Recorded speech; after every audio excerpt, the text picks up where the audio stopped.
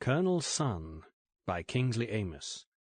Copyright 1968 by Glidrose Productions Limited.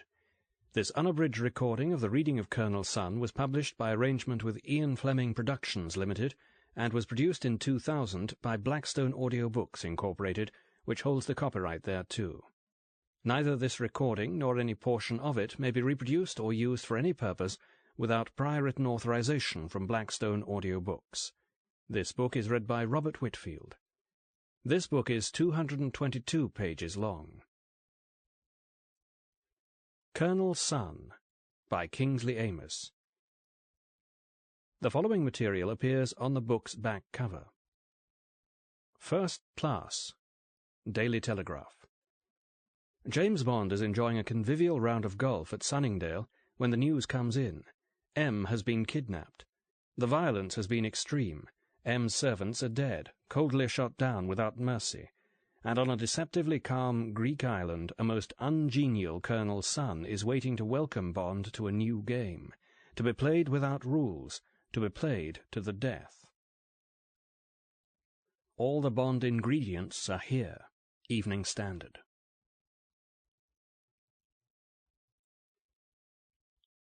Chapter 1. A Man in Sunglasses. James Bond stood at the middle tees of the 18th on the Sunningdale new course, enjoying the tranquil normality of a sunny English afternoon in early September. The old course, he considered, with its clumps of majestic oak and pine, was charmingly landscaped, but something in his nature responded to the austerity of the new, more lightly wooded, open to the sky, patches of heather and thin scrub on the sandy soil, and, less subjectively, a more testing series of holes. Bond was feeling mildly pleased with himself for having taken no more than a 4 at the notoriously tricky dog-leg 6th, where a touch of slice in the drive was likely to land you in a devilish morass of bushes and marshy hummocks. He had managed a clear 250 yards straight down the middle, a shot that had demanded every ounce of effort without, blessed relief, the slightest complaint from the area where, last summer, Scaramanga's Derringer slug had torn through his abdomen. Nearby, waiting for the 4 ahead of them to move on to the green, was Bond's opponent, and incidentally his best friend in the Secret Service, Bill Tanner, M's Chief of Staff. Noticing the deep lines of strain round Tanner's eyes, his most alarming pallor, Bond had taken the opportunity of an unusually quiet morning at headquarters to talk him into a trip down to this sleepy corner of Surrey. They had lunched first at Scott's in Coventry Street, beginning with a dozen each of the new season's Whitstable oysters, and going on to cold silver side of beef and potato salad, accompanied by a well-chilled bottle of Anjou rosé. Not perhaps the ideal prelude to a round of golf, even a little self-indulgent, but Bond had recently heard that the whole north side of the street was doomed to demolition, and counted every meal taken in those severe but comfortable panelled rooms as a tiny victory over the new, hateful London of steel and glass matchbox architecture, flyovers and underpasses, and the endless hysterical clamour of pneumatic drills. The last of the 4, caddy in attendance, was plodding up to the green. Tanner stepped to his trolley, having some minor service shop to exchange, they were transporting their clubs themselves, and pulled out the new Ben Hogan driver he had been yearning for weeks to try out. Then, with characteristic deliberation, he squared up to his ball. Nothing beyond a nominal 5 hung on this game, but it was not Bill Tanner's way to pursue any objective with less than the maximum of his ability, a trait that had made him the best number 2 in the business. The sun beat down. Insects were droning in the little belt of brambles, rowans, and silver birch saplings to their left. Bond's gaze shifted from the lean, intent figure of the Chief of Staff to the putting green a 1/4 of a mile away. The famous ancient oak by the 18th green of the old course, the motionless line of parked cars. Was this the right sort of life? An unexacting game of golf with a friend, to be followed in due time by a leisurely drive back to London, avoiding the M4, a light dinner alone in the flat, a few hands of piquet with another friend, 016 of Station B, home from West Berlin on 10 days' leave, and bed at 11:30. It was certainly a far more sensible and grown-up routine than the round of gin and tranquilizers he had been trapped in only a couple of years back, before his nightmare odyssey through Japan and the USSR. He should be patting himself on the back for having come through that sticky patch. And yet...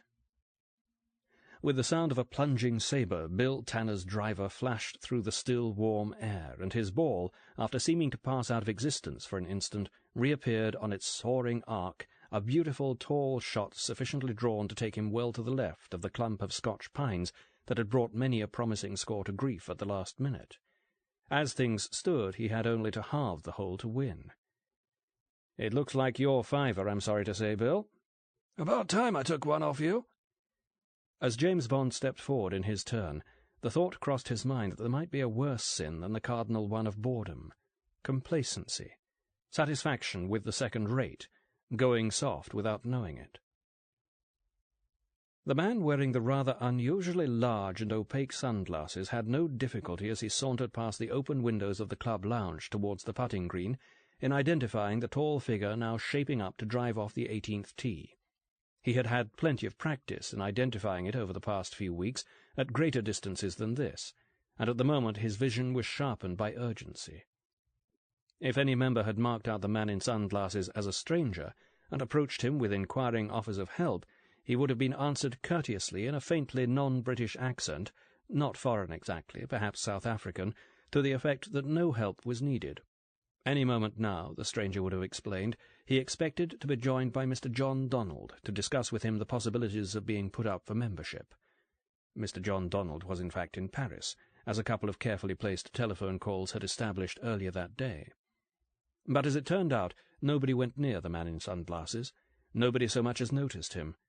This was not surprising, because a long course of training, costing a large sum of money, had seen to it that he was very good at not being noticed.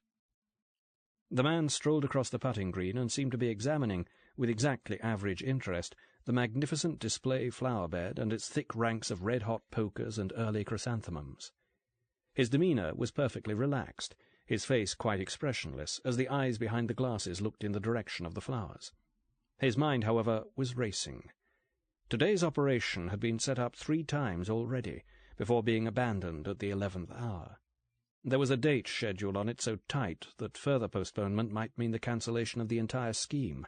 This would have greatly displeased him. He very much wanted the operation to go through, not for any fancy idealistic or political reason, but simply out of professional pride. What was being undertaken would, if all went well, end up as the most staggeringly audacious piece of lawlessness he had ever heard of. To be associated with the success of such a project would certainly bring him advancement from his employers, whereas to be associated with its failure— The man in sunglasses drew his arms in to his sides for a moment, as if the approach of evening had brought a stray gust of air that suddenly struck chill. The moment passed. He had no trouble making himself relax again.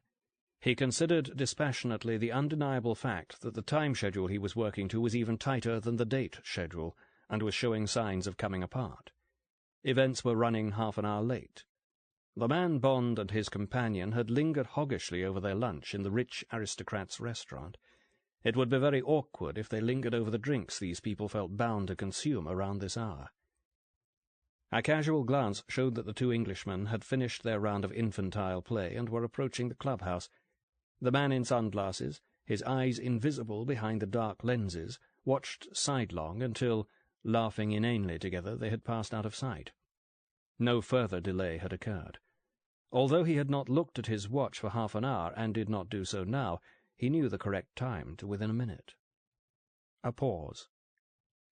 Silence, but for a few distant voices, an engine being started in the car park, a jet aircraft in a distant corner of the sky. Somewhere a clock struck.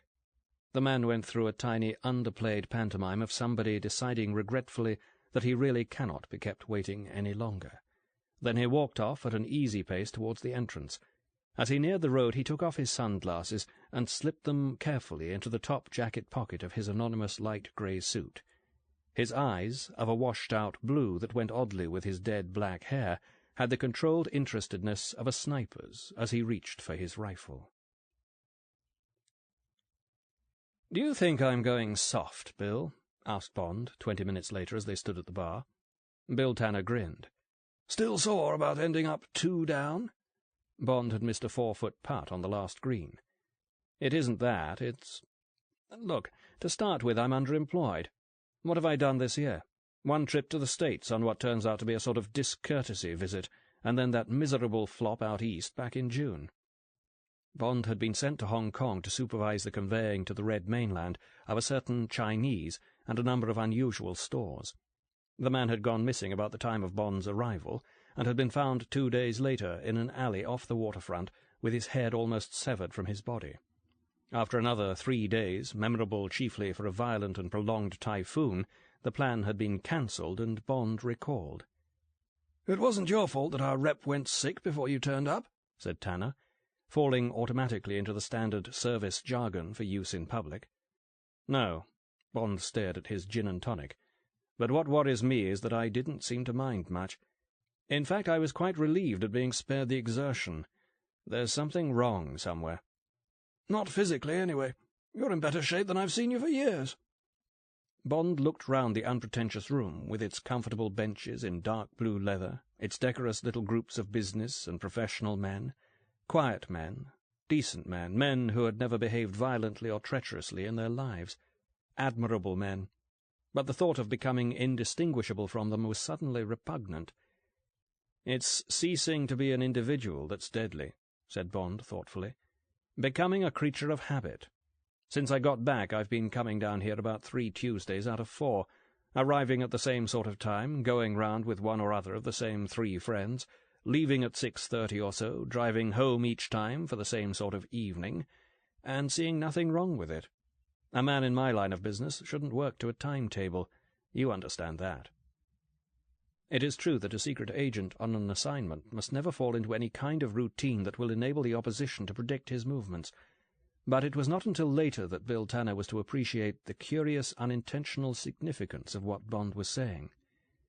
"I don't quite follow, James. It doesn't apply to your life in England, surely?" said Tanner, speaking with equally unintentional irony. "I was thinking of the picture as a whole. My existence is falling into a pattern.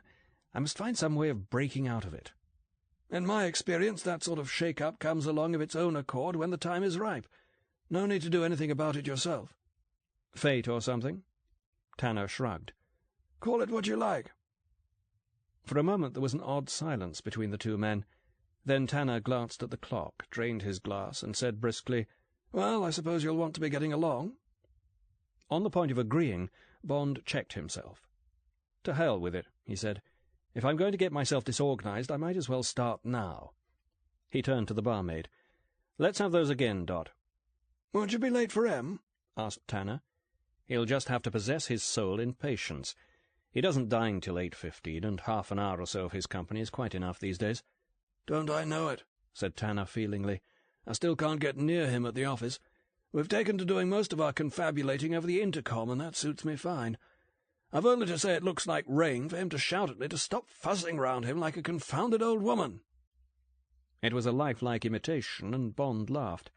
But he was serious enough when he said, "It's only natural. Sailors hate being ill." The previous winter M had developed a distressing cough, which he had testily refused to do anything about, saying that the damn thing would clear up when the warmer weather came. But the spring and early summer had brought rain and humidity as well as warmth, and the cough had not cleared up. One morning in July, Miss Moneypenny had taken in a sheaf of signals to find M sprawled semi-conscious over his desk, grey in the face and fighting for breath.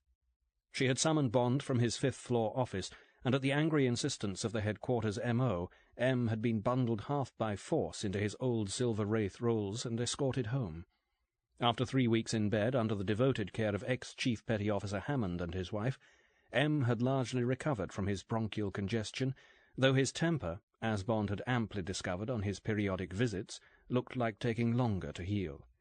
Since then Bond had taken to breaking his weekly return journey from Sunningdale by looking in at Quarterdeck, the beautiful little Regency manor house on the edge of Windsor Park, ostensibly for an informal chat about the affairs of the service, but really to keep an eye on M's health, to have a sly word with the Hammonds, and find out whether the old man was following the M.O.'s orders, getting plenty of rest, and in particular laying off his pipe and his daily couple of poisonous black cheroots. He had been prepared for a characteristic explosion from M when he suggested the first of these visits, but as it was, M had growled an immediate if surly assent. Bond suspected he felt rather cut off from the world by being, among other things, temporarily condemned to a 3-day working week. The M.O. had only won that concession by threatening to send him on a cruise unless he agreed. Bond now said, "Why don't you come along too, Bill? Then I could give you a lift back to London." Tanner hesitated. "I don't think I will, James, thanks all the same. There's a rather important call from Station L coming through to the office later on, which I'd like to take personally." "What's the duty officer for? You're doing the best part of 2 men's work as it is." "Well, it isn't only that. I'll give Em a miss anyway. There's something about that house of his that gives me the creeps." A quarter of an hour later, having dropped the Chief of Staff at the railway station, Bond swung the long bonnet of his Continental Bentley left off the A30. Ahead of him was the pleasant leisurely drive of 10 minutes or so that would bring him, via twisting minor roads, to quarterdeck. The man who had been watching Bond earlier sat in a stolen Ford Zephyr, unobtrusively parked 50 yards from the turning. He now spoke a single word into his Hitachi solid-state transceiver. 4.5 miles away, another man acknowledged with a monosyllable, switched off his own instrument, and emerged with his 2 companions from the dense woodland thicket where they had been lying for the past 2 hours. The occupant of the Zephyr sat quite still for another minute. It was his nature to avoid unnecessary movement, even at moments like the present, when he was as tense as he ever allowed himself to become. The timetable of the operation was now 50 minutes in arrears. One more major delay would entail not merely cancellation, but disaster, for the step his radio signal had just initiated was as irreversible as it was violent. But there would not be another delay. None was inherently present in the situation. His training told him so. At the end of the minute, calculated after careful research as the optimum interval for following in the wake of the Bentley, he put the Zephyr in gear and started for the turning. Bond crossed the county boundary into Berkshire and made his unhurried way among the ugly rash of modern housing, half-heartedly mock Tudor villas, bungalows, and 2-story boxes with a senseless variegation of planking, brick, and crazy paving on the front of each, and the inevitable TV aerial sprouting from every roof.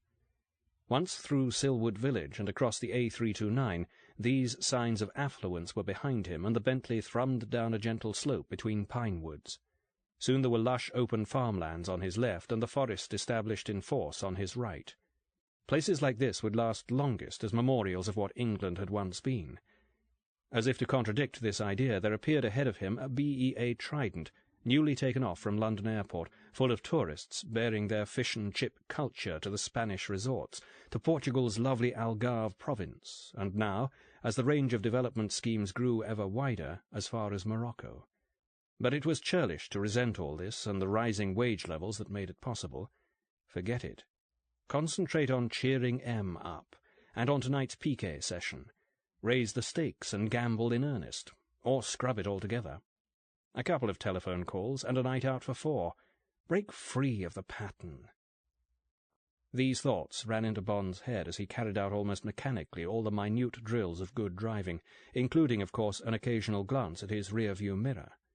Not once did the Zephyr appear there. Bond would have paid no particular attention if it had. He had never seen it before, would not have recognized its driver even if brought face to face with him. Although he had been under close surveillance for over 6 weeks, Bond had noticed nothing out of the ordinary. When not on an assignment abroad, a secret agent does not expect to be watched. It is also much easier to watch a man who keeps regular hours and has a fixed domicile and place of business. Thus, for instance, it had not been necessary to set up any kind of checkpoint at Bond's flat off the King's Road, nor to follow him between there and service headquarters in Regent's Park. More important, the operation involving him was regarded by its planners as of the highest priority. This meant a lavish budget, which meant in turn that an unusually large number of agents could be employed, and that meant that watchers and followers could be changed frequently, before the repeated presence of any one of them had time to register on that almost subconscious alarm system which years of secret work had developed in Bond's mind. The Bentley slid across the Windsor Bagshot Road. The familiar landmarks came up on the left: the Squirrel Public House, the stables of the Arabian Stud, the Lurex Thread Factory, often a focal point of M's indignation.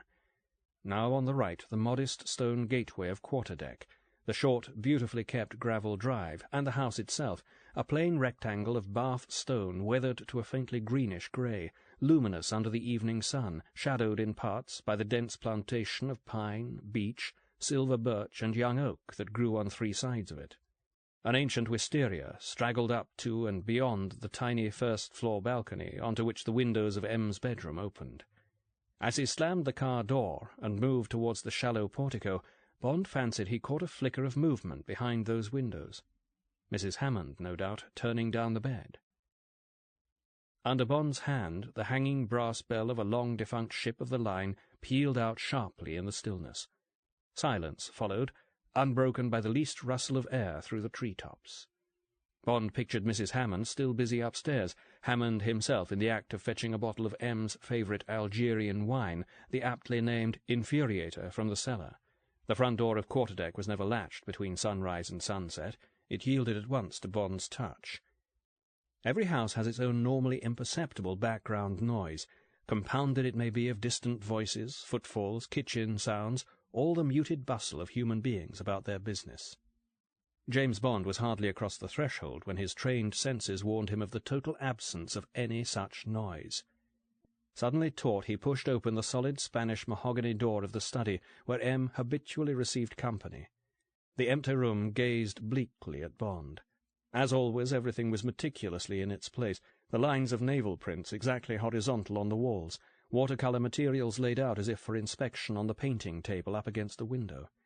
It all had a weirdly artificial, detached air, like part of a museum where the furniture and effects of some historic figure are preserved just as they were in his lifetime. Before Bond could do more than look, listen, and wonder, the door of the dining-room across the hall, which had been standing ajar, was thrown briskly open, and a man emerged. Pointing a long-barrelled automatic in the direction of Bond's knees, he said in a clear voice, "Stay right there, Bond, and don't make any sudden movements. If you do, I shall maim you very painfully." Chapter 2. Into the Wood. In the course of his career, James Bond had been held up and threatened in this sort of way literally dozens of times, often, as now, by a total stranger. The first step towards effective countermeasures was to play for a little time and analyze what information was immediately available. Bond set aside as profitless all speculation about the enemy's objective and what might have happened to M and the Hammonds. He concentrated instead on the enemy's gun. This was recognizable straight away as a silenced 9mm Luger. The impact of a bullet of such caliber, weighing nearly half an ounce and travelling at the speed of sound, is tremendous. Bond knew that to be struck by one at the present range, even in a limb, would hurl him to the floor and probably shock him unconscious. If it hit anywhere near the knee, where the weapon was now aimed, he would almost certainly never walk again. All in all, a professional's armament. The man himself had a thin, bony face and a narrow mouth. He was wearing a lightweight dark blue suit and well-polished brogues. You might have taken him for a promising junior executive in advertising or television with a taste for women. What Bond chiefly noticed about his looks was that he was as tall as himself, but slighter in build. Perhaps vulnerable in a physical tussle, then, if one could be engineered. What made him disquieting was the economy and force of the words he had just used, and the business-like tone in which they had been uttered, devoid of vulgar menace or triumph. Above all, without the faintest hint of that affected nonchalance which would have marked him down as an amateur, and therefore a potential bungler. This was the surest possible guarantee that he knew how to use his gun, and would do so at once if he felt it to be advisable. All this passed through Bond's mind in 3 seconds or so. Before they were quite up, he heard a car turn into the drive and felt a flicker of hope. But the man with the Luger did not even turn his head. The new arrival was clearly going to lengthen the odds, not shorten them. Rapid footsteps now sounded on gravel, and another man entered by the front door. He hardly bothered to glance at Bond, who had a fleeting impression of washed-out blue eyes. Smoothing his crop of black hair, the man drew what looked like an identical Luger from just behind his right hip. Then, moving as if to some carefully worked-out and practised drill, he passed outside and well clear of his companion to the foot of the stairs. "Out here and up, slowly," said the first man in the same tone as before. However difficult it may be to escape from a ground-floor room in the presence of armed enemies, the problem becomes virtually hopeless when the scene is shifted upstairs and there is a guard on the landing or in the hall. Bond appreciated this at once, but simply did as he was told and moved forward. When he was 3 yards off, the thin-faced man backed away, preserving the distance between them. The second man, the one with black hair, was on the half-landing. His Luger grasped firmly in front of his belly and pointed at Bond's legs. These two were professionals, all right. Bond glanced round the incongruous normality of Quarterdeck's hall, the gleaming pine panels, the 144th scale model of M's last ship, the battle-cruiser Repulse, M's own antiquated ulster thrown carelessly onto the old-fashioned hall stand. This thing was bad and big. Bad on all counts, not least his lack of any weapon. British agents did not go armed off-duty in their own country. Big in that to be prepared to maim, probably even to kill in such circumstances, was unknown in peacetime, except for frighteningly high stakes. Not to know what these stakes might be was like an intolerable physical thirst. James Bond's feet mounted mechanically on the worn old olive-green Axminster stair-carpet. The two gunmen preceded and followed him at the same safe distance. Despite their total competence, they were obvious employees, non-commissioned material. The officer in charge of whatever operation this might be would no doubt be revealed in a moment. "In." This time the black-haired man spoke. The other waited on the stairs. Bond crossed the threshold of M's bedroom, that tall, airy room with the brocade curtains drawn back from the shut balcony windows, and came face to face with M himself. A gasp of horror tore at Bond's throat. M sat in a high-backed Chippendale chair by his own bedside. His shoulders were hunched as if he had aged 10 years, and his hands hung loosely between his knees. After a moment he looked up slowly, and his eyes fastened on Bond. There was no recognition in them, no expression at all. Their habitual frosty clarity was gone. From his open mouth came a curious, wordless sound, perhaps of wonder, or of inquiry, or of warning, perhaps of all three. Adrenaline is produced by the adrenal glands, two small bodies situated on the upper surface of the kidneys. Because of the circumstances which cause its release into the circulation and its effects on the body, it is sometimes known as the drug of fright, fight, and flight. Now, at the sight of M, Bond's adrenals fell to their primeval work, pumping their secretion into his bloodstream, and thus quickening respiration to fill his blood with oxygen, speeding up the heart's action to improve the blood supply to the muscles, closing the smaller blood vessels near the skin to minimize loss in case of wounding, even causing the hair on his scalp to lift minutely, in memory of the age when man's primitive ancestors had been made to look more terrible to their adversaries by the raising and spreading of their furry crests. And while Bond still stared appalled at M, there came to him from somewhere or other, perhaps from the adrenaline itself, a strange exultation. He knew instantly that he had not gone soft, that at need he was the same efficient fighting machine as ever. A voice spoke. It was a neutral sort of voice with a neutral accent, and it used the same practical, colourless tone as the earlier voices had done. It said sharply, but without hurry, "You need not be distressed, Bond. Your chief has not been damaged in any way. He has merely been drugged in order to render him amenable. When the drug wears off, he will be fully himself again. You are now about to receive an injection of the same drug. If you resist, my associate here has orders to shoot you through the kneecap. This, as you know, would render you utterly helpless at once. The injection is painless. Keep your feet quite still, and lower your trousers." The speaker was a burly man in his 40s, pale, hook-nosed, nearly bald, at first glance as unremarkable as his subordinates. A second glance would have shown there to be something wrong about the eyes, or rather the eyelids, which seemed a size too large. Their owner was certainly conscious of them, for he continually raised and lowered them as he spoke. Instead of looking affected, the mannerism was oddly disturbing. If Bond's mind had been open to such reflections, he might have been reminded of the Black Stone in Buchan's 39 Steps, the man who could hood his eyes like a hawk, and who had haunted Bond's daydreams as a boy. But Bond's thoughts were racing all out in a more practical direction.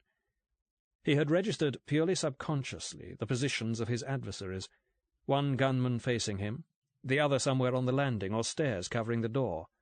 The man who was doing the talking stationed with his back to the windows that gave onto the balcony. A fourth man, a doctor of some sort, physically negligible, standing at the foot of the bed with a hypodermic in his hand. So much for that.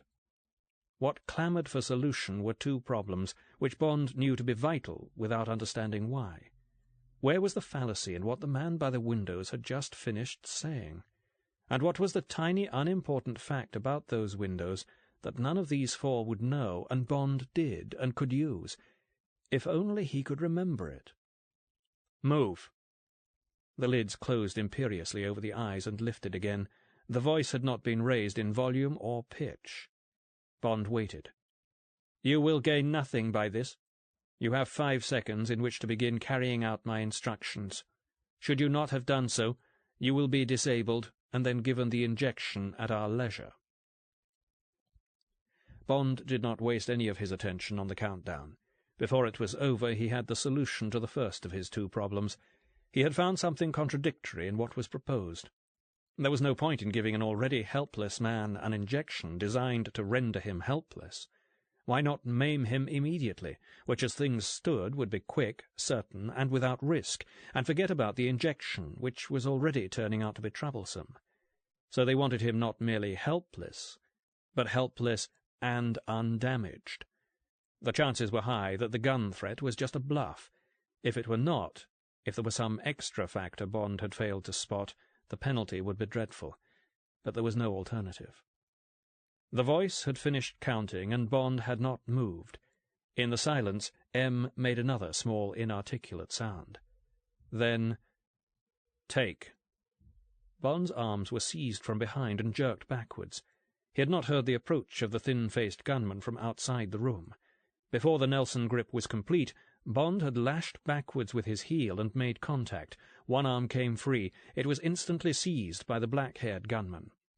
The struggle that followed, though 2-1, was almost on equal terms, for Bond was full of the exultation of having his guess proved right, and thus winning the first point, not to speak of his joyful recovery of confidence in his fighting abilities. And he could hurt them in ways they must not hurt him. But he was up against one man who was his equal in build, and another who, though slighter, had a genius for throwing on the most painful available nerve hold as soon as the one before it had been broken. An elbow jab that just missed the groin brought the top of Bond's body forward. Before he could recover, 10 fingers that felt like steel bolts had sunk into the ganglia at the base of his neck. The muscles of his upper arms seemed to turn into thin streams of cold mud. Again he tried to bring his heel back and up, but this time his legs were grabbed from the front and held. A wrench, a heave, and Bond hit the floor. He lay face down, one body across his shoulders, the other immobilizing his lower half, relaxed, not struggling uselessly, thinking about the windows. If he ever reached them, the windows. Jab. Bond felt the arrival of the third man, the doctor, above him, and gathered himself for a supreme effort. In the next minute he proved how difficult it is even for two strong, skillful, and determined men to render a third, equally powerful man completely helpless if they are not allowed to inflict anything really violent and ruthless upon him. Bond used that minute. As he strove and sweated, with no objective beyond not allowing any favourable area of his body to become available to the hypodermic, dimly aware that some sort of argument was going on between the man with the hooded eyes and the doctor, he remembered what he had to remember. The windows, though closed, could not be fastened. The catch was broken. Hammond had mentioned it the previous week, and M, tetchy as ever, had said he would be damned if he was going to let some carpenter Johnny turn the room into a shambles. It could wait a couple of weeks, until the time of M's annual salmon-fishing holiday on the Test. So a sharp shove, where the windows met, would... Perhaps the triumph of remembering this snatch of talk, to which Bond had not been consciously listening at all, made him relax for an instant. Perhaps one gunman or the other found an extra ounce of strength. Anyway, Bond's wrist was caught and held, and the next instant he felt the prick of the needle in his left forearm. He drove off a wave of despair and loathing, asked himself how long the stuff was supposed to take before it worked, experimentally let himself go limp, found the pressure on him relaxing slightly, but significantly, and moved. In that one possible split second he was able to twist himself partly free. He arched his back and drove out with both feet. The thin-faced man screamed. Blood spurted from his nose. He fell heavily. The other man chopped at the back of Bond's neck, but too late. Bond's elbow took him almost exactly on the windpipe. The man with the hooded eyes swung a foot as Bond came up off the floor, but he was not in time either. All he did was lay open Bond's path to the windows. The two halves flew apart with beautiful readiness as his shoulder struck them. One hand on the low stone balustrade, over, down to a perfectly balanced four-point landing, up and away into the nearest trees. Those first scattered pines seemed to move past him only slowly, run as hard as he might. Now there were more of them, and brambles, and wild rhododendrons, making the going difficult. Very important not to fall, not to slow down either. Keep up speed. Why? Get away from them. Who? Men.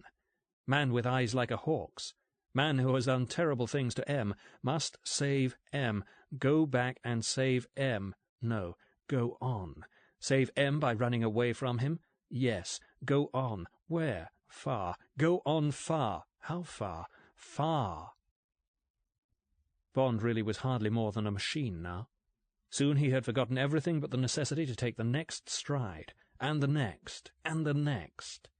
When there was nothing left of his mind at all, his body ran on, as fast as before, but without sense of direction, for perhaps another minute. After that it slowed and stopped. It stood where it was for a further minute, panting with slack mouth, the arms hanging loosely by the sides. The eyes were open, but they saw nothing. Then, impelled by some last flicker of intelligence, or will, the body of James Bond took a dozen more steps, dropped, and lay full length in a patch of long, coarse grass between two dwarf poplars, virtually invisible to anybody passing more than 5 yards away. In fact, nobody came as close as that. The pursuit was hopeless from the start.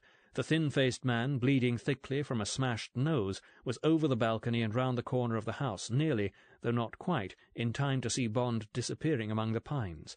But it was 10 or 12 more seconds before he was joined by his fellow and by the man with the hooded eyes, who was not accustomed to jumping from balconies and had to descend by the stairs. If the thin-faced man had been working for an organization that encouraged initiative, he would have made without delay for the edge of the woods, listened, and been able to give effective chase. As it was, Bond was just out of earshot by the time the trio reached the first trees. They moved in the obvious, and indeed in the right direction for a time, but time was the very thing they were short of. It was not very long before the leader looked at his watch and called a halt. "Back!" Before they turned away, the speaker unhooded his eyes and looked with a peculiar intentness at the thin-faced man. That face lost some of its colour. Then the three moved off. By the final irony in a day of ironies, another 60 or 70 yards advance would have brought them straight to where Bond lay. More time passed. The shadows in the wood lengthened, began to fade into the blur of dusk. The hum of insects fell to a murmur. Once a blackbird called. No other sound.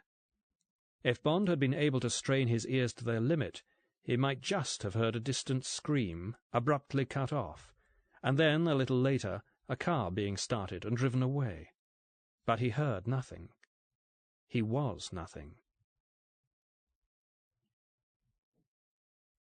The room was small, but it was still not possible to decide what was in it or where it was, and there seemed no point in trying. Those men, 2 of them probably, or 3, were talking again, first one, then another. Their voices were muffled by long, tangled strips of grey stuff, vague and smoky at the edges that hung in the air in front of them. The same grey strips made their faces hard to see.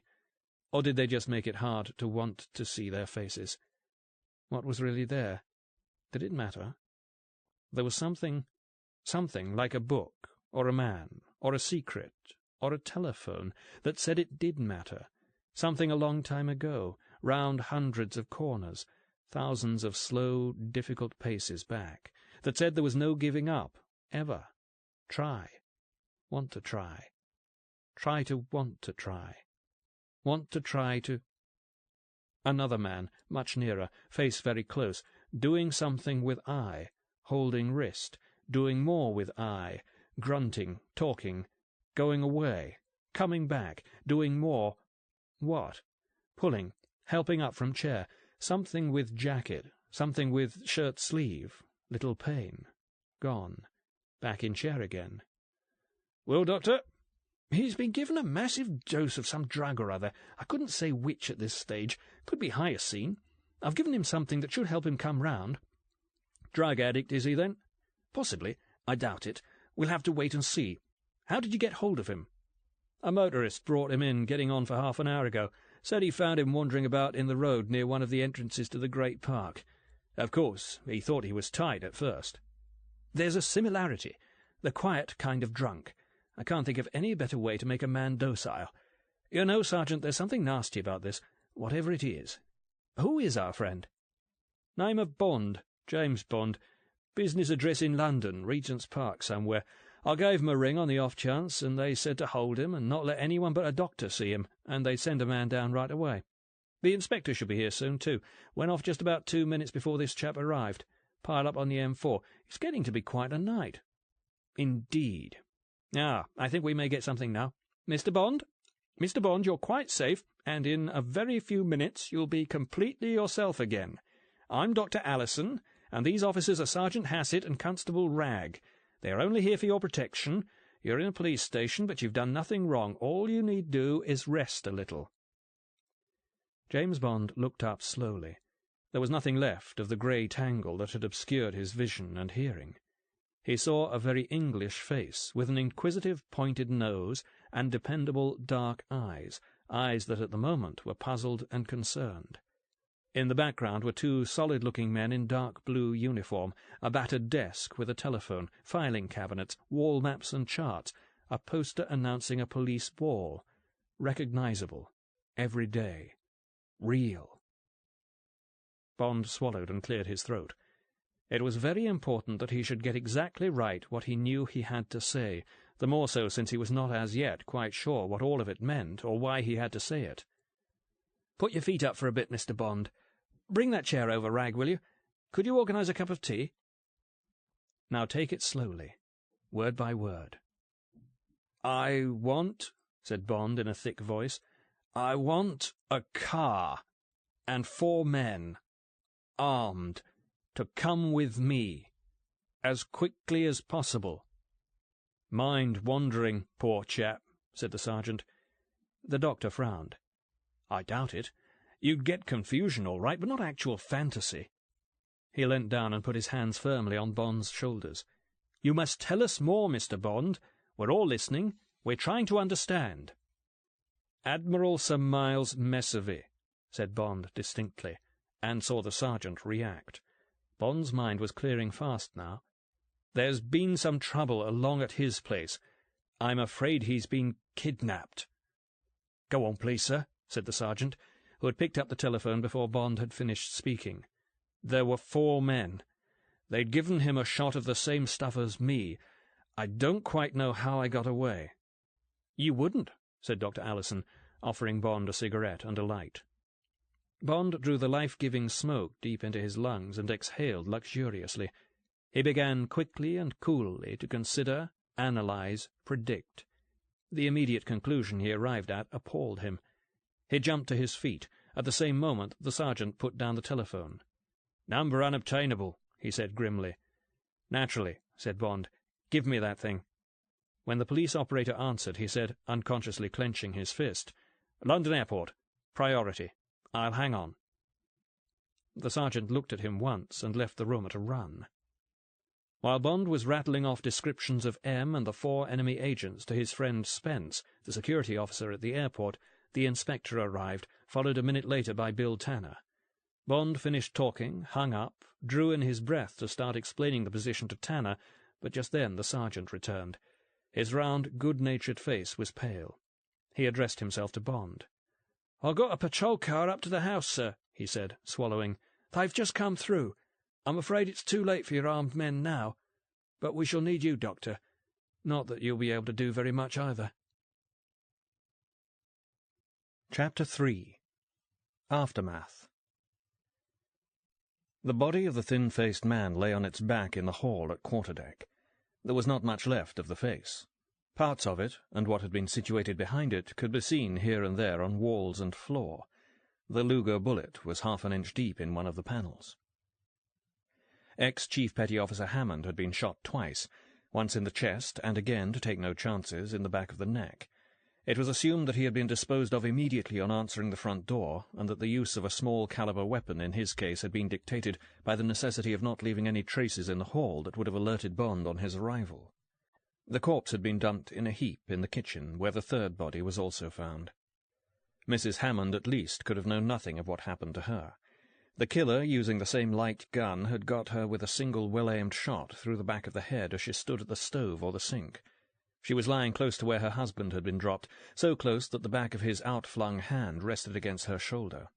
It was as if he had tried to reassure her that he had not left her, that he was nearby, as he had been for 20 years. Since Hammond had been demobilized just after the war and had come with his wife to serve M, the two of them had not spent a night apart. Bond thought of this as he stood beside Tanner and the inspector, and looked down on what was left of the Hammonds. He found himself beset by the irrelevant wish that he had listened more appreciatively to Hammond's anecdotes about pre-war naval life at the Pacific Station, that he had had the time and the kindness to thank and encourage Mrs. Hammond for her self-dedication to M during his illness.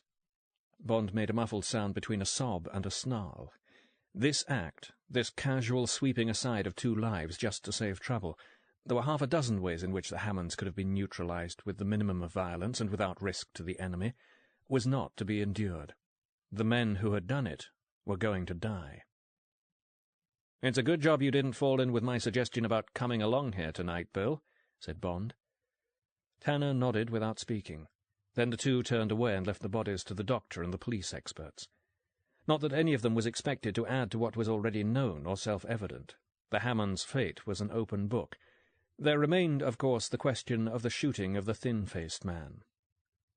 In M's study a minute later, Bond and Tanner decided to start with that, each tacitly avoiding the straight-backed Hepplewhite armchair where M habitually sat. They had settled themselves on either side of the low stone fireplace that was bare and swept clean at this time of the year.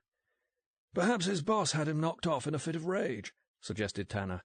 "By what you told me on the way here, our dead friend didn't handle himself too cleverly in the scrap upstairs. Could be considered to have helped to let you escape, anyway. But then these people don't sound as if they're given to fits of rage. Of course, a man with a bloody nose is to a certain extent conspicuous. Would that have been enough to earn him a bullet? Rather frightening if it was."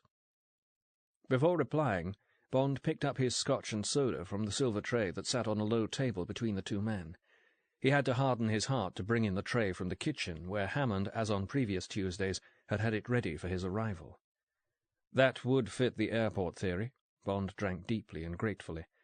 It would be a big risk already to walk M through immigration, passing him off if necessary as under the weather or whatever they had lined up. Presumably it would have been a still bigger risk if they'd managed to persuade me to join the party. Or would it? Anyway, we can leave that for now. The point is that whatever the risk, it was one they'd been able to prepare for to the nth degree. But here was something they couldn't have taken into account. A man who'd clearly just been in some sort of serious fight would be just the thing to arouse that fatal flicker of official curiosity. Yes, it fits. And yet— Tanner glanced at him mutely and fumbled for a cigarette. "I can't help feeling there's something else to it. Some added point. After all, why leave him here? That's making us a present of God knows how much information. You'd have expected them at least to try to hide the body." "They hadn't time," said Tanner, looking at his watch. "This must all have been planned to the minute. And talking of time, when are they going to get that damned telephone repaired? We'd better start looking for—" "No rush there. I wish there were. With the shifts changed an hour or more ago, Spence's job won't be easy. He's having to rout out the people who were on duty earlier on, and that security staff is tiny. They'll be up to their eyebrows pushing the descriptions out to all the other airports. And in any case—" A police constable in shirt-sleeves knocked and entered. "Phone's in order, sir," he said, "and London Airport security informed as you requested." "Thank you." When the man had gone, Bill Tanner put his glass of scotch down with a slam. "It's all hopeless anyway," he said with a sudden violence. "Let's get moving, James. Every sort of important person has got to be collected and told about this, and fast. What are we hanging about here for?" "If we move, we're off the telephone, and we've got to be sure there's nothing more this end. The police will find it if there is. That Inspector Crawford's a competent chap. What do you mean, anyway, hopeless? With a call gone out to the seaports and— Look, James. Tanner got up and began pacing the faded Axminster rug. He studied his watch again. They've had something like 4 hours start now. Bond drew in his breath and bit his lip hard. Christ, you don't know how I wish— Don't be a fool, man. Nobody could have done more than you did. Pull yourself together and listen to me. Sorry, Bill. That's better. Now, 4 hours. They wouldn't have counted on much more, whatever had happened. They'll have cut it as fine as they dared in the first phase. If they took him out by aeroplane, then with the airport not much more than down the road from here, they'd have been in the air in well under an hour. Another hour at the most to Orly or Amsterdam, or these days as far as Marseille. And they must have gone somewhere comparatively near. They wouldn't have dared spend 6 or 8 hours in transit and risk being met by the wrong people at the far end. Well then, that's 2 hours. Another half hour at the outside for customs and immigration. By now they could be, 70, 80 miles from their touchdown, or out at sea. What makes you think they aren't in East Berlin? Asked Bond flatly. Or most of the way to Moscow? I don't know. With shaking fingers, Tanner chain-lit another cigarette and thrust his hand through his thinning grey hair. It doesn't sound like that lot. Too grown up these days. That's what I think, anyway. Perhaps it's only what I hope. Bond had nothing to say. Perhaps they haven't taken him out at all. That might be their best bet.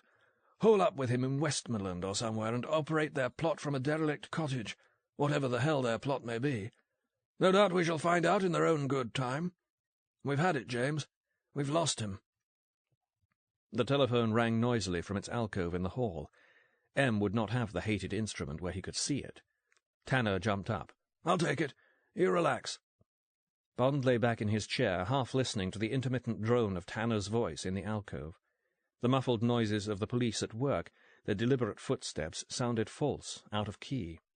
The study where Bond sat, he noticed for the first time M's old briar pipe lying in a copper ashtray, looked even more museum-like than earlier. It was as if M had left not hours before, but weeks or months. A derelict stage set rather than a museum. Bond had the uneasy fancy that if he got up and pushed his hand at the wall, what was supposed to be stone would belly inwards like canvas. Tanner's abrupt return brought Bond out of his daze. Evidently, traces of the drug still lingered in his system. His friend's face was tightly drawn at the forehead and cheekbones. He looked ghastly. Well, James, I was nearly right. A great consolation. Tanner went back to pacing the rug. Shannon. They went off on Aer Lingus Flight 147A at 20 to 9. The fellows on duty remember them all right.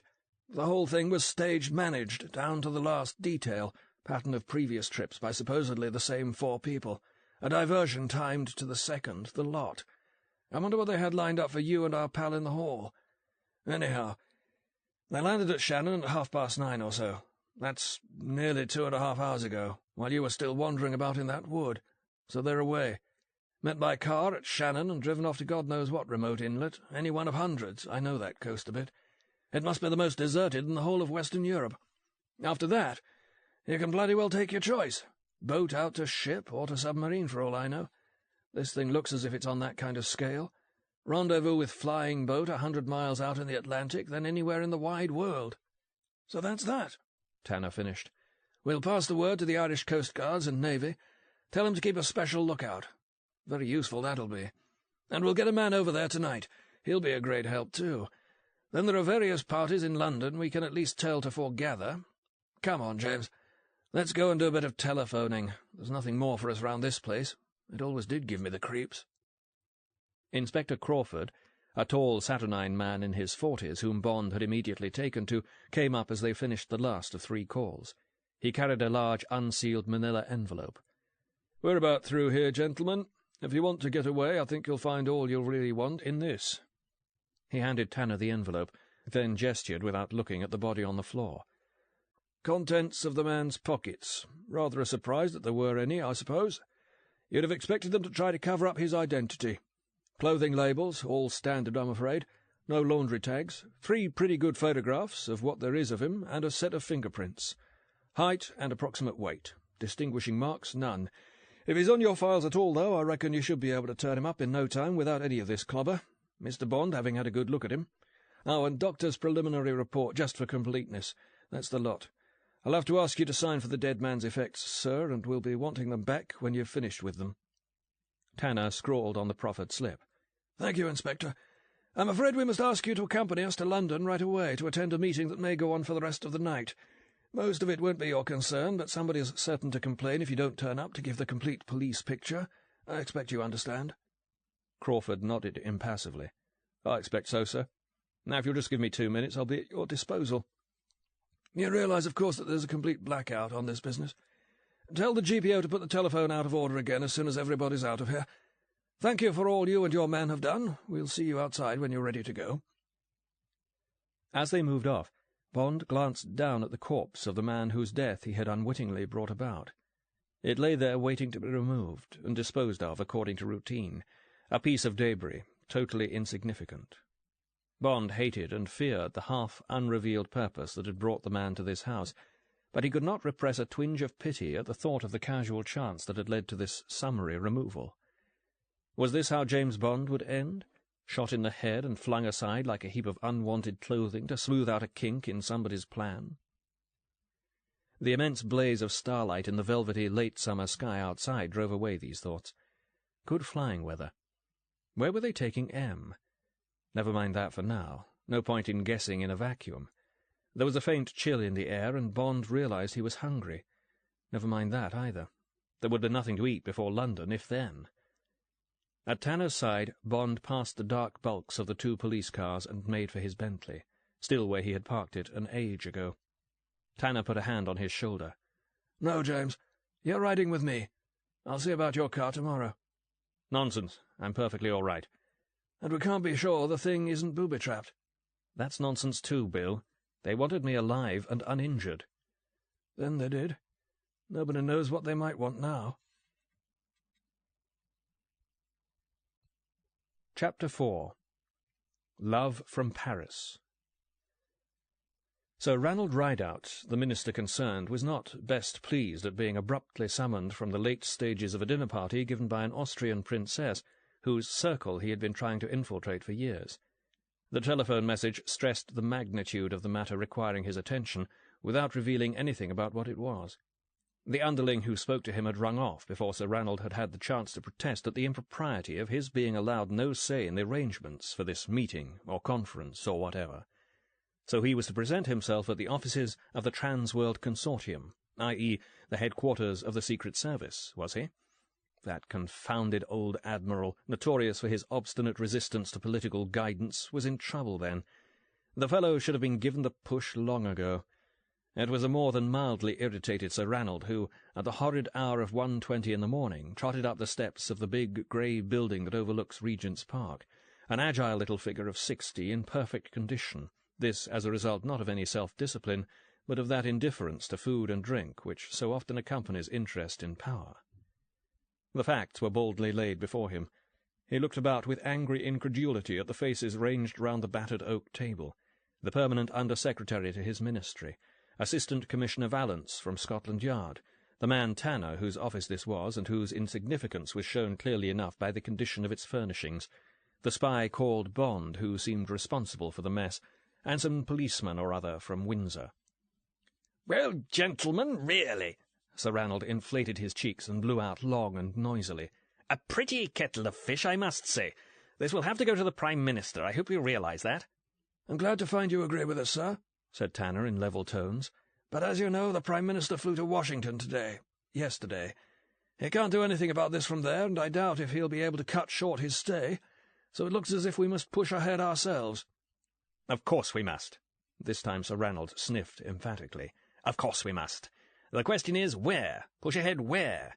You people seem to have nothing at all that can be called information. Extraordinary. Take this man you found shot. Not the servant, the gangster or whatever he was. All you appear to know about him is that he met his death by a bullet shattering his skull. Most helpful. Is that really as much as anybody can say? Surely something must have been found on him." Inspector Crawford spoke up at once, and Sir Ranald frowned slightly. One might have expected the least important man present to satisfy himself that none of the comparatively senior people wanted to answer before pushing himself forward. At least, one might once have expected that. "Oddly enough, there were some belongings, sir," the inspector was saying. He nodded towards the small heap of miscellaneous objects that Valence was turning over. "But they don't tell us much, except—" "Do they tell us anything about who the man was?" "Not in my view, sir." Valence, dapper as ever in the small hours, glanced over at Crawford and shook his head in agreement. "Then may I take leave to ask my question again? Who was he? Assistant Commissioner?" "Our fingerprint files are being gone over now, Sir Ranald," said Valence, his direct gaze on the minister's face. "And of course it's conceivable that this chap will be on them. We're also checking abroad with Interpol and so on, but it'll be a couple of days at least before all the returns are in, and I feel strongly that we shan't learn anything useful from anywhere. To my way of thinking, the mere fact that he was left behind like that, just as he was, proves that knowing his identity wouldn't help us." "I agree with Valence," said Tanner. "We're in the same position here exactly, and I am sure we shall get the same results, or lack of them. No, sir, this chap will turn out to be one of a comparatively new type of international criminal who's been turning up in rather frighteningly large numbers in the sabotage game, terrorism, and so on. They're people without a traceable history of any sort, probably white Africans with a grudge, various fringe Americans, but that's all supposition because they turn up out of thin air. The lads in records here call them men from nowhere. Damn silly, tuppenny-blood sort of name, but it does describe them. What I'm saying, sir, is that it's a waste of time trying to find who this fellow was, because in a sense he wasn't anybody." "You're guessing, aren't you, Tanner?" said Sir Ranald, crinkling up his eyes as he spoke to show he wasn't being personally offensive yet. "Just guessing. Educated guesswork, no doubt you'd call it, but that's a matter of taste.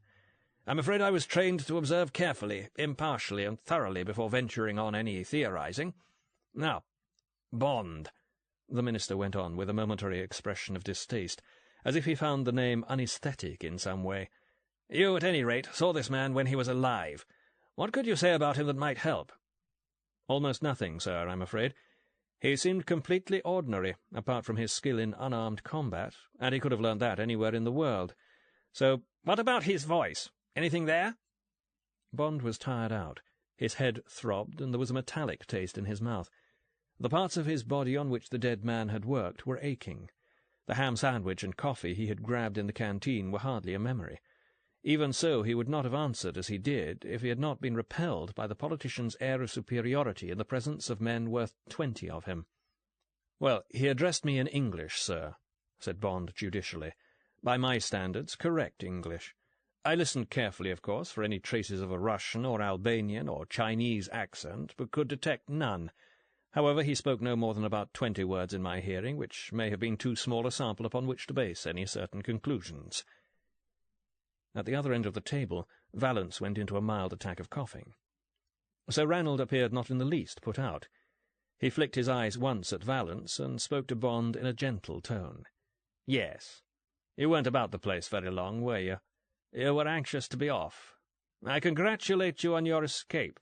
No doubt you would have considered it ridiculously old-fashioned to have stayed and fought to save your superior from whatever fate was in store for him." The Under-Secretary turned away suddenly and stared into an empty corner of the room. Inspector Crawford, sitting opposite Bond, went red and shuffled his feet. "Mr. Bond showed great courage and resource, sir," he said loudly. "I've never heard of anybody who could hope to subdue 4 able-bodied men single-handed and unarmed, let alone being full of a drug that incapacitated him a few minutes later. If Mr. Bond hadn't escaped, the enemy's plans will be going ahead in toto. As it is, they'll have to be modified. They may even be fatally damaged." "Possibly." Sir Ranald beat the air with his hand. With another grimace of displeasure, he said to the Under-Secretary, "Bushnell, get a window open, will you? The air in here isn't fit to breathe with 3 people chain-smoking." While the Under-Secretary hastened to obey, Bond was hiding a grin at the memory of having read somewhere that hatred of tobacco was a common psychopathic symptom, from which Hitler, among others, had been a notable sufferer. Rubbing his hands briskly, as if he had won an important point, Sir Ranald hurried on. "Now, just one matter that's been bothering me. There doesn't seem to have been any guard or watch on Sir Miles's residence. Was that normal, or had somebody slipped up?" "It was normal, sir," said Tanner, who had started to redden in his turn. "This is peacetime. What happened is unprecedented." "Indeed. You agree, perhaps, that it's the unprecedented that particularly needs to be guarded against?" "Yes, sir."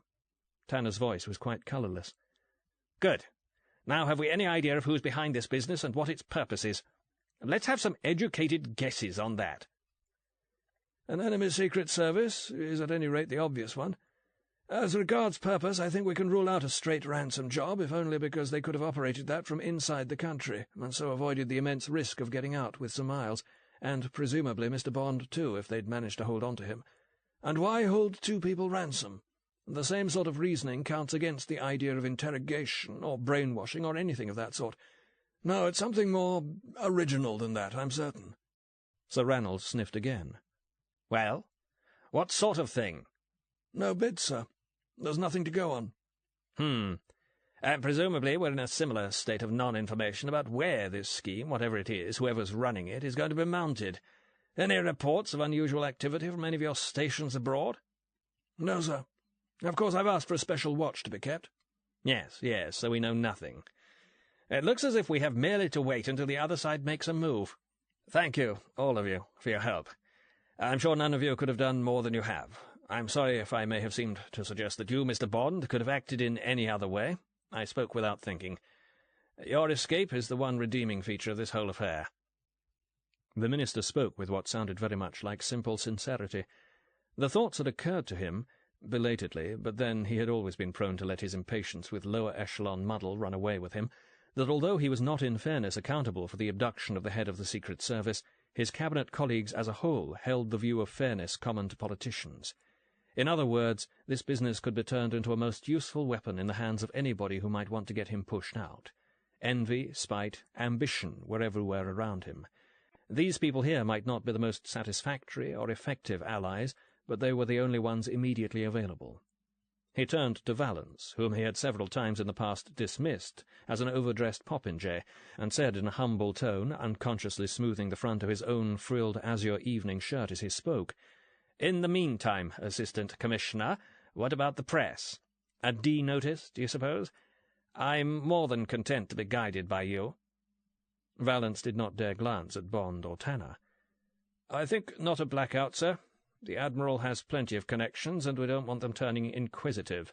I suggest a short, tucked-away paragraph saying his indisposition continues and he's being advised to take a thorough rest."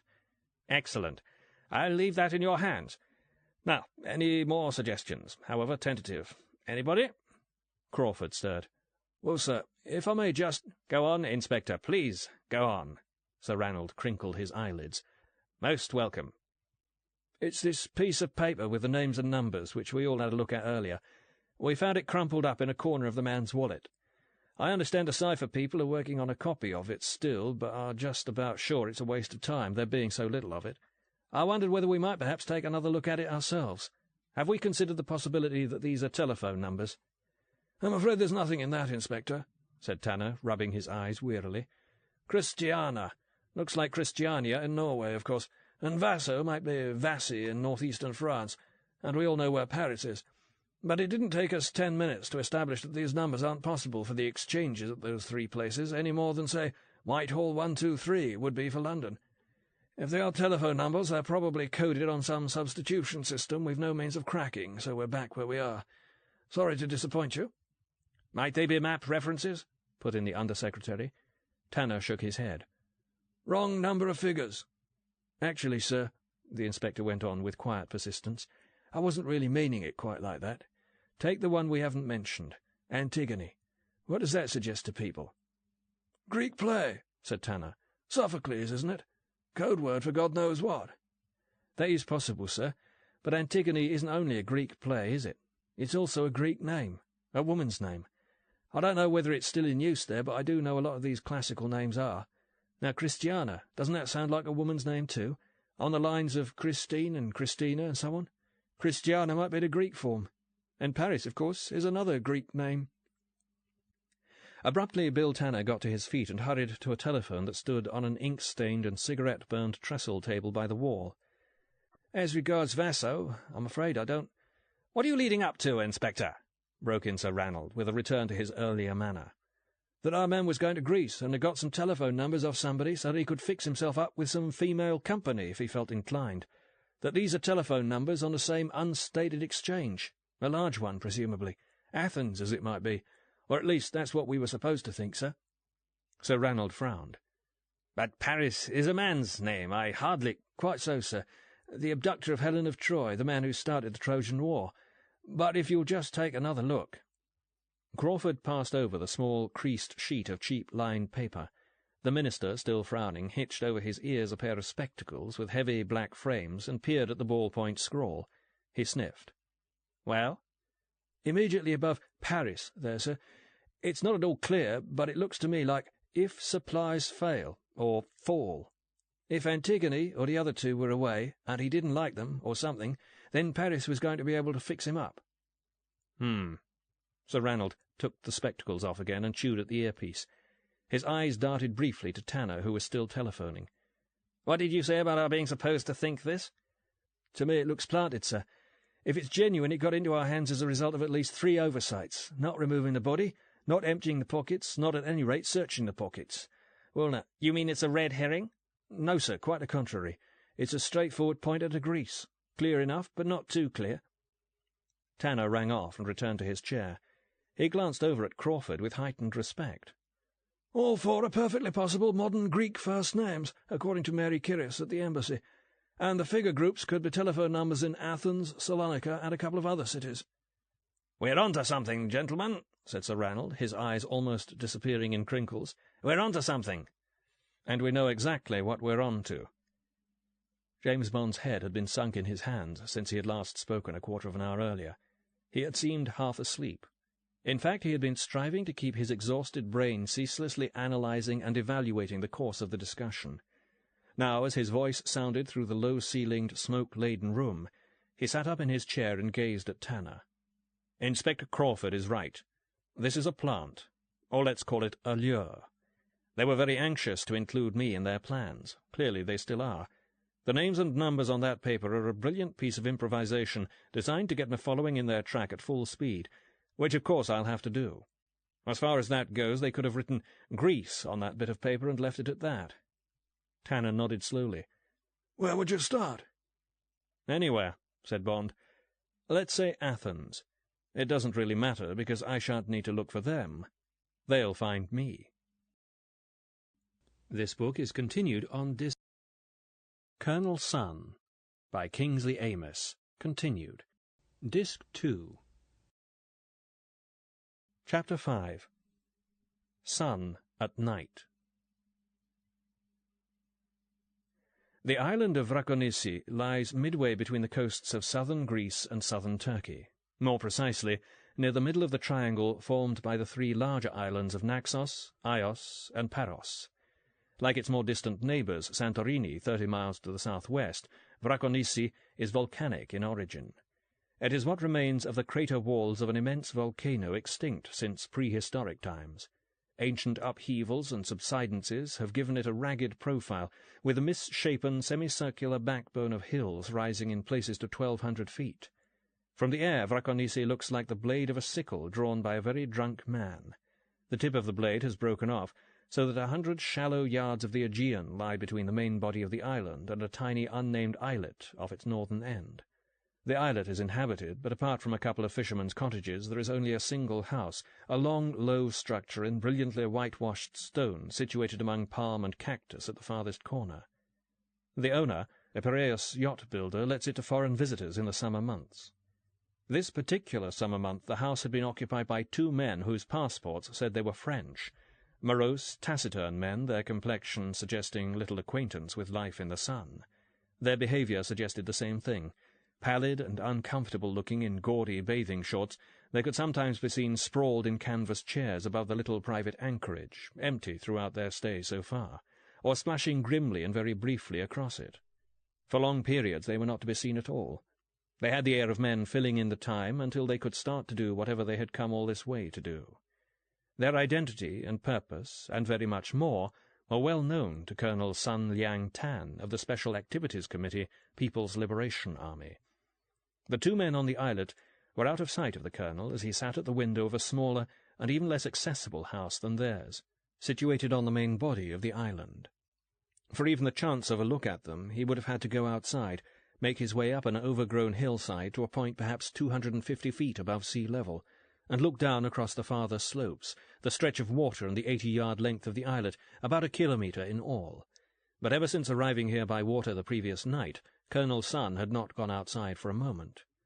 The immediately recognizable Oriental facial type has in itself seriously hindered the expansion of Chinese infiltration and espionage in Western countries, except for those like the United States and Great Britain, where Orientals are not uncommonly seen. They are excessively rare in the Greek islands.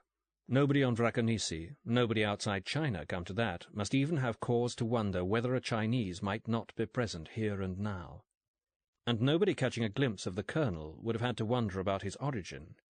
He was tall for a Chinese, nearly 6 foot, one of the northern types akin to the Khamba Tibetan, big-boned and long-headed. But the skin colour was the familiar flat light yellow, the hair blue-black and dead straight, the epicanthic eye-fold notably conspicuous. It was only when you looked Sun straight in the eyes that he seemed less than totally Chinese.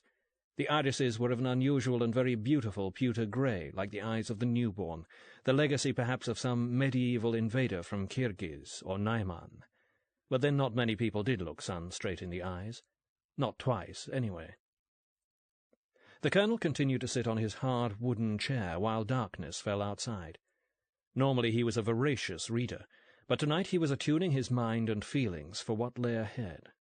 Twice he smoked a cigarette, not inhaling, allowing it to burn away between his lips. They were British cigarettes, Benson and Hedges. Sun did not share his colleagues' often expressed contempt, in some cases he suspected routine rather than sincere, for everything British. He was fond of many aspects of their culture, and considered it regrettable in some ways that that culture had such a short time left. The men themselves, he had met none of their women, had often aroused his admiration. He had first encountered the British in September 1951, at a prisoner-of-war centre near Pyongyang in North Korea. There, as a 21-year-old subaltern attached, in the capacity of assistant consultant on interrogations, to Major Pak of the North Korean Army, he had had the opportunity of getting to know the British soldier intimately. After September 1953, when the last of them had been repatriated, his experience of Westerners had been confined almost entirely to Frenchmen, Australians, Americans, interesting types in many cases, but not up to the British, his British, as he mentally referred to them. He had to content himself with the odd spy captured inside China, and the occasional U.S. Army prisoner taken in South Vietnam, who turned out to be a recent immigrant from the old country. Fortunately, his reputation as an expert on and interrogator of the British was well known to his service superiors, and had even reached the ears of the Central Committee, so it was rare indeed that any British captive was not passed over to him. But the last of these occasions had been nearly 6 months ago. The colonel could not repress a gentle thrill of anticipation at the thought of tonight's reunion with his British, and of the 72 hours of uninterrupted contact which were to follow. In the darkness the pewter-coloured eyes grew fixed. There was a tentative knock at the door. Sun called amiably in English, "Yes, please come in." The opening door let in a shaft of light which illuminated the outline of a girl. Also tentatively, also in English, a naturally harsh but not loud voice said, "May I put on the light, Comrade Colonel?" "Just let me close the shutters." "Good." The instant blaze of the unshaded bulb fell on a stone floor without covering, 4 whitewashed walls, a cheap nondescript table, and an equally cheap and nondescript unoccupied chair. The interrogation-room atmosphere soothed the colonel, and at a time like this put him on his mettle too. Now his eyes blinked neither at the sudden glare nor at the sight of the girl, which, although he had seen her a dozen times since arriving, they might well have done. The Albanians as a race are not noted for their beauty. They are, of course, much less a race than the end product of successive admixtures of the native stock, Latin, Slavonic, Greek, Turco-Tatar. Now and then this cocktail of heredities produces an individual physically remarkable even by the high standards of the Eastern Mediterranean. Doni Madan, aged 23, citizen of Koche, in southeastern Albania, strictly temporary holder of a Greek passport, forged in Tirana with unusual competence, thanks to Chinese supervision, was physically remarkable. She wore a pair of serpent-green tie-silk trousers, close-fitting and low-cut, with a plain turquoise jacket of the same material and Ferragamo slippers in embroidered leather. Nothing else. Even within 20 yards of the open sea, fine September nights in these latitudes can be hot and humid. Although this outfit had been selected purely to do its part in proclaiming Donny to be one of a standard house party of well-off cosmopolitan holiday-makers, it did more for her than that. She was above middle height, within a couple of inches of sun, but slender and light of frame, narrow in the waist, richly rounded above and below. Her wide hips and ever so slightly protuberant belly strained at the stuff of the pants. The swell of her breasts made the casually buttoned jacket fall straight, well clear of her midriff. Asia was in her cheekbones and the strong planes of her jaw, Asia Minor in the all but black brown of her eyes, Venice in the straight but fully moulded mouth. The light brown of her hair, cut in a simple bell, made an odd and exciting contrast with the delicate swarthiness of her skin. She stood there in the doorway of the bare room in an attitude of meek, unconscious provocation that took no account of Sun as a man. Anything more overt would certainly have been wasted. Sun Liang Tan was unmoved by women, though if challenged on the point he would have replied, rather mechanically, that he respected them as wives, mothers, and the bringers of comfort to men. He glanced somewhere in Donny's direction and said simply, "Yes?" "I am wondering if you wish any food," said the quiet, harsh voice. Donny's Italian, Serbo-Croat, and Greek were idiomatic and relatively accentless. Her English was neither, but she had no other means of communication with her temporary master.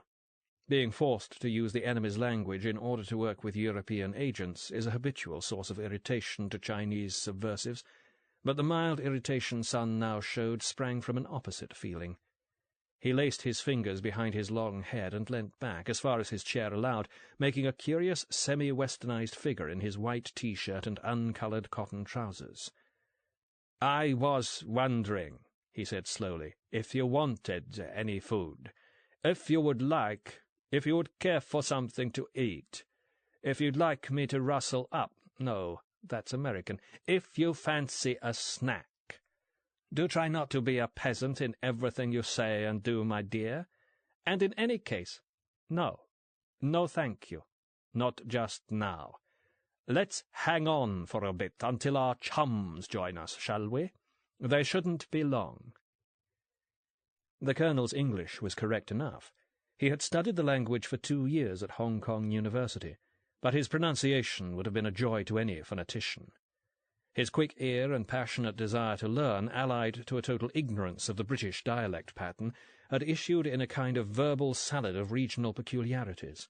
The tones of Manchester, Glasgow, Liverpool, Belfast, Newcastle, Cardiff, and several sorts of London worked in successive syllables against those of the governing class.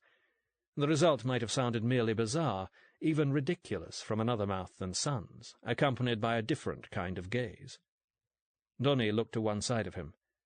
"I'm sorry, Comrade Colonel," she said humbly. "I know my English not good." "Better than the other ones, anyway," said Sun with a tolerant smile. His lips were dark, the colour of dried blood, his teeth pointing slightly inwards from the gums. He went on, "But enough of the Comrade Colonel. You sound like somebody in a progressive youth play. Call me Colonel Sun. It's more friendly. And enough of solitude. Let's be sociable, eh? Where are the others?" Followed by Donny, he walked out of the room, across a stone-flagged corridor and into the main sitting-room of the house, a high-ceilinged, airy place with a cobbled floor that sloped gently, and splendid, shapely furniture of olive wood made in the island. The brightly patterned modern rugs and cushions, the pair of run-of-the-mill abstracts on the rough-cast wall were incongruous. Open double doors gave onto a narrow terrace with folding chairs and a low table, and beyond there was nothing but the sea, flat calm, and so brilliantly lit by a fast-rising full moon that it seemed both infinitely liquid and impossibly shallow, a sheet of water 1 molecule thick, stretching out to the edge of the sky. Invisible wavelets made tiny, hushing sounds on the stretch of pebbles between the 2 stubby moles of the anchorage. Sun stood for a moment by the doors, keeping well into the shadow, and gazed out. He had not seen the sea for 15 years, and the sight still fascinated him. It was the British element, on which the men of those cold islands had ventured out long ago to bring a quarter of the world under their sway. A perfect setting, thought Sun with a full heart, then turned back to the room. The girl, stretched out on the square-cut daybed, looked up quickly. She was Donny's height, had the same near-black eyes, wore the same kind of outfit, black pants, white jacket in her case, but her slimness made the other girl appear almost lumpish. Long-legged and high-breasted, with an exquisitely shaped small dark head cut short in a boyish style, Louisa Tartini was Italian in more than her name. Like Donny, however, she was Albanian by nationality, carrying a similar passport.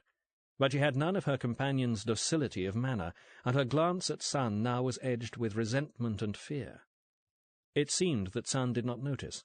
He said pleasantly, "What a lovely evening, and how very decorative you look, my dear." "It's pouring," said Louisa sulkily, shifting her slender legs so that Donny could sit beside her. "What are we doing here?" "Your main function, as I told you, is to give our little party the appearance of a group of friends on holiday. Not very exacting. But tonight your duties will be, enlarged. You and Donny will put yourselves at the disposal of some men who will be arriving soon. That may prove rather more exacting." "Which men?" Louisa sat up so that her shoulder touched Donny's. "How many?" "6 in all. 2 are reactionaries and needn't concern you. The other 4 are fighters for peace who have been on a dangerous mission. You must give them all the comfort in your power, both of you." The two girls looked at each other. Louisa shrugged. Donny gave a sleepy smile and put a brown arm round Louisa's waist. "And now—" right on time, Evgeny. What a good servant you are. You should take it up professionally." The fourth member of the household, a stocky, bullet-headed Russian, was edging his way into the room with a tray of drinks. Evgeny Ryumin had considered himself underpaid and without prospects at the Soviet embassy in Peking, and had defected without fuss 10 years earlier. His new masters had found him unimaginative but capable, also quite ruthless. These qualities, and his being European, suited him admirably to act as the man-of-all-work in Son's group. He put the tray down on a sturdy round table and cocked his close-cropped head at the girls. The colonel watched with a tolerant smile as Louisa was handed a vodka on the rocks and Donny a fix beer, refused to drink himself, gestured genially for the Russian to take whatever he wanted. Hands in pockets, Son turned away and strolled towards the open doors. Then he halted, stood quite still for a moment, and glanced at his watch, a steel-cased Longines WD pattern which he had had for nearly 15 years. Its former owner, a captain in the Gloucestershire regiment, had died under interrogation as bravely as anyone Son had ever met. The watch was a precious possession, a memento, not a trophy. Son called sharply over his shoulder, "Evgeny, the lights, all of them." Ryumin put down the fix he had just tasted. "All?" "All. What can't be concealed should be flaunted. This is the remainder of our little house party arriving." Just below the crest of the hillside above the house, the two men from the islet lay under a stunted fig tree and saw the terrace and anchorage spring into bright illumination. They watched the slow approach of the motorboat, and waited without moving or speaking while lines were thrown and secured. Laughter and cries of greeting were borne faintly to their ears, and 3 men came ashore, one of them needing some assistance, the other 2 springing forward to be embraced by the 2 women from the house. The servant dealt with some suitcases. The party retired indoors. The boat, its engine popping gently, slid out from the shore and turned west, no doubt preparing to circumnavigate the islet and make for the public anchorage in the middle of the inner curve of Vrakonisi. On the hillside, one man looked at the other and spread his palms. The 2 got up and resumed their arduous and ineffective patrol. They had 11 more houses to check on tonight. In the house, Sun Liang Tan sat and surveyed the 3 new arrivals. He said nothing. The black-haired gunman, he who had followed James Bond from Sunningdale to Quarterdeck 30 hours earlier, spoke. "Bond," he started to say, but his throat was dry and he had to clear it. "Bond got away from us in England." Sun nodded, perfectly expressionless.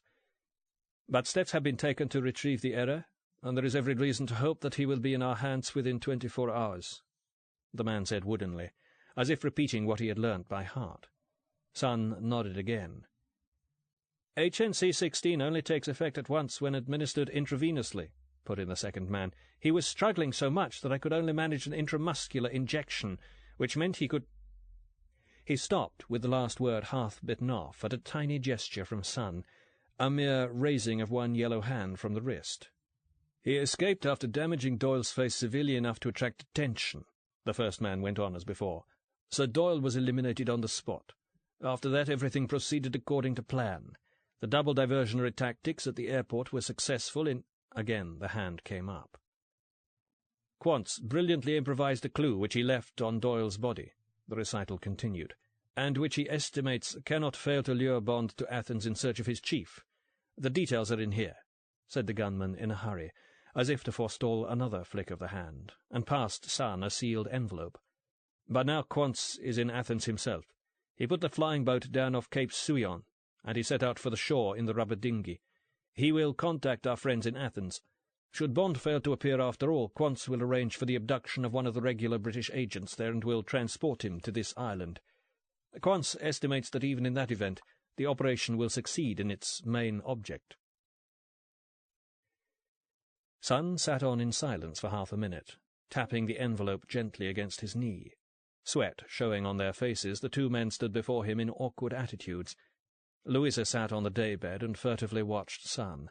Donny, at her side, looked from one man to the other. At last the colonel looked up, and the purple lips parted in a smile. Tension relaxed. Somebody exhaled sharply. Turning to the gunman, Sun said, "Well, de Graaf, you certainly seem to have had the most damnable bad luck, but I must say it looks as if you've done everything in your power to put things right." Sun was a fair-minded man. Further, that obsession of the Chinese secret services, the splitting up of every team project into independent units directed from the top, had seen to it that his responsibility started and finished with the Vraconisi end of the plan. And although bitterly disappointed at the non-arrival of Bond, he could not consider betraying any such emotion in the presence of Westerners. "But now you'll want to relax," he went on. "Full discussion in the morning. Help yourselves to a drink. Evgeny will prepare a meal to your requests. These girls are called Donny and Louisa. They've been instructed to please you in every way and at any time. Oh, and finally—" Rising unhurriedly to his feet, Sun went over to the third of the newcomers, who had remained slumped in a chair since entering the room. "Good evening, Admiral. I am Colonel Sun Liang Tan of the People's Liberation Army. How are you feeling, sir?" M. raised his head. Some of the old sharpness had returned to his grey eyes. He spoke firmly. "I shan't be answering any of your other questions, you yellow-faced bandit, so I might as well make a start by not answering that one. Save your breath." "The main reason for your presence here, Western filth, is not the answering of questions. But answer them you will when the time comes. Rest assured of that." Sun's tone was as equable as ever. He continued, "Now, Lohman, take your patient away and put him to bed, with a shot of something that'll give him a good night's sleep. Evgeny will show you where." The doctor, a bald, undersized man in his 40s, did as he was told. Holding a tumbler half full of vodka, de Graaf sauntered over to the daybed. He looked each girl up and down in the manner of a farmer at a cattle market.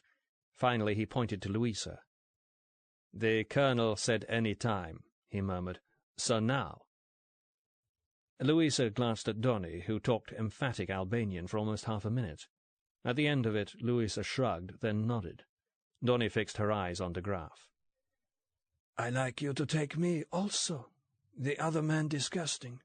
No hairs on his head and too little, and hands like a bird. You take me also. We did this before. We do many things for you. You enjoy it." "Suits me," said de Graaf, draining his glass and grinning. "Lead on, my dears."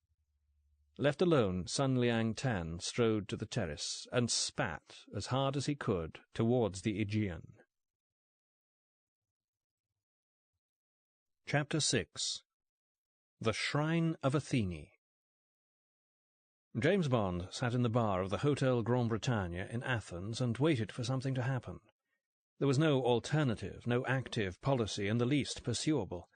Hours of four-cornered discussion between Bond, Bill Tanner, head of Station G in London, and, from time to time, head of Station G in Athens over the radio link, had finally produced something that, for want of a better word, had to be called a plan. Bond ran over the points in his mind as Tanner had scrawled them down on the back of a message form in the office. 1. Ideally, 007 should identify the enemy agents entrusted with his abduction, evade capture, and tail them to the next higher echelon with a view to locating M. 2. This can be ruled out as a practical proposition. 007 will be unable to identify these agents in advance, and the degree of practical efficiency displayed in the quarterdeck operation strongly suggests that they will render evasion of capture impossible. 3. Therefore, 007 must invite capture and depend on the following safeguards. A. Operatives of Station G will keep 007 under surveillance at all times and trace the movements of the abduction party with a view to intervention in force. B. A midget homing transmitter will await 007 on arrival in Athens for installation in his clothing. C. Escape devices in clothing. A and B, head of Station G for action. B and C, head of Q branch for action. Bond smiled thinly to himself. Station G was famous throughout the service. Its head, a mild-looking Welshman called Stuart Thomas, had served long valiantly as 005 before an eye defect had begun to impair his ability with firearms, since when he had run the Athens unit with unsurpassed skill and imagination. But even Thomas could not be expected to produce the kind of supermen demanded by Bill Tanner's 3A, which the enemy must have taken into account and would surely guard against, while as for 3B and C... A packet containing the midget transmitter had been awaiting Bond when he checked in at the hotel, and he had duly installed it in the compartment Q branch had made for it in the heel of his left shoe. A miniature pick lock was fitted into the right heel, and 2 wafer-thin tungsten steel hacksaw blades, hardly less pliable than the cloth itself, in the lapels of his charcoal-green mohair suit. Such devices grew more sophisticated every year. Their possible hiding places remained constant. Men like the ones who had planned and carried out the quarterdeck operation would be unlikely to overlook any of them. Bond realized grimly that, on this assignment, as on all his previous ones, the tools he basically had to depend on were invisible, intangible, within himself. They would be tested to the utmost by what lay ahead. Everything else was uncertain. He had a look round the crowded, decorously noisy bar. Perhaps, merely for curiosity's sake, he would be able to pick out the local agents whose job it was to keep him under their eye. Standard service procedure, aimed at minimizing the possibility of betrayal under torture, dictates that no agent shall have any knowledge of his co-agents that is not absolutely necessary. The place seemed full of conventional business and professional types and their women. Athenian bankers, ship-owners from the islands, politicians from Salonika, less readily classifiable visitors from Istanbul, Sofia, Bucharest, not forgetting the tourists, all with the appearance of solid respectability. Bond had chosen to stay at the Grand Bretagne because it was public in the way he wanted, and because he had always responded to its slightly seedy grandeur, interwar in period with a thin veneer of modernism. He enjoyed the lofty foyer with its stained glass, green marble pillars, and handsome Gobelin tapestry, a good copy of the original in the Louvre, depicting Alexander the Great entering Babylon on a fat, crafty-looking horse, a dignified figure at the head of his retinue, but gone a bit blousy, more like Cleopatra than a Macedonian prince. Bond accepted, too, the rather Frenchified style of the bar, all broken pediments, terracotta friezes, and heavy, expensive silk curtains, plus the very un-French sedate courtesy of the waiters. It was 10 o'clock, the hour when fashionable Athens considers where it will dine. Bond was hungry. Arrival at the hot, crowded little airport under Mount Hymettus early that afternoon had found him too tired to eat. He had dropped his bags at the Grand Bretagne and gone straight to a pavement cafe in the square. A quick carafe of cheap wine in the sun had been an ideal prelude to 7 hours of wallowing sleep in the comfortable bed of the room he always asked for, 706 on the top floor, far from quiet, but with a fine view of the Acropolis and a glimpse of the sea. By now the enemy would have confirmed Bond's arrival, finalized his own plans, and moved his units into position. Time to go. Bond signalled to the waiter. Almost simultaneously a man sitting not far away, his back half turned to Bond, made the same bill-summoning gesture. He looked the most comfortably bourgeois of all the bar's customers, and had been sitting chatting quietly with his companions, a replica of himself and two handsome but unglamorized women. Thomas's sort of people. No pairs of silent toughs in dark suits for him. It would be interesting to see whether— Bond's bill came. He was reaching for his money when his eye caught by a sudden movement at the little table on the other side. A tubby, swarthy man with a thick moustache, a Turk by the look of him, had seized the bare upper arm of the girl next to him, pulled her close, and was talking into her ear in something between a whisper and a snarl. She was young and strikingly pretty, with the delicate features, full breast, and tobacco-blonde hair of the most attractive physical type in this region. Now she was straining away from the Turk's heavy head and writhing red mouth, trying to undo his hand, her tan-coloured eyes wide with what looked like shock and fright. Their glance fell on Bond, who was only a few yards off, and the nearest unattached male. "Please," she called in English, not loudly but urgently. "Please, do something." Bond waited up briefly. He could perfectly well pay and leave. The waiters could deal quite adequately with the man if he persisted. On the other hand, Bond's instinct told him, as just now, that here was something relevant, something that stuck out from the innocently busy social scene round him. And the girl certainly was a beauty. And there was nothing to be lost. He made his decision. "Bring it to me in a moment, please," he told the waiter, walked across and sat down next to the Turk on the corner of the green plush bench. "Now what is all this?" "He's annoying me," said the girl with much resentment. "He says awful, obscene things to me. I beg you to get rid of him." Bond's Greek was small but well chosen. He leant close to the man, who was staring at him contemptuously, and said in his deadliest tone, "Fie apodo, malaka." This, though probably as obscene as anything the man had been saying to the girl, is a standard Greek insult. What made it effective was Bond's air of determination and his sudden grip on the man's nearer arm. There was a pause while the two men stared at each other, and Bond tightened his grip, noticing half-consciously that the arm was distinctly harder than its owner's general corpulence would have suggested. Then the Turk quickly and quite calmly let go the girl, waited for his own arm to be released, rose to his feet, adjusted his jacket, and walked out of the bar. His departure did not go unnoticed by the two couples Bond had picked out earlier. "Thank you," said the girl in excellent American English. "I'm sorry about that. I could see no other way without a public disturbance. You dealt with him very competently." She chuckled suddenly, a warm-hearted, gay sound that showed remarkably quick recovery from the fear she had been displaying. "You must have had practice." "Shall we have a drink?" asked Bond, raising his hand. "Yes, I rescue girls from obscenity-spouting Turks all the time." "Thank you. Zimas isn't a Turk. He just behaves like one. But he is obscene. My family have been pushing me at him. He has a good carpet manufacturing business here. After this tonight my mother will talk to my father, and there'll be no more pushing in that direction. Are you married?"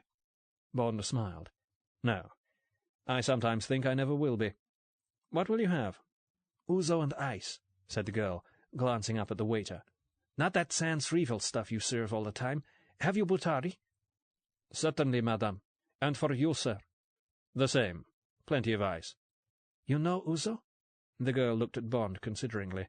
"You know Greece well?" "Greece I know a little, and love what I know. Ouzo I know much better. A Greek version of Pernod, with a much more sinister smell, but similar effects. Love would be too starry-eyed a word to use there." "That's a slander, and not accurate. The French took it from us and flavoured it with aniseed and dyed it green. Horrible. My name is Ariadne Alexandru." "Mine is Bond. James Bond." "How did you know just now that I spoke English?" The girl laughed again. "Most people do. And you look English, Mr. Bond. Nobody could mistake you, not even for an American." "As a matter of fact, I'm not strictly English at all. Half Scottish, half Swiss." "The English have swallowed you, then. What are you doing in Athens? Business or pleasure?" "Business. But I hope to get some pleasure in while I'm here." Ariadne Alexandru returned Bond's gaze for a moment without reacting to it, then turned away to observe critically as the 2 small tumblers of cloudy drink, the cloudiness curling whitely outwards from the ice cubes like liquid smoke, were set in front of them and as much again of water added. Bond watched her lovely profile, very Greek, yet totally unlike the overrated, beaky, classical look one associates with old coins, a carefully finished sculpture overlaid with the softest tints of tan and white and olive and rose. The effect was set off by earrings in an ancient style, small thick hoops of beaten gold. No doubt it was for her splendid appearance and obvious quickness of mind that she had been picked by the enemy, of whose presence behind the events of the last 5 minutes Bond was no longer in the smallest doubt.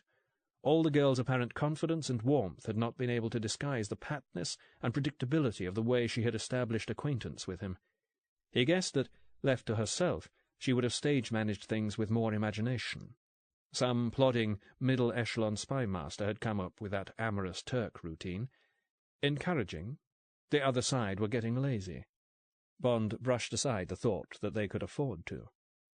The girl Ariadne had raised her glass and was looking at him with a kind of down-turning smile that might have been ugly on anyone else, but in her case only emphasized the marvellously delicate yet firm lines of her lips.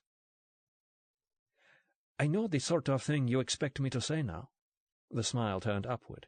"In Greece, when we drink to someone, we say, 'Is Ian, your health,' or colloquially, 'Yasu.' Well, sometimes we do. But half the time it's 'cheers' and 'here's looking at you,' these days." The smile faded. "Greece isn't very Greek anymore. Every year less. I'm being a little conservative and sentimental just by asking for ouzo. The newest people want vodkatini or scotch and soda. Are you free for dinner, Mr. Bond? Shall we go out somewhere together?" Despite himself, Bond smiled in his turn. He was beginning to enjoy the girl's tactic of wandering away from the point and then jumping back to it with a direct question, but the other half of his mind was cursing. Why hadn't he taken the simple, obvious precaution of getting something under his belt before allowing the enemy to make contact? He could visualize, as clearly as if it had happened, the deserted street where she would lead him, the men closing in, the car, the long drive to and across the Bulgarian frontier, and then— Bad enough on a full stomach, he thought wryly. Was there another way? Bond sipped the deceptively mild drink, its flavour reminding him, as always, of the paregoric cough sweets he had sucked as a child, before he answered. "Splendid. I'd love to do that. But why don't we eat in the hotel? I've done a lot of travelling today, and—" "Oh, but nobody dines at the Grand Bretagne unless they have to. It's not exciting. I'll take you somewhere where they have real Greek food. You'll like that?" "Yes." Perhaps he should come part way into the open. "It's just that I should hate to be prevented from getting to grips with it. I've never liked being sent to bed without any supper." A flicker of alarm showed in the light brown eyes, to be instantly followed by blankness. "I don't know what you mean. All the good restaurants stay open late. What they have they will give you. The Greeks have the oldest tradition of hospitality in Europe, and that's not tourist bureau talk, you'll see." The hell with it, thought Bond savagely. What could he do but play along? It was far too early to start trying to capture the initiative. He decided to give in gracefully. "Forgive me," he said. "I'm too used to England, where you have to choose between dining early and reasonably well, and late and badly, if at all. I'm in your hands," he added, and meant it. 3 minutes later they stood on the steps of the hotel between the Ionic columns. Constitution Square was ablaze with light. The BEA offices, Olympic Airlines, TWA on the far side beyond the row of trees, American Express to the right, the gentler illumination of the tomb of the unknown soldier to the left. What Ariadne Alexandru had said about the decreasing Greekness of Greece came to Bond's mind. In 30 years, he reflected, perhaps sooner, there would be one vast undifferentiated culture, one complex of super-highways, hot-dog stands and neon, interrupted only by the Atlantic, stretching from Los Angeles to Jerusalem, possibly by then as far as Calcutta, 3/4 of the way round the world, Where there had been Americans and British and French and Italians and Greeks and the rest, there would be only citizens of the West, uniformly affluent, uniformly ridden by guilt and neurosis, uniformly alcoholic and suicidal, uniformly everything. But was that prospect so hopelessly bad? Bond asked himself. Even at the worst, not as bad as all that was offered by the East, where conformity did not simply arise as if by accident, but was consciously imposed to the hilt by the unopposed power of the state. There were still two sides, a doubtfully conditionally right and an unconditionally unchangeably wrong. The grey uniformed commissionaire blew his whistle, and a taxi, to all appearance innocently cruising, swung in to the curb. Bond laid his fingers on Ariadne's upper arms, walked her over. The flesh was firm, and the skin deliciously cool. She spoke briefly to the driver, an elderly, paunchy type, who, again, looked the soul of innocence, and they were away. Ariadne studied Bond's profile. As always, her employer's instructions had been confined to essentials. She had been told only to induce the Englishman to go with her to a designated area where fellow workers would take over the operation from her. What would happen to him afterwards was no concern of hers, officially. But more and more the question bothered her as a woman who had learned to recognize on sight the kind of man who knew how to love. Bond was such a man. She was certain, too, that he found her desirable. She had always been a loyal servant of her cause, and not for a moment did she seriously contemplate disobeying orders, allowing Bond to take her home after dinner and do with her whatever he wanted. Ariadne only wished, passionately, that it had been possible. That mouth was made to give her brutal kisses, not to become distorted in a grimace of agony. Those hands existed to caress her body, not to be stamped on by the torturer's boot. These images were so painfully vivid that she could find almost nothing to say as the taxi approached the slopes of the Acropolis. At her side, Bond mistook her silence for that of tension. The next stage of the plan must surely be imminent. At each intersection he was ready for the sudden lurching acceleration to left or right that would bring them to the dark alley and the pick-up team he had imagined earlier. Automatically he began ticking off possible countermeasures in his mind before he remembered sickly that this time there must be no countermeasures, that capture was not the danger, but the aim. And then, quite suddenly, it seemed, the street widened, the shadows receded. The taxi, slowing, began to pull in towards a low incline at the top of which glittered the lights of an open-air restaurant. The driver stopped, switched off his engine, and simply sat there. Paying the man off, Bond resolved quite coolly to behave as if this were what it appeared to be, an encounter between an English visitor and a beautiful Greek girl anxious to entertain him in any way he wished. As they walked towards a narrow flight of steps that led up the incline, their shoulders touched for a moment. Bond laid his arm around Ariadne's waist and murmured, "We're going to enjoy our dinner tonight. Nobody can stop that." She half turned towards him, her back arching in what might have been either nervousness or desire, so that the swell of one firm breast brushed his arm. There was light enough for him to see an expression of defiant determination animate her lips and eyes. Her hand grasped his in an oddly warm, confiding gesture. "Nobody shall," she said. "Nobody shall spoil it, James. It's all right for me to call you James.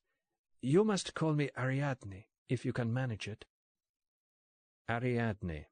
Easy. 4 pretty syllables. "The original Ariadne was supposed to have been the girlfriend of King Theseus of Athens. She helped him to kill the Minotaur. You know, that guy with the bull's head who lived in the maze. But then Theseus went and dumped her on the island of Naxos, so that he could go and—" She stopped speaking so abruptly that Bond gave her a quick glance. "Go and do what?" "Oh, I forget what came next. I suppose he went off and hunted the Caledonian boar or something. Anyway, Ariadne wasn't on her own for long. The wine god Dionysus happened to be passing at the time, and she latched onto him, which is a funny coincidence because this restaurant's named after him. Well, what do you think? It's lovely, isn't it?" From the top of the steps they looked over at the platform of the Acropolis, an enormous flat-topped chunk of rock adorned with temples of Athens' golden age, the lights of the theatre of Herodes Atticus showing near its base. Dominating everything was the moonlit length of the Parthenon. the temple which Bond had heard called the most beautiful building in the world. He could see it was beautiful, but was half distracted by the tiny, teasing incident of a minute before. Ariadne Alexandru had chopped off what she was saying exactly in the manner of somebody just not quite blurting out an important secret. But what could be either important or secret about which mythical exploit a legendary hero undertook after a former mythical exploit? Bond gave up the problem. He felt a pang of tenderness at Ariadne's obvious anxiety that he should be impressed. "I've never seen a view like it," he said rather lamely. "I'm glad it pleases you, because it's the main attraction here." She began to move on. "The food is rather pretentious and expensive, though you can have a reasonable meal if you know what to order. Will you leave this to me?" "Gladly." Their table, set among cactus beds, gave them a clear view of the Acropolis and also of the restaurant entrance, through which, a minute later, came the two couples Bond had decided were Thomas's people, talking as animatedly as before. He ignored them, not simply as an obvious precaution, but because they brought with them an unpleasant reminder of reality.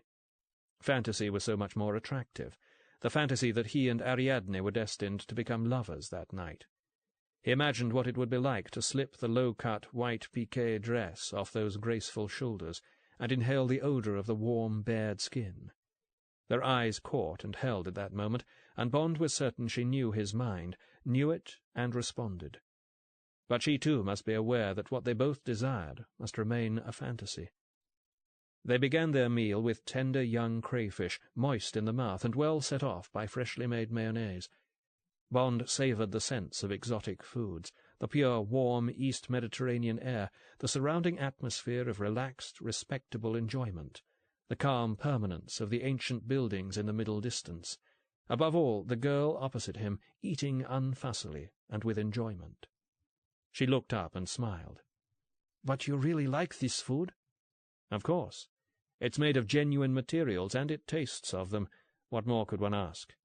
"Many of your countrymen ask for something different. Steaks, eggs and bacon, French fries." "The English call them chips."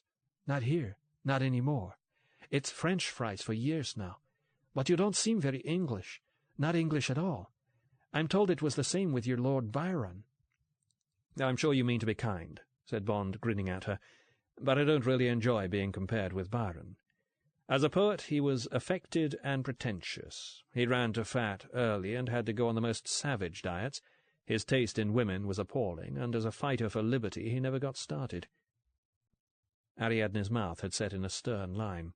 She spoke now in an even, measured tone, reasonable and yet forceful, the kind of tone which, Bond guessed, had been considered proper for ideological discussion in whatever political indoctrination centre had trained her. But her femininity triumphed over the propounders of Marx and Lenin, turning what might have been a schoolmarmy earnestness into a young and touching solemnity. Bond did not often find himself wishing so hard that the game was only a game. "It's not proper for you to talk so lightly of one of your greatest compatriots," said the severe voice. "Lord Byron was a founder of the Romantic movement in your literature. His exile from England was a victory of bourgeois morality. It was a tragedy that he died before he could lead his troops into battle against the oppressor." Lesson 1, thought Bond sardonically. Emergence of the Greek nation, the War of Independence, defeat of the Turks. "But his support of the Greek cause with money and influence was—" Ariadne faltered, as if she had momentarily lost her place in the script, and went on with something much nearer her normal warm eagerness. "Well, no Greek can ever forget it, that's all. Whether he deserved it or not, he's a national hero, and you ought to be proud of him." "I'll try to be. I suppose I had him rammed down my throat too much at school. Childe Harold. Not a very lively chap, I thought." Ariadne was silent for a moment. Then she said quietly, "It wasn't only him, of course. The English have helped us in many ways. Some time ago, not recently. But we haven't forgotten. In spite of Cyprus, in spite of so much, we're still—" Bond could not resist it. "In spite of our having helped your government to put down the communists after the war?" "If you like." The light brown gaze was candid and troubled. "That was a terrible thing, all that fighting, for everybody. History can be very cruel. If only one could remake the past." A faint flicker of hope, the first in this whole affair, arose in Bond's mind. However determined the enemy in general might be, this particular enemy was not whole-hearted.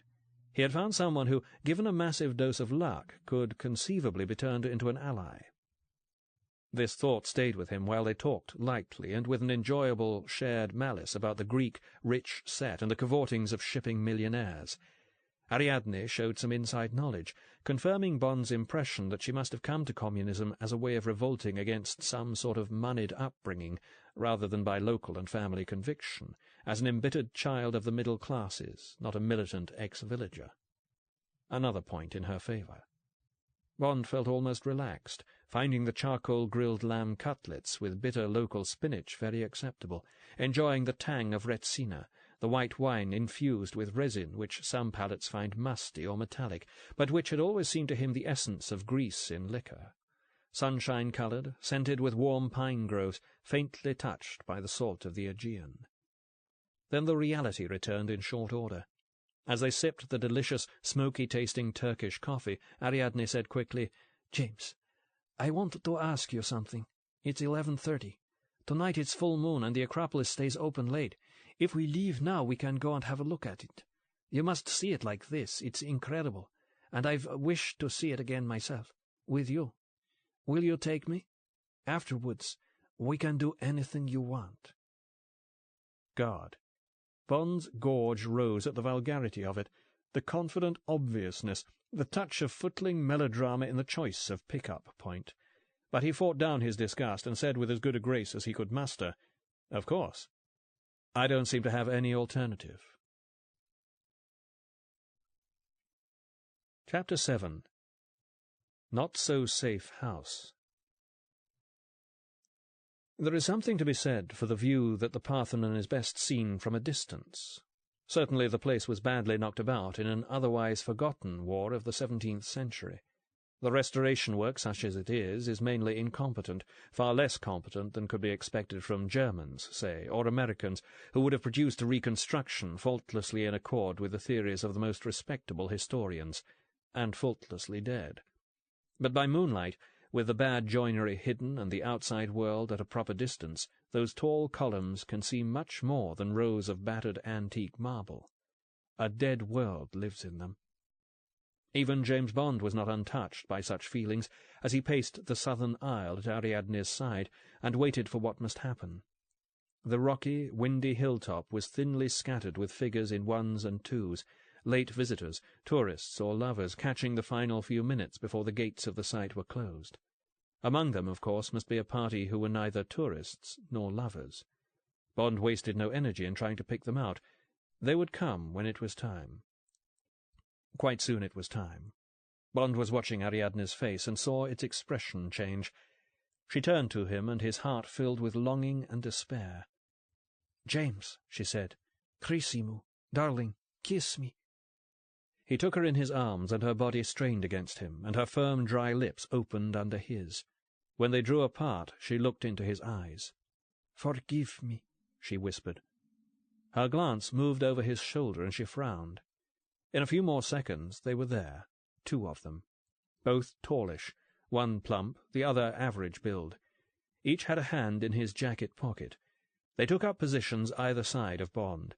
The plump one spoke to him in Greek, ordering him to come with them and adding something else he couldn't follow. The girl asked the other man a rapid question. An instant's hesitation, an equally rapid reply. Ariadne Alexandru gave a satisfied nod, stepped close to Bond, and spat in his face. He barely had time to recoil before she followed up with her hands, no little girl slaps, but stinging blows that rocked his head. A stream of Greek insults, of which English pig was the most ladylike, burst from her snarling mouth. Apart from the physical pain, he felt only sadness. He caught a glimpse of the plump man's face, split in an embarrassed grin. Then, still hitting him, she switched to English.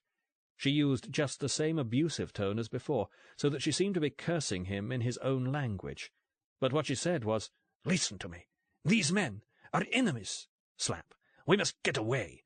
I'll take the fat one. You take, slap, the other. Then follow me." She stopped, moved laughing towards the plump man, cracked her knee into his crotch, and drove her stiffened fingers at his eyes. He squealed thinly. Without conscious thought, Bond went for the other man, who had involuntarily half-turned, and chopped him cruelly at the side of the neck. The plump man was doubled up, with his hands over his face. Bond brought his joined fists down on the base of the squat's skull, grabbed Ariadne, and ran. Straight along the empty, shadowed colonnade to the western end, off the marble pavement onto the ground, uneven and awkward with its tussocks of slippery grass, past a pair of willowy youths with Germany written all over them, towards the entrance. But Ariadne pulled him away to the left. Yes, danger of more men at the main gate. But was there another way out? He couldn't remember. Where were they going?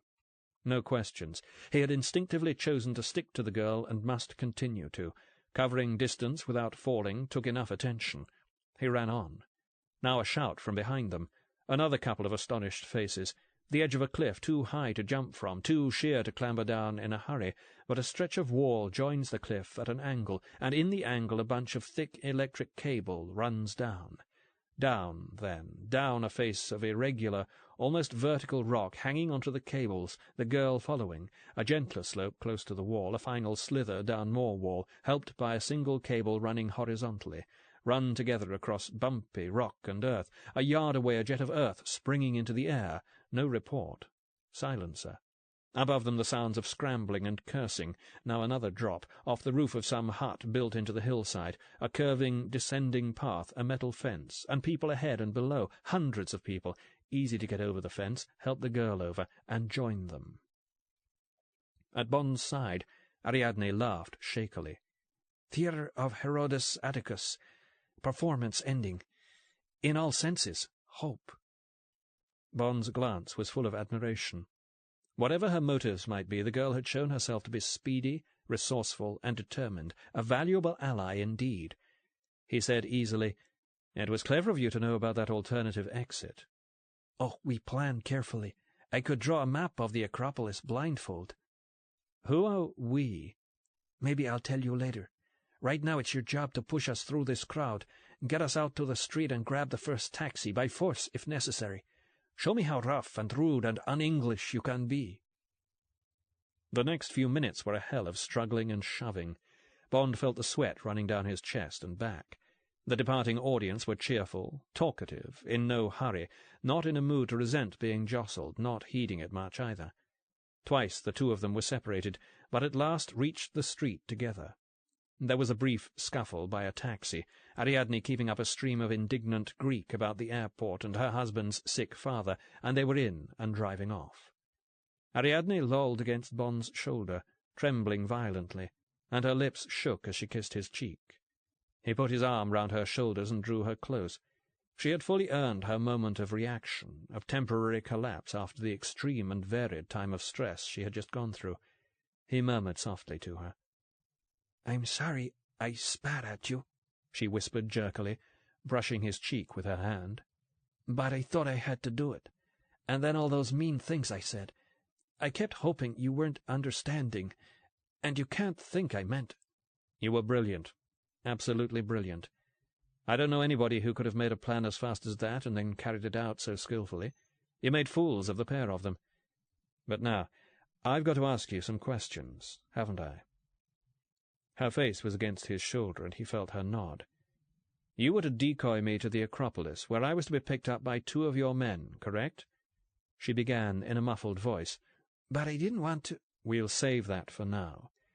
Well, when the men appeared, you realized they were the wrong men. How?" Ariadne swallowed and pulled herself upright. There was to be a recognition signal just before they moved in. A thing with a handkerchief. They didn't give it.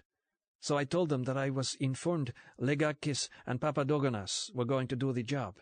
Then the guy said they'd been called away to another assignment. But as far as I know, there's nobody named Legakis or Papadogonas who's working for us. So then I just gambled that they won't know enough English. And here we are. Can I have a cigarette?" "Of course." Bond gave her a Xanthi, the pungent Macedonian blend he always smoked in Greece, lit one himself and inhaled deeply. He felt charged up, almost exhilarated. Whatever lay immediately ahead, the expected gloomy pattern of abduction and captivity had been broken. He was still free, and the initiative was not all on the other side, all sides. "Ariadne, who are you working for? You said you'd tell me." When she spoke, she was herself again, quick and assured. "I said maybe. It's still maybe. For the moment I can't tell you anything. And there's so much I don't know myself. Who were those men? It's frightening. The whole situation must have changed in the last few hours. It could be it isn't you we want after all. I don't see how it can be, now that this—" She was thinking aloud, but her voice died away before she had done much more than express confusion. By now Bond had arrived at his own views about the scene on the Acropolis. For the moment he must follow through and put what faith he could in the midget transmitter in his shoe and the efficiency of Thomas's men. He said dryly, "Where are you taking me?" "To see my chief. He must talk with you. Obviously I can't force you to come with me. You can stop the driver now and get out and walk away, but please don't. We have to talk. Can you trust me?" "Trust doesn't enter into it. I've got to come with you." "I don't understand that." "Like most things about this." Ariadne turned and gripped his hands.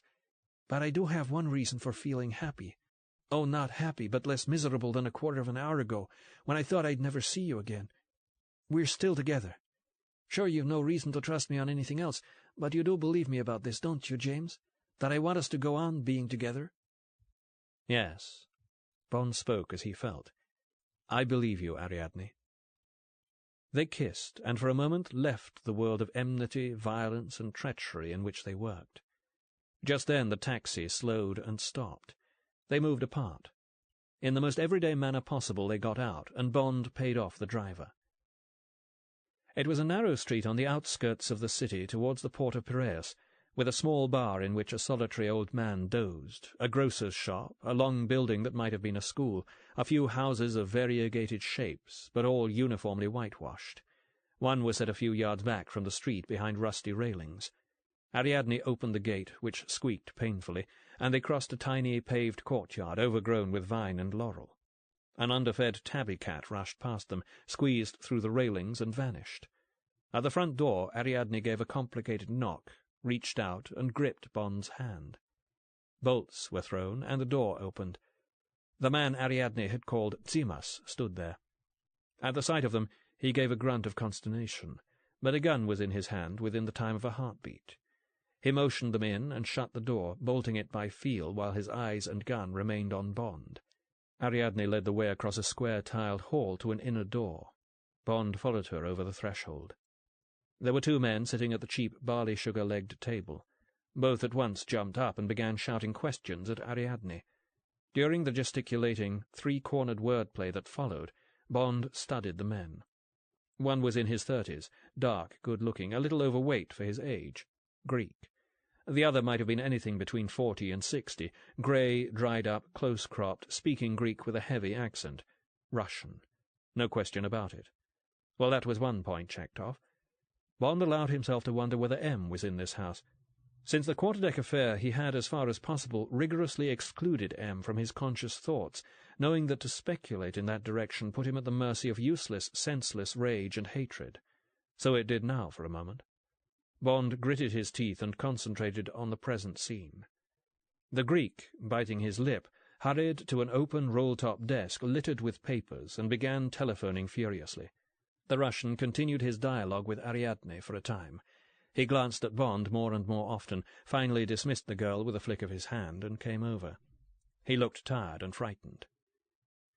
"Precaution, Mr. Bond," he said, his accent no less thick in English than in Greek. "Take out your gun slowly, and give it to me."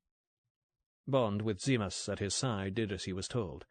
The Russian gave the weapon a quick, professional glance, before reaching across and placing it on the desk. "Now, take a seat, Mr. Bond. You'll like a drink?" Bond, sitting beside Ariadne on a moth-eaten horsehair sofa, looked up in surprise. "Very much, thank you." The Russian signed to Zimas.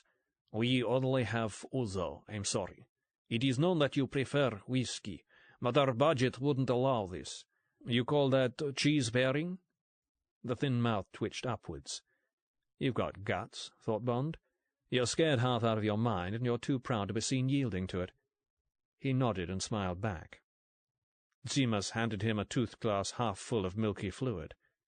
"Via apoto, Malaka," said the man threateningly, glaring into Bond's face. Then he guffawed and slammed him on the back. "Bravo! Is Ian?" "Now, Mr. Bond." The Russian waved Zimas away with a frown and leant back against the edge of the table. "My name is Gordienko, and my associate here is named Marcos. We may have very little time, so I must request you to be intelligent and answer my questions. As you have gathered, it was arranged for you to be captured tonight and brought here. You are not captured, but you come here just the same. Why?" "What alternative had I? You must see that." "I do not. I don't. Now, please, what is the purpose of your visit to Greece?" Bond stared. "Good God, you brought me here."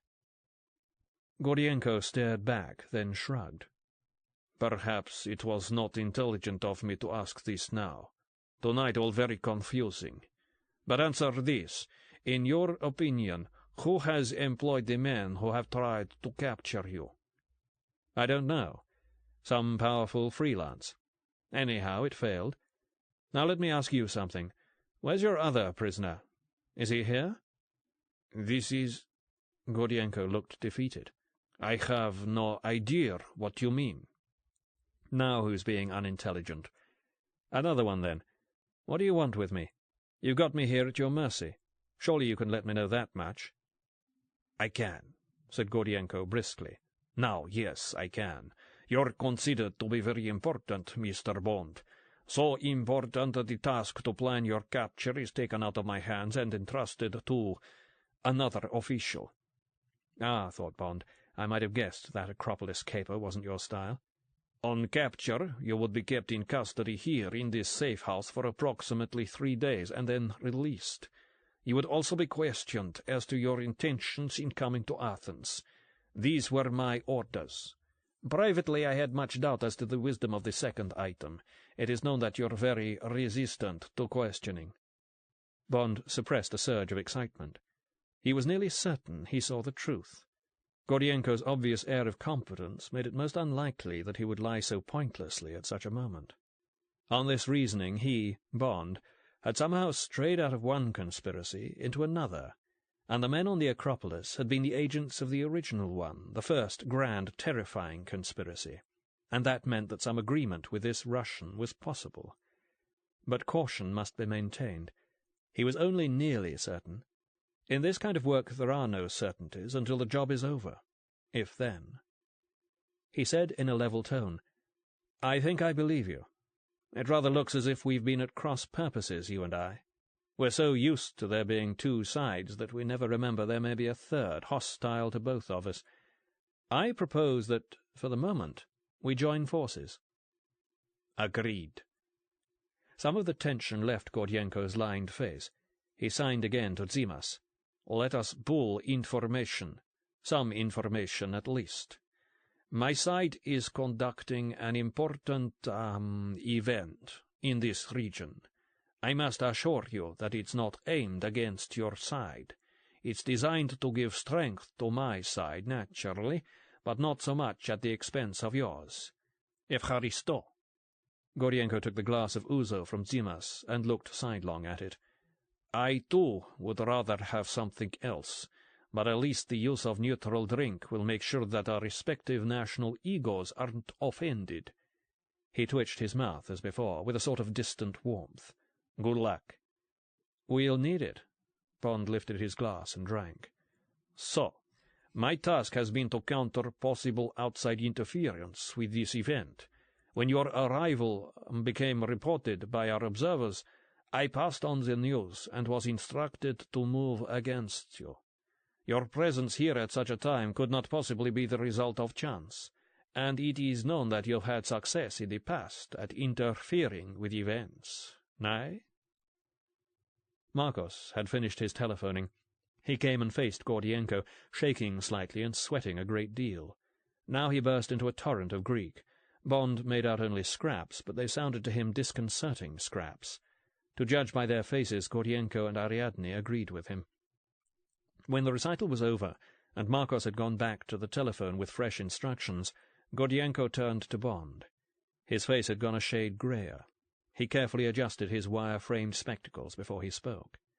"Our common enemy is proceeding with extreme ruthlessness. The men entrusted with your capture have been murdered." Ariadne caught her breath. "As you know, Mr. Bond, assassination of agents is exceedingly rare in peacetime. Not unknown, of course." The mouth twitched briefly, "but rare. I am afraid that nothing less can be intended than total obliteration of the event I spoke about. The consequences of this would be serious. Serious as far as possible war. And the forces at my disposal have suddenly become almost useless." With a convulsive movement, Gordienko drained his glass. He looked hard at Bond. "There is a traitor in our organization. Nothing less will explain what happens. It shames me to admit this to you, but we are allies, and to say so reminds me, I should like us to shake hands." Bond stood up and complied without much reservation. The Russian's clasp was firm and dry. "The official who planned your capture is clearly suspect." Gordienko resumed his awkward leaning posture at the table. "But two persons I can at once eliminate from suspicion. Both are with us now. Marcos is in my company continuously since your arrival has been reported. Miss Alexandro was not informed of the details of your capture. Zimas I can't logically eliminate, but I trust him. My procedure, therefore, is plain. I must move with these three to another safe house, at a location known only to myself, and operate as best I can from there. Moscow will send me replacements, and Marcos will recruit fresh local helpers, but these things must take time. And we have almost no time. Will you accompany us, Mr. Bond, or do you wish to consult with your own people? If this, I should welcome from you now what information you think you may give." Before Bond could reply, the creak of the gate's hinges, purposefully left unoiled, he guessed, sounded clearly from the front of the house. Gordienko's mouth tightened. He nodded to Zimas, who moved to the doorway. Silence. Then came the code knock on the front door Ariadne had used earlier. Marcos relaxed. None of the other three did. Gordienko gave a sharp command. Zimas moved steadily and silently across the dimly lit hall, put the chain on the door, and opened it a couple of inches. After a pause of about a second, he shut it again. Then he turned and walked back to the inner room, but less steadily than before, and not silently. When Zimas reached the waiting group, he stared at Gordienko with his left eye. Where his right eye had been, there was a red hole, edged with black and purple. Finally, his body seemed to lose all character, all substance, as if his flesh had turned to sand, and he fell at Gordienko's feet. Chapter 8. Council of War. There was no time for doubts now. Bond snatched his Walter automatic when Gordienko threw it. Marcos dived for the light switch, and the room went as dark as the bed of the sea. Somebody, Gordienko, began blundering towards the window. "No," said Bond urgently. "They'll be expecting that. It must be the front." "Correct. Thank you." They moved into the gloom of the hall, and Gordienko carefully took the chain out of the door. "We will allow 1 minute so that their first vigilance will become dulled.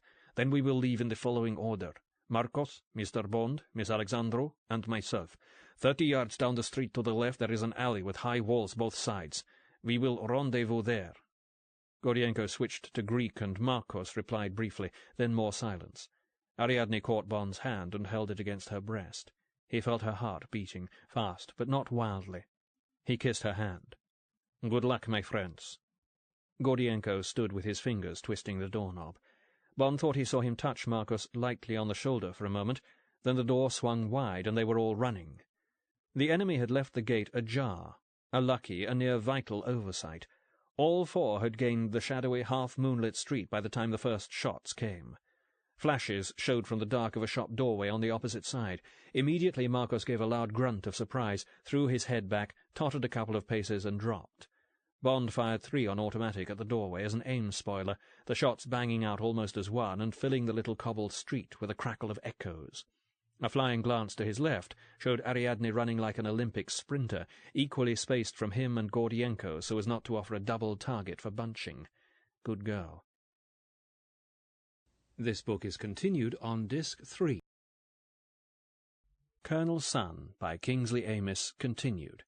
Disc 3. The enemy had left the gate ajar, a lucky, a near vital oversight. All four had gained the shadowy, half-moonlit street by the time the first shots came. Flashes showed from the dark of a shop doorway on the opposite side. Immediately Marcos gave a loud grunt of surprise, threw his head back, tottered a couple of paces, and dropped. Bond fired 3 on automatic at the doorway as an aim spoiler, the shots banging out almost as one and filling the little cobbled street with a crackle of echoes. A flying glance to his left showed Ariadne running like an Olympic sprinter, equally spaced from him and Gordienko so as not to offer a double target for bunching. Good girl. Something fizzed through the air between Bond and Ariadne, knee-height, direction ahead, flashes from what could have been the alley Gordienko had described earlier. Bond veered to the right, halted in a single stride, went down on one knee, saw the next flash, got in a quick but aimed shot that must have passed no more than 4 feet in front of Gordienko, heard a muffled cry. He bounded up and made diagonally across the street, resisting the natural but slowing and dangerous impulse to crouch. Into the alley and out of danger for the moment. Gordienko and Ariadne there, a body at their feet. Uncomfortably conscious that he was not in shadow, Bond leaned out and peered to his right, towards the shop front. A flash came at once. A bullet hit the wall a couple of yards away and buzzed across his front. Instinctively he drew back, but it had been a parting shot. When he looked out again, his man was 50 yards away and running hard. Bond did not waste a shot at such a target. The whole operation had taken less than a minute, but the street was already coming alive, lights in windows, excited voices, barking dogs, and the party that would have been covering the back of the house must already be starting on its way in their direction. There could be no hanging about then. But before they moved, Bond ran across to where Marcos had fallen. The Greek lay on his face, his arms stretched forward as if he were diving. There was a large, thick patch of blood on his cheap cotton jacket below the left shoulder blade. When Bond turned him over, the limbs moved with the dummy-like lack of all resistance that no living body ever shows. Marcos's eyes were open, his face frozen in a look of mild astonishment, the exact equivalent of the cry he had given when hit. Bond closed the eyes. With a quick look at the house, he ran back to the alley. There, methodically, he went straight to the other fallen figure, the gunman he had shot. This body was perhaps not a dead body yet. The man had collapsed in an awkward, half-sitting position, his back against the wall of the alley. Bond spared no attention for the wound the Walter slug had torn in the chest. It was the face that interested him, a pale, hook-nosed face with unusually heavy eyelids, now half-closed so that the eyes were hooded. A face he had seen at quarterdeck some 30 hours previously, that of the group leader.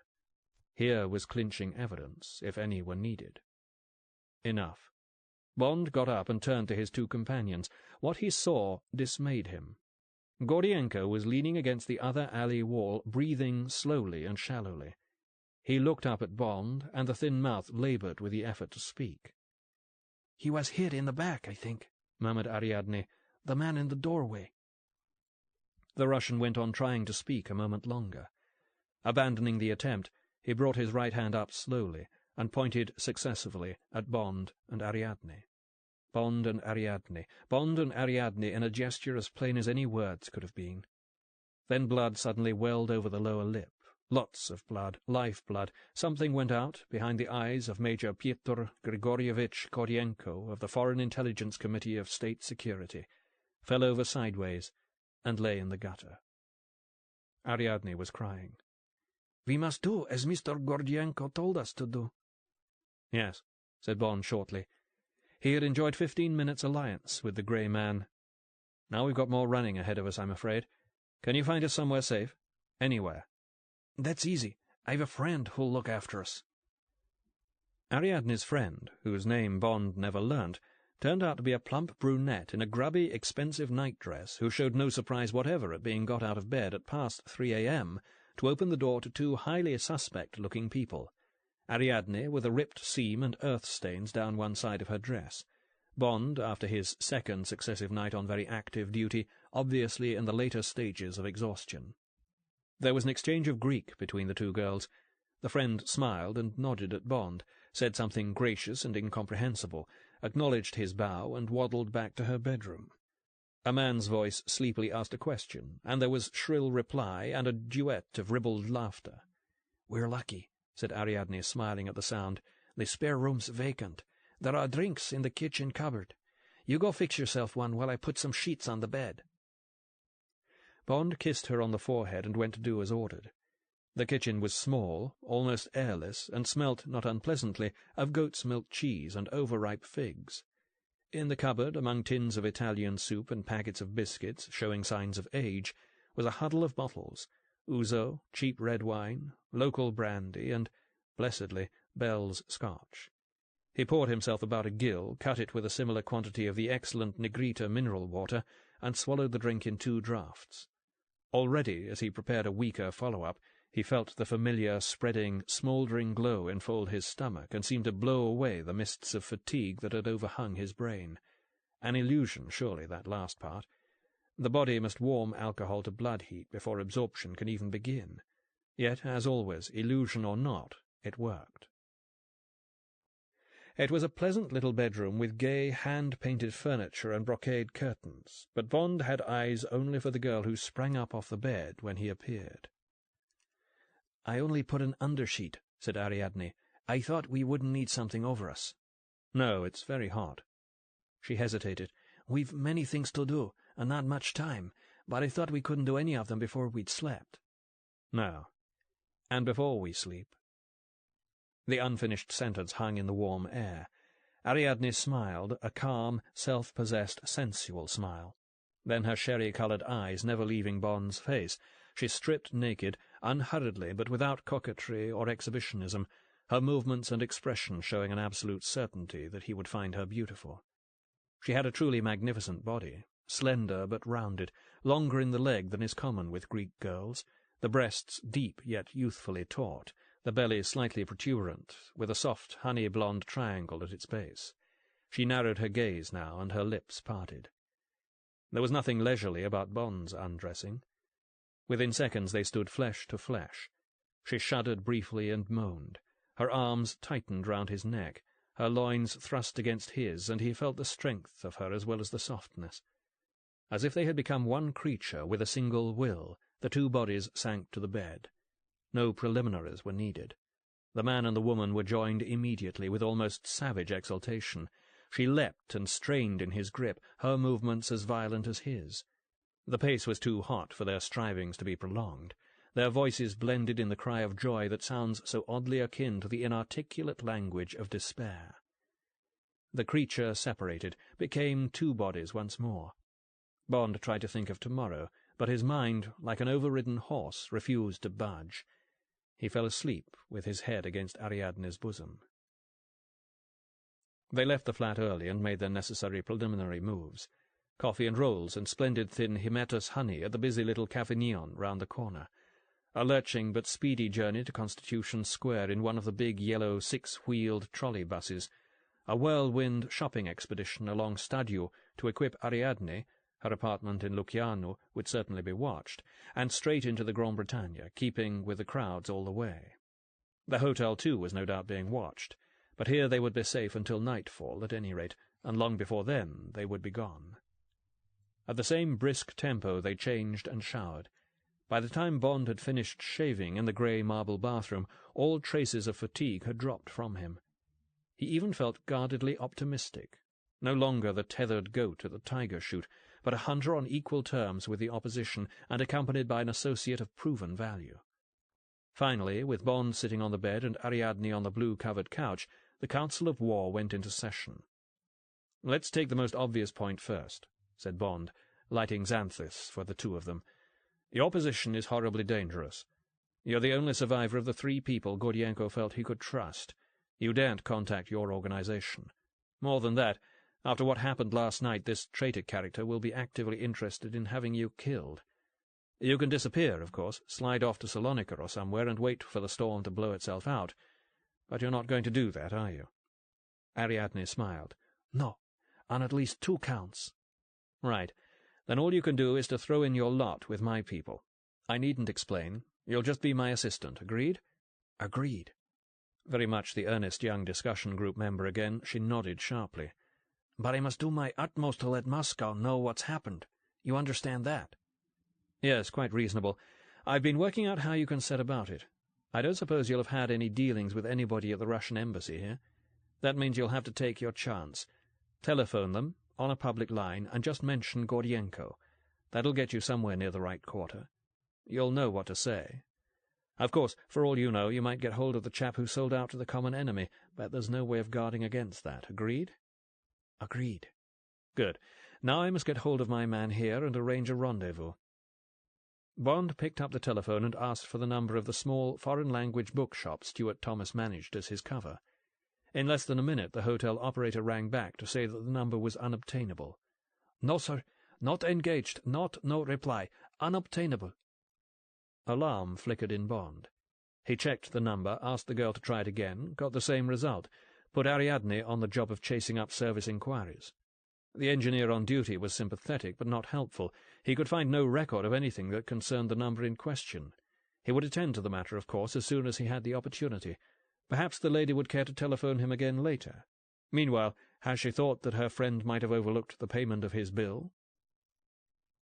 Without exchanging a word, Bond and Ariadne hurried out. The situation turned out to be quite simple and quite final. The firemen had done their work and left. The police were in possession.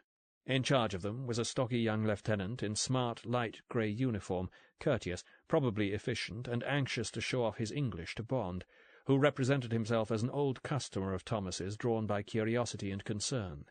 There was plenty to arouse that. Great blackened fragments of glass on the pavement, jumbled heaps of charred and saturated paperbacks, atlases, dictionaries, guidebooks, capsized cases and stands, a strong smell of burnt cardboard and glue. Some of the stock had escaped damage, and the fire in the shop itself had not spread to the adjoining furriers and travel agency. The inner apartments had suffered worse, being more or less gutted in parts. One corner was open to the sky, and the rooms at the back of the travel agency were in almost as bad a state. It had been a remarkably fierce blaze. The police lieutenant accepted a cigarette. "The firemen have not done badly. They were notified quickly. We're still not certain what has caused the outbreak, but it's being suspected that this was no accident. The heat has been greater than we expect in an ordinary fire. Our experts working here for the last hour. Some bomb, perhaps. Do you know by any chance, sir, if Mr. Thomas is having some enemies? Business rivals, men of that sort?" This was dangerous ground. Being roped in to help a police investigation would be a fatal setback. Bond said firmly, "I'm afraid I don't know him on that basis. Only as a customer. You'd better ask Mr. Thomas himself." "Unfortunately, this is not possible at the moment. Mr. Thomas is not present. He wasn't present when the firemen came. I was understanding from the neighbors here that this seems unusual. Normally he's spending the night in his quarters at the back of the shop. A most lucky escape. No doubt the news will reach him soon and bring him. You're wanting to see him particularly, sir?" "No," said Bond. "Not particularly. I'll contact him later. I just thought I'd like to ask him if I could do anything. Thank you." "Please, sir, miss." The lieutenant bowed slightly, glanced at Ariadne with admiration, at Bond with cheerful envy, and turned away to meet a middle-aged man in plain clothes who, brushing ash off his jacket, was approaching from the back of the shop, no doubt the fire expert. Bond also turned away. He couldn't get at the information about to be delivered, and in any case it made no difference which particular technique had been used to cripple the British intelligence network in Athens, any more than it mattered, from this point of view, whether Stuart Thomas was alive in enemy hands or lying in the ooze off the Piraeus waterfront. Bond had had his most powerful weapon snatched away before he could grasp it. As he put it to Ariadne back at the Grand Britannia, it wasn't only him they were after. They wanted to prevent me from getting hold of his records, his lists of contacts, pick-up points and times, locations of letterboxes and the rest of it, so as to cut me off from our people. All that stuff would have been in the back part of the shop, of course. That was the centre of the fire. Ariadne frowned. "Why not just remove everything? Less to be seen. They could use what they took, certainly." Less safe, too. They wouldn't be sure there wasn't some material in places they couldn't find without pulling the building to pieces, and which I might know about. No doubt they took away what they could find easily. There wouldn't have been much of that if I know Thomas." "His assistant?" "I can't see how I dare approach him after this," said Bond, staring at the wall. "If he's not dead or kidnapped, he'll be watched, and I can't hang on here in the hope that somebody'll come to me. Pretty useless, anyway. The tags Thomas put on me last night have vanished. God knows how many other people have. How did Gordienko put it? Extreme ruthlessness. You and I seem to be in the same situation." "Yes, and so we must deal with it together." Ariadne came over and sat beside Bond on the couch. She spoke with great determination and force. "I, too, have been thinking. We must move immediately. We've a long way to travel, and it's only 60 hours exactly until the event Mr. Gordienko mentioned. Probably less than that, because—" "What is this event?" "I'll tell you when we're on our way." "So that I won't get the chance to tell London beforehand," said Bond dispassionately. "Of course." "Darling, I know you must tell London if you can, don't I? Be reasonable." "Good. Now, we have a sea trip ahead of us, about 200 kilometers, 120 miles. At least, it's that in a straight line. So we must have a boat and someone to sail it for us. I know who." Chapter 9. The Altair. Litzas was in General Papagos's army, which fought the Italians when they invaded Greece in 1940. You remember how the Greeks threw them way back into Albania? Well, Litzas was with the infantry that took Gorica. His platoon had used up their ammunition, and he killed 12 Italians with his bayonet. They made him a sergeant for that. He was 18 then. Ariadne paused in her recital as she and Bond entered the little high-ceilinged café. The proprietor, chunky and grizzled, with a standard tobacco-stained moustache, came bustling forward.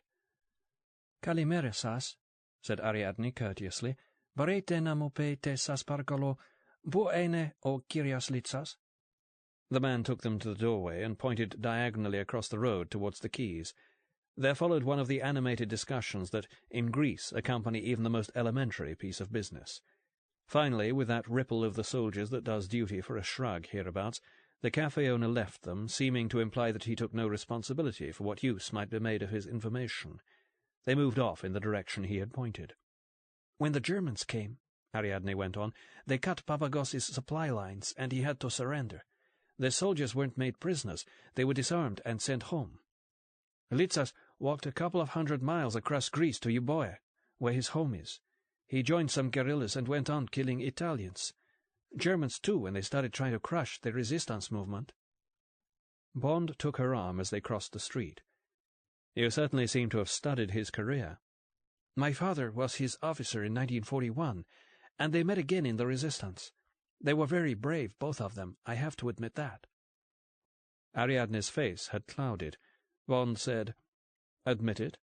"I know it sounds odd, but, you see, I believe that in our civil war the wrong side won. You'd say the democratic side. It would have been so right for the country if the communists had been allowed to take over. They were the real Greek patriots. They'd mostly done the fighting during the occupation." "A large part of which was against rival organizations on the same side," said Bond dryly. "But what do you care about the Civil War? You can't have been more than 6 when it ended." 7. I've studied it." Ariadne looked sheepish. "No doubt. Anyway, what about your father and Litzas? They were on the wrong side in it, I gather." "Please, James, it was no joke to me.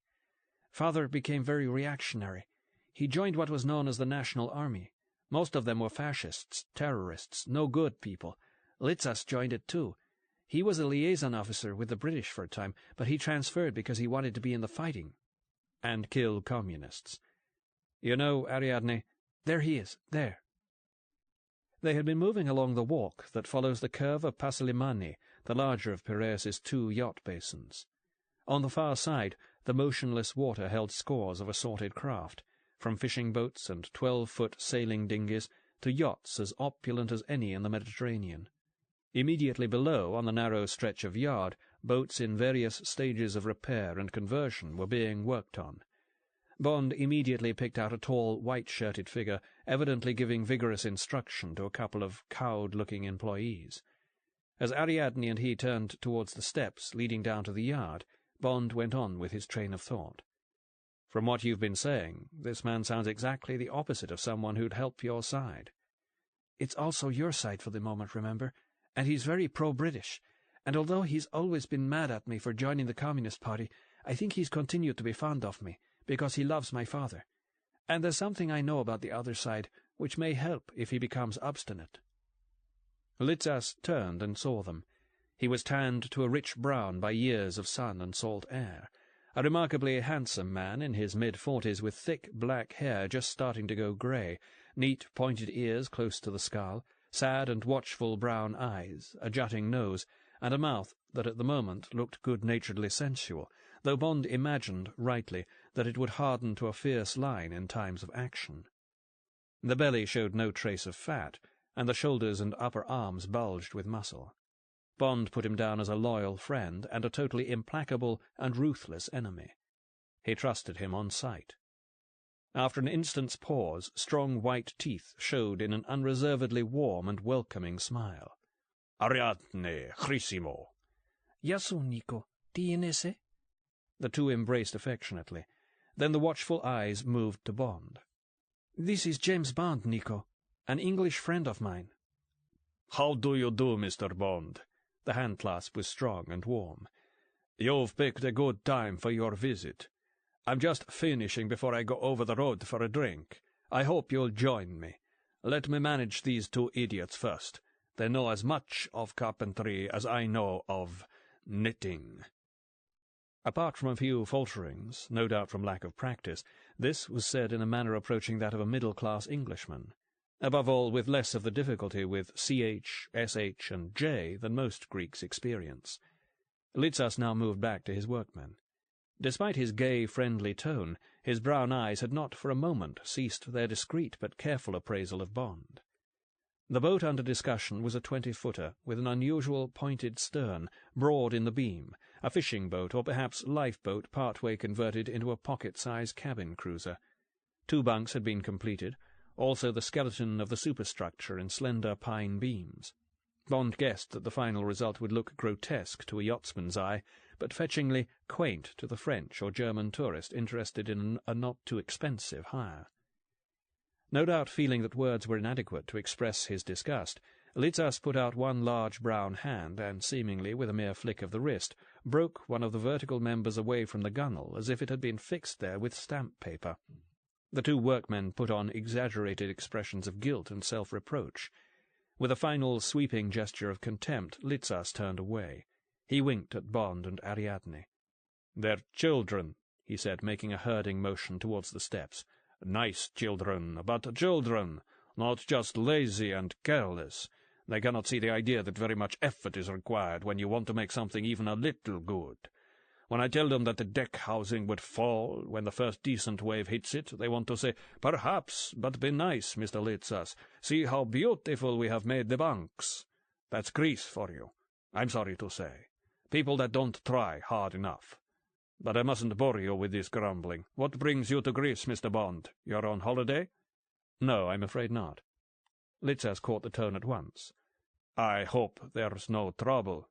If I can—" "There's trouble, all right. We desperately need your help, Mr. Litzas." "We? Love trouble?" "I wish it were. Ariadne and I are fighting an international conspiracy which is threatening England and Russia, and probably Greece too. I'm sorry to sound melodramatic, but—" "I don't care what you sound, Mr. Bond."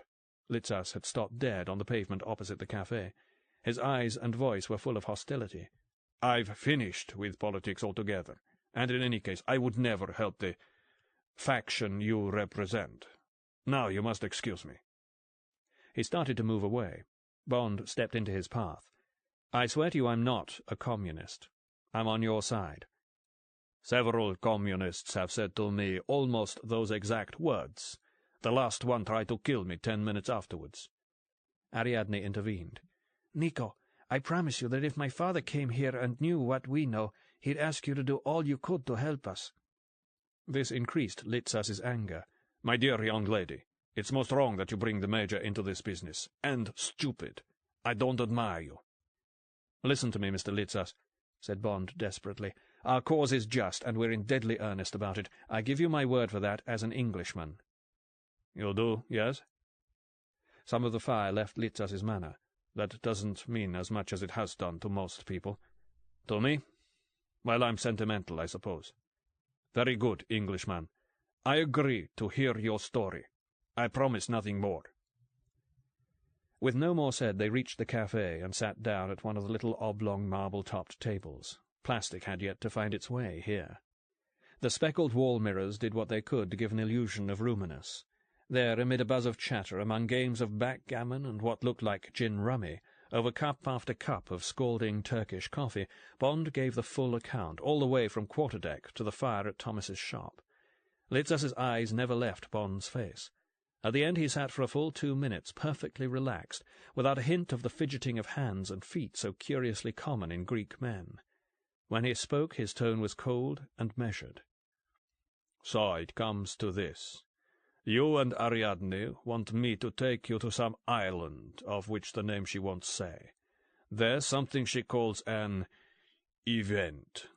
The deep voice grew contemptuous. "Will take place, if it isn't prevented by some enemies.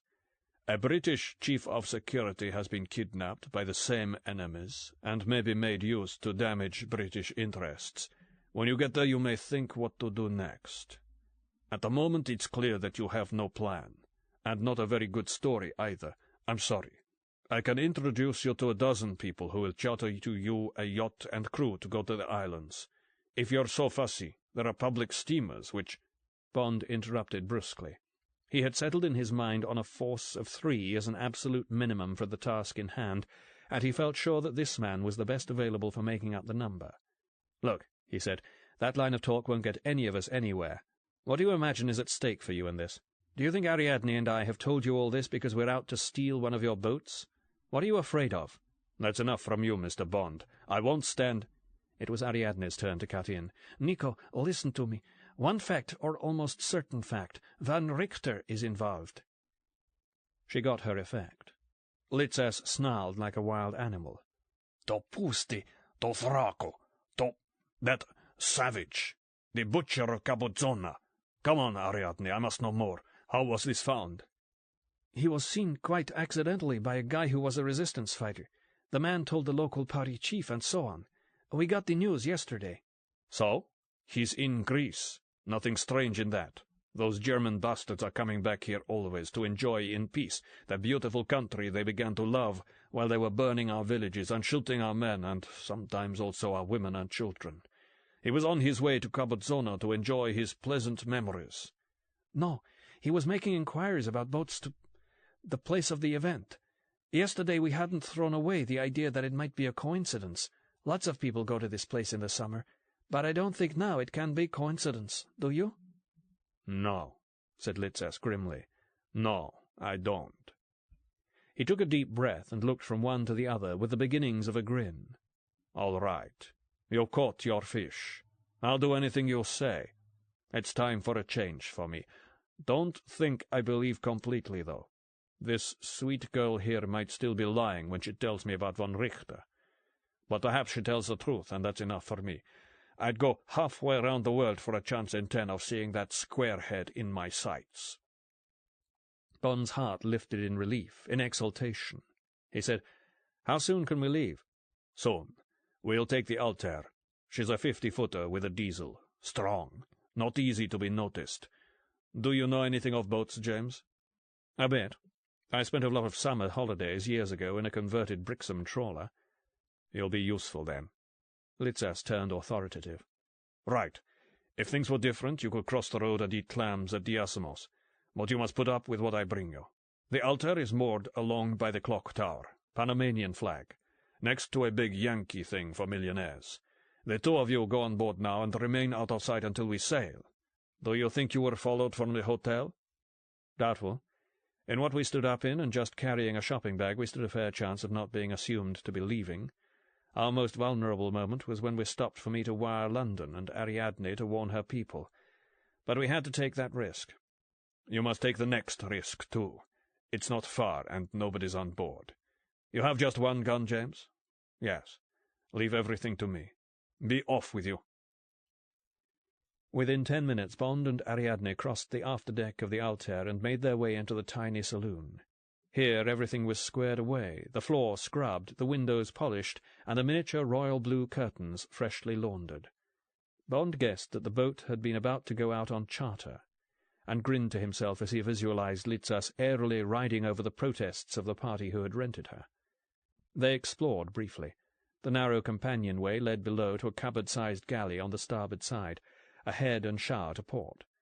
Bond lowered himself from the galley into the engine-room, gasping at the heat and the reek of oil, and looked over the single-drive, 165-horsepower Mercedes engine. New condition, clever use of available space, maintenance up to Royal Navy standard. Bond's respect for Litzas rose a further notch. Forward of galley and head were a pair of cabins with double bunks, and forward again another pair with tiered single bunks. They took the port midships cabin. Ariadne unpacked and stowed away their minimal luggage, changes of underclothing, handkerchiefs, a couple of shirts, toilet gear, and, incongruous among these humdrum necessities, 80 rounds of ammunition for the Walter. She smoothed back a tendril of brown-blonde hair and turned straight into his arms. With her face against his neck, she murmured, "So I have you for a little longer. It seems like it was days and days before I thought I'd have you at all. I don't care what happens tomorrow. Now, I know I'll care if you're taken away from me. So let's use every moment we have." She drew her head back, and desire made her eyes look unfocused, opaque. "Don't shut the door. We're alone here." Her breasts seemed to swell against his chest. There, on the hard, unluxurious bunk, Bond made long love to her, both of them taking their pleasure easily, slowly, searchingly, with none of the near-hysterical frenzy of the early hours of that day. The buzz of activity all around them, the shouted orders, the rattle of anchor chains, the fluctuating hum and roar of engines lost all meaning and vanished. At last, exhausted, they drew apart and slept. Bond was woken by voices and footfalls overhead. He dressed swiftly, his eyes on the uncovered form of Ariadne, fast asleep on her back, one knee raised in an attitude of total abandonment. He stooped and kissed her warm cheek. By the time he had moved the few yards back to the saloon, Litzas was standing alone, hands on hips among heaps of various stores, and the voices were retreating in the direction of the dockside. "Ariadne is asleep?" "Yes." The big man looked directly at Bond with eyes that were sad and pleading now, not watchful. "You'll be good to her, won't you, James? The way you think, it isn't my business, but her father's my best friend, and that means very much in Greece. If you treat her bad, drop her suddenly, make untrue promises to her, and so on, then I shall come for you, and neither of us would like that, especially you. You understand me?" "Yes. You won't need to come for me." "Then we shall all be happy." Litzas slapped himself on the chest a couple of times, and his manner lightened. "I envy you. Taking a girl on this trip? I couldn't have found one in the time. 5 years ago things were very different. Litzas is not like he was. Anyway, if I bring one, that's not serious enough. I don't know any female spies. Honestly, James," he shook his head defeatedly, "to think little Ariadne is working for the Russian bloody secret service is fantastic. I thought she's just making cups of coffee for the workers and reading Karl Marx in the evening, instead of this. Ah, well, it's good that the world can still surprise us. Now, fuel and water. Full up. Food. That can wait. Drink. That can wait too, but not so long. Weapons. You'd better look at them now. Here." Bond moved to the table. On it were neat oilskin bundles which Litzas untied to reveal one of the excellent Beretta M34 9mm automatics, and a couple of boxes of ammunition, 4 Mills HE grenades, and, almost unbelievably, an example of that greatest rifle in the history of warfare, the British short-magazine Lee Enfield, with perhaps 60 rounds in clips of 5. All the items were in beautiful condition, the metal surfaces of the guns shining dully with a thin film of oil. Bond picked up the rifle and squinted along the V and blade sight. "You got this little lot together in pretty good time." "Oh, it was easy. This is my private store. I've had all this stuff for over 20 years.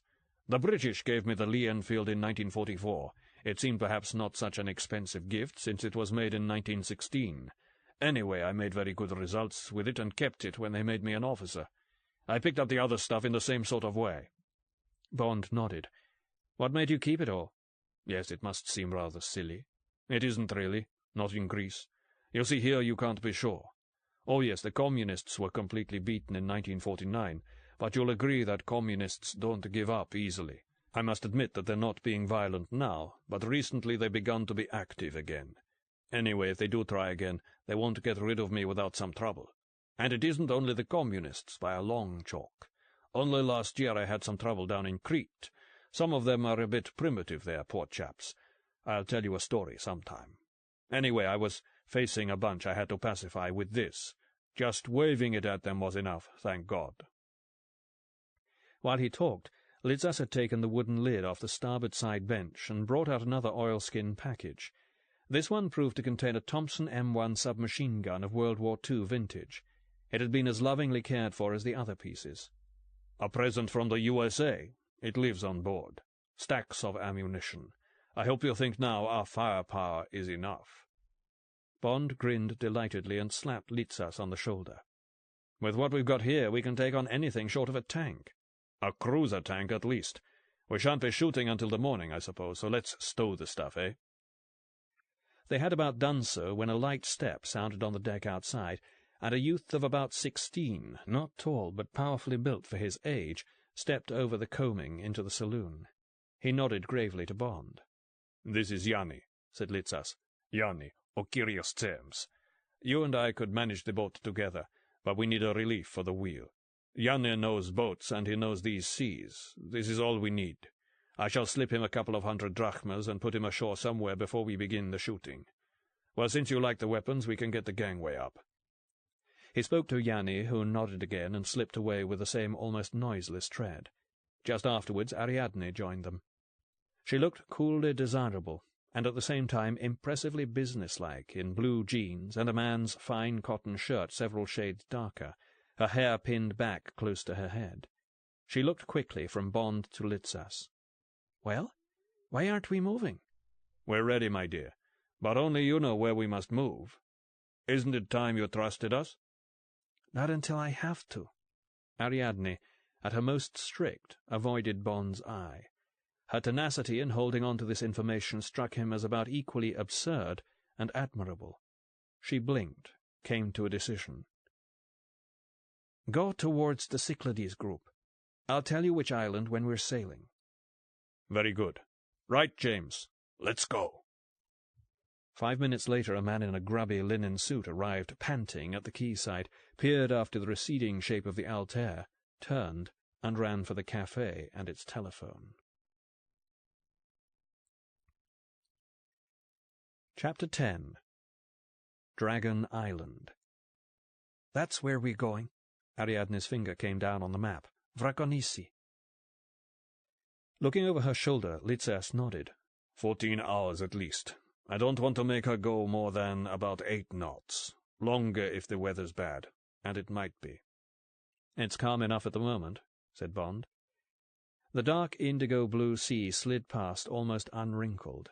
2 miles away, the larger detail on shore was still perfectly clear, but its colours were just beginning to change in the approaching September dusk, the white of the scattered buildings losing its glare, the green of the trees fading and turning bluish, the tan and ochre and gamboge of the hillsides seeming oddly to have become more intense. A fishing boat with a chain of dinghies passed towards Piraeus, between the Altair and the coast, all the craft moving as smoothly as if they were running across ice. "It's usually calm here," said Litzas, "but wait till we get past Cape Sunion and leave the shelter of Attica before you be sure. Out there you can meet a norther, and it's often quite bloody. Right, we make over here towards Kia, run south past Kithnos and Seriphos, round Sifnos, and sail due east. That part may not be good either, but if it's rough, we'll get some shelter from Intiperos and Paros for the last miles. Right, I'll just go and speak with Yanni." Litzas left them. Bond sat back and gazed out at the coast with eyes that hardly saw. He felt wonderfully relaxed and confident. The broad cake hull thrust its way sturdily through the still water. The muffled roar of the engine was even and regular, accompanied by no vibration. There were big questions yet to be settled, and battles to be fought, but until first light at least everything was secure. He had had to learn to get everything possible out of such interludes before action, to savour each moment of calm that lay between him and the shooting, the running in and out of cover, the final assault, and the blood. He glanced sidelong at Ariadne's profile. Along with its abundant sensual beauty, its strength and intelligence impressed him anew. In America, in England, anywhere in the developed countries, a girl of this calibre would be carving out a brilliant career for herself in journalism or entertainment. In Greece these opportunities barely existed. He felt he understood a little more than nothing of what had driven her into the arms of communism. Bond picked up the map and found the sickle-shaped island. A memory clicked in his mind. Vrakonisi. So that was where Theseus went after he'd dumped your namesake on Naxos. "I thought you didn't notice," said Ariadne, smiling and biting her lower lip like an embarrassed schoolgirl. "That was a silly mistake of mine." "I'd only to look up the books, and I could have identified the place straight away." "You won't find this story in the books. It's just a local legend the old people tell." Ariadne settled down to impart information, but with a warmth of manner she never showed when her subject was politics.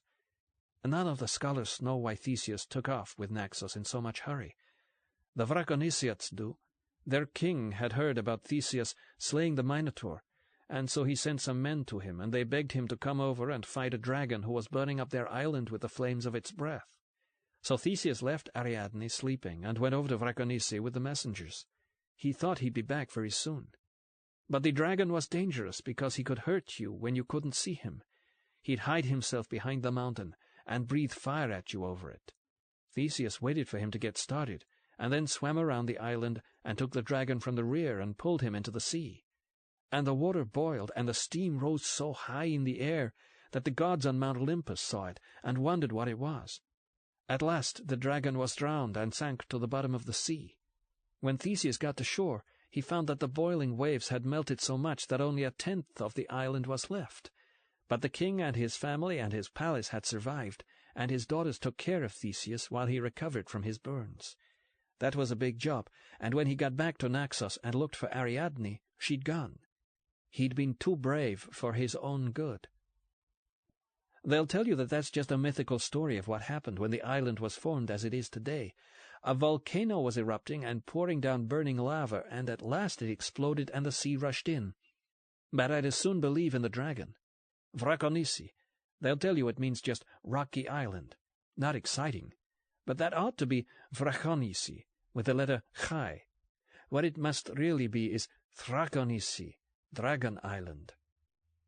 "And now there's a dragon round the place again," said Bond flatly.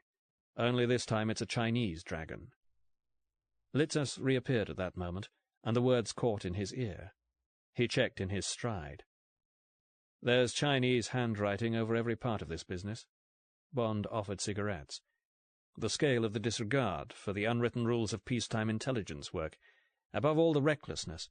None of the smaller powers who might want to resist Russian influence in this part of the Mediterranean or the Near East, Turkey, for instance, would or could risk a fraction of what these people have done. But before we go on theorizing, let's have a dose of fact. Ariadne's told us the location of this event. What we need to know now is what it is." "All right. This is it." Ariadne drew her legs up onto the bench and clasped her knees. "A secret meeting has been arranged between a top Russian official, you're sure to know his name, and representatives of some countries around here and in North Africa. High-up representatives. I heard that Nasser intended to come himself, but in the end he had to appoint a substitute. All the invitees accepted the Russian invitation at last, but a snag happened when they tried to fix on a place to hold the meeting. Russia would have been the obvious one, but two of the delegates got very reactionary and said they wouldn't go there. And then they all started fighting about prestige. So they finally settled on some halfway spot on neutral ground. For some reason Greece wasn't invited. The Turks must have been behind that. Russia should have stopped them." Ariadne's momentary but real indignation spoke of the undying nationalism that sits in the heart of every Greek, even the most sophisticated. Litzas responded at once, nodded in sympathy, but Bond failed to notice. His thoughts were racing ahead, outlining the consequences of what Ariadne was saying, and fitting this picture into the information he already had. What looked up at him was frightening. "So," the girl went on, "an island seemed just ideal, out of the way, but enough tourists and people around so that a lot of visitors suddenly coming wouldn't be noticeable. Vrakonisi was chosen because at one end of it there's a big house on a kind of rock that you can only get to by water."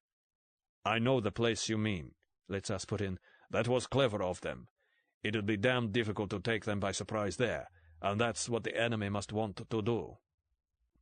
Bond's eyes narrowed thoughtfully. "Let's consider his strategy," he said. "Over a glass of ouzo, please, James." Litzas got up from the table and went over to the icebox on the port side of the companionway. "In Greece, you consider nothing unless with some stimulating drink, and it's the wrong time for coffee. We modern Hellenes must help our poor brains with something." From a tall, wicker-covered flagon he poured 3 stiff drinks onto chunks of ice and handed them out. "This stuff is from the barrel, much better than the bottled, stronger and not so sweet." Bond sipped and agreed. It had the bland fieriness he looked for in all short drinks, cool and dry in the mouth, warmly powerful in the belly. He pondered for another few moments. "The intention," he said slowly, "is to break up the conference by violence, killing as many people as possible in the process and making the whole thing as public as possible. After that, the plan would have been to make it look as if my chief and I had done the job and put us in no position to say we hadn't. Our bodies would be found with the deadly weapons in our hands. No doubt we'd have papers on us proving we were acting under orders. The whole affair would stink to high heaven of being fixed, of course, and nobody who understands the British would be taken in, but that's a long way from being everybody. Enough people would believe it, or go on as if they believed it, for British influence hereabouts, which is still not negligible, to vanish overnight, British prestige to be ruined everywhere, rioting to break out, burnings, shootings, and worse. Gordienko wasn't fooling when he talked about a risk of war. I think he was making even more sense than he probably knew." "One moment, James." Ariadne leaned forward earnestly. "I agree with all this, but I still don't see why you're so sure that the Chinese must be responsible. The Americans are quite capable of this sort of thing. Consider their behavior about Cuba, the Dominican Republic, Vietnam. They don't hesitate to—" Bond started to speak, but Litzas held up his hand. "Let me reply, James. Listen, young lady. At Pierce College in Athens the Americans educated you, taught you English, explained to you their way of life. Were you such a bad and lazy student that you're forgetting all that? Can you see no difference between fighting aggressive communists and this caper, killing chaps in the public streets of a friendly and peaceful nation, taking a security chief from England completely openly? Even the worst men in Washington would not advise that. I beg you, Ariadne, forget your Leninist institute and start to think." "And," said Bond, "if they're still telling you there that the United States is world enemy number 1, they need to catch up on their studies. The Kremlin knows perfectly well that the main threat isn't the West anymore, but the East. Surely that's not news to you?" Ariadne had flushed. She gazed at Bond and said, still with a touch of defiance, "Maybe. You could be right. I don't know." Then she turned to Litzas and went on as before.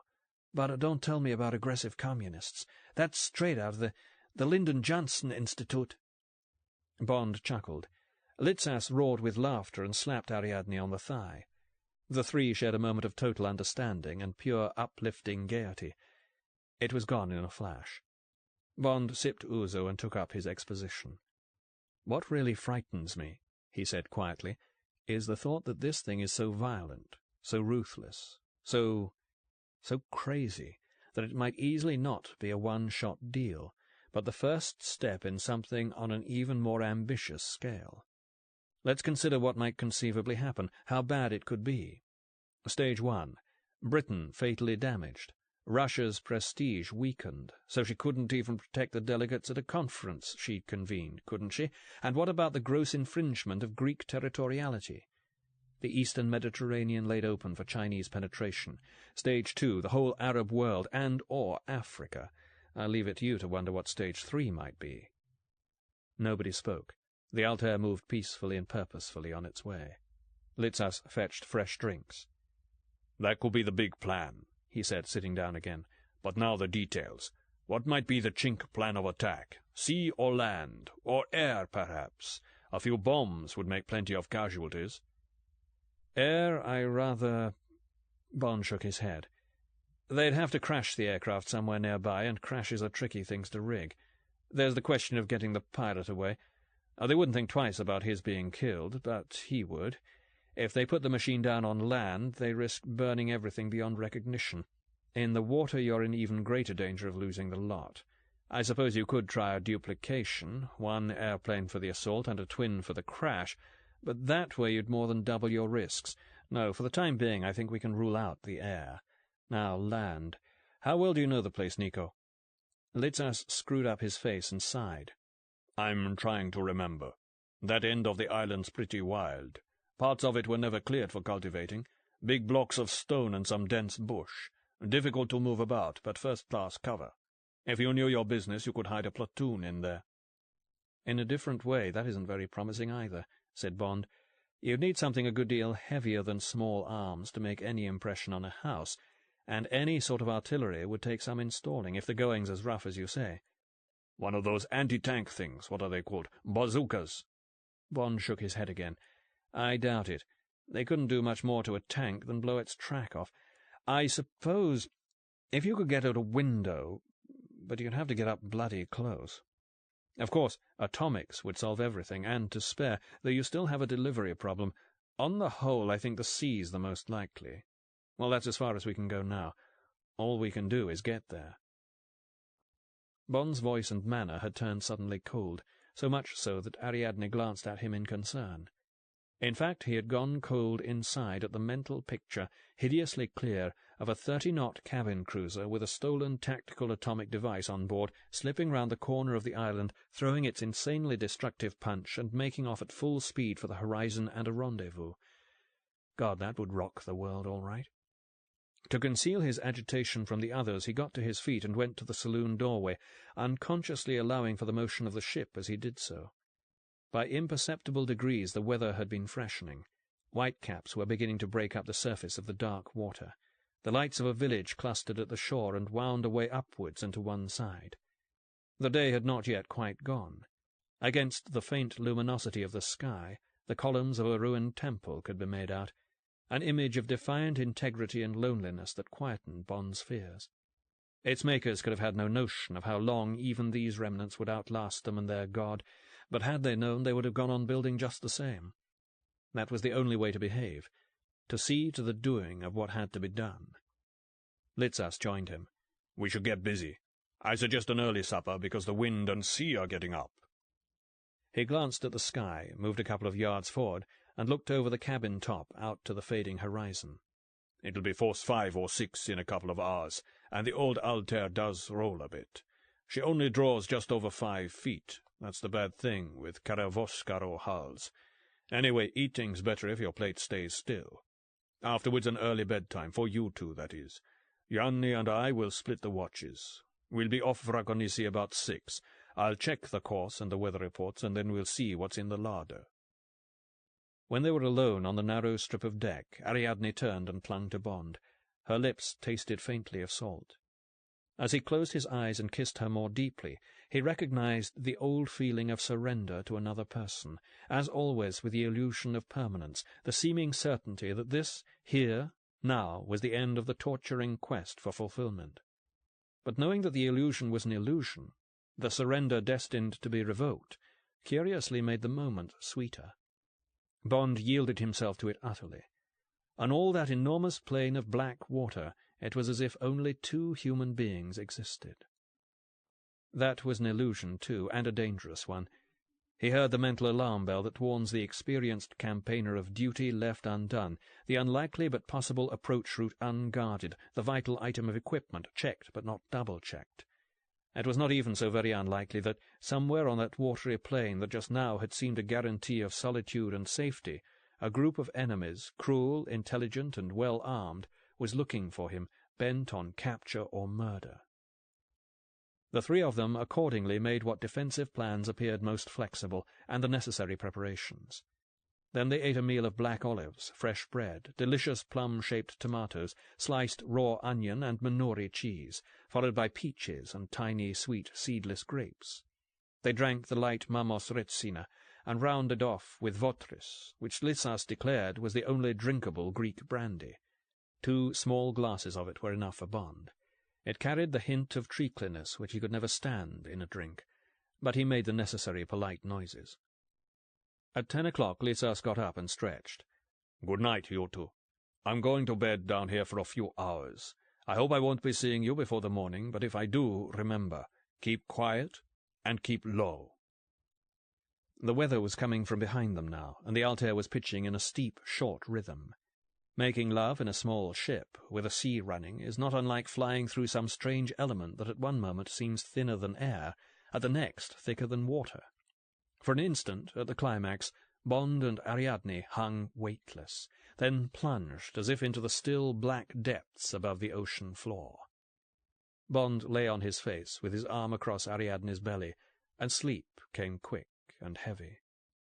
But he was awake in a flash, when a hand pressed his shoulder, and a young Greek voice whispered, "Kyrie Tsems, Despinis Ariadne, boat." Chapter 11. Death by Water. The deck was in darkness, apart from the glow aft, where Litsas would be at the wheel. Elsewhere there seemed to be no light at all. Cloud covered the moon and stars. The wind had abated a good deal, to Beaufort 2 or 3. Keeping below the gunwale, Bond crawled aft and round the corner of the deck housing. "Dead ahead," said Litsas quietly. "Stay close to the mast and have a look." Bond raised himself with caution. He narrowed his eyes. A shadowy bulk, showing its starboard green and a light in a pilot-house amidships, lay almost broadside across their bow, perhaps 600 yards distant. It appeared not to have way on. Bond caught a glimpse of a swept-back stub-mast above the cabin top, a movement in the pilot-house. Not much else. "They came at about 20 knots from where Paros is," Litsas went on. "Then, when they were on our port bow, they lost way and hove to. Engine trouble, or they're imitating it." Is real engine trouble likely? Bond still kept his eyes on the other ship. "It's possible. Some boat owners forget their maintenance. They're Greeks. Don't try enough.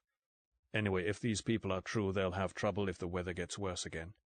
You could hang no more than a sail like a handkerchief from that little penis, which is all their mast. I'm at half ahead now. We'll go in slowly." Neither spoke while the distance between the two craft lessened. Bond found that he could make out an intenser patch of darkness to his left that must be Paros.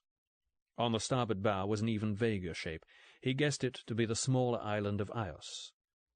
Ahead, beyond the gradually expanding profile of the other boat, there lay something above and around which an almost indefinable change was taking place, as if an infinitely thin sheet of water were being lowered onto a pool of black ink. Vraconissi, and the first hint of dawn. When the gap had narrowed to something under 200 yards, a faint hail came from the cabin cruiser. "Capitanie!" "Aku! Titelete!" shouted Litsas, and throttled his motor right back. The exchange continued. Litsas relayed excerpts and comments to Bond. "Both their engines are overheating, they say. They say they've nobody on board who can make repairs. A Meltemi, a northern gale, was blowing for 4 days, and they're afraid it'll freshen again when the sun comes up. That's reasonable. If they're true, they must call for assistance. Left alone, they could pile up on a reef in a couple of hours. They want us to give them a tow into Vraconissi. Somebody else might come by, of course, but nobody might. Probably nobody will. What do we do, James?" Bond considered. "This is one line that we more or less predicted. I don't suppose for a moment that this lot is anything but a boatload of the opposition, but we're not entitled to ignore the faint chance that they're what they say they are, and in serious difficulty. Whatever we're up to, we're still sailors. Tell them we'll take them in tow." "I agree." Litsas shouted acceptance, then lowered his voice. "Right, James, here are your parcels. I hope to God we fastened them well." Within 20 seconds, Bond had tied the string of small plastic-wrapped packages round his waist, and donned the only 2 useful items of equipment that chance had stowed in the Altair's odds and ends locker: a pair of flippers, and a hunting knife for underwater fishing. In similar adventures in the past, Bond had had a luxurious armory of devices to choose from. This time, he realized without dismay, it had been and was going to go on being a matter of improvisation, guts, and what physical skills he could command. He was ready. Litzas turned from the wheel and spoke low and urgently. "The only thing we at this end must fear is ramming. With their speed and ours, I couldn't avoid that. Now over the side with you. Good luck, James." They gripped hands for a second. Bond threw a leg over the rail and slipped silently down into the invisible water. It struck chill, but he knew that in this sea at this time of the year it would be no worse than cool once he started to move. For the next few minutes he would be confronted with nothing more severe than a simple test of his sense of position and timing. The need to ensure that the bulk of the Altair lay continuously between him and the presumed opposition. He found time to smile at the thought of the presumption turning out to be comically mistaken, elaborate and highly lethal preparations being made against a party of Dutch businessmen or Swedish teachers on vocation. Then the Altair's engine revved up. Her bow began to come round to starboard, and Bond was breast-stroking gently to keep his position. To take and secure a line from a craft without steerage way in anything but a flat calm is not straightforward. To do it single-handed is hazardous. But all three had agreed that Yanni was not to be involved in what was not his quarrel, and must stay below in the forecastle as long as danger threatened, and Ariadne could not leave her post. Every minute counted, or might count. While the two vessels approached closer and shouted directions were being swapped, Bond pushed off from the Altair's hull and began to swim on a slowly turning path that would keep him well away from the strongest light now burning, a fairly hefty installation mounted at the point where the cruiser's stub-mast joined the deck housing. Even so, there was no guarantee of not being spotted. But Bond intended, as far as possible, to make the trip below the surface, and a really safe circuit would have taken too long. It was not a particularly tough swim. His burden served as a makeshift diving weight, and the flippers added bite to every stroke. Even a yard or so down, most of the turbulence subsided. The deeper swell, a long swaying motion, remained, but this was no hindrance, nothing more than the familiar feel of the element. He surfaced a dozen or more times to breathe and check his position. At last he was within 20 feet of the cruiser and dead astern of it. He made his way cautiously forward into the shadow cast by its hull, found and noted a fender hanging overside amidships, then moved forward again until he could watch and listen. Litzas was securing the tow rope. 4 men incongruously dressed in city suits were at the cruiser's bow. A conversation was in progress. Bond waited for the expected next step. It soon came. The 4 reached some agreement with Litzas, took up positions at the tow rope, and began clumsily hauling at it. In a minute or two they would have brought themselves up to the Altair and be in a position to jump on to the counter. It was time for Bond to get going. He stripped off the flippers and let them sink, moved back amidships, grasped the rope of the fender, heaved himself up, grabbed the rail, and rolled inboard without making a sound. Crouching in the shadow of the deck-house, he unfastened the packages at his waist, but left them in position. He drew the knife from its scabbard below his knee and glanced forward. One of the cruiser's men had reached the Altair. The next, in obvious apprehension, was studying the fluctuating gap between the 2 boats, while his 2 companions struggled with the tow rope. No immediate hurry, then. After a swift prowl on hands and knees, Bond had satisfied himself that the party numbered 5. 4 men forward, 1, in the faded shirt and slacks of a sailor, leaning on the instrument panel in the pilot-house, closely watching the movements of his companions. On the assumption that this was an opposition force, there would be nobody below at such a time. Bond moved to a point just aft of the open door of the pilot-house. There was one more detail which, with luck, could be settled now. He edged forward for a risky look. Yes, in the flooring by the pilot's seat was a brass-edged trap-door with a countersunk ring at its centre. Bond settled back and waited, a mere couple of strides from the 5th man's back, knife in hand. 3 of the party were now on the after-deck of the Altair. The remaining one was evidently to stay where he was. An altercation broke out. Litzas was spreading his hands, protesting, the picture of outraged innocence. Bond caught a mention of his own name, then Ariadne's, then the word astronomia, police. This was no shaker, quite the contrary. It was as if the group were interpreting, without much imagination, a rough shooting script drawn up for them by Bond and the others the previous evening. Real police would have approached openly, with all the paraphernalia of searchlight, loud-hailer, uniforms, and levelled guns. The thing was virtually certain now, but that was not certain enough. The other side must somehow be provoked into declaring itself unmistakably. Litzas continued to protest, gesturing back the way they had come, no doubt explaining, as planned, that he had put the Englishman ashore at Sunyan. One man stepped forward and tapped Litzas's trouser pockets, then gave an order. The other two filed forward and turned in at the saloon door.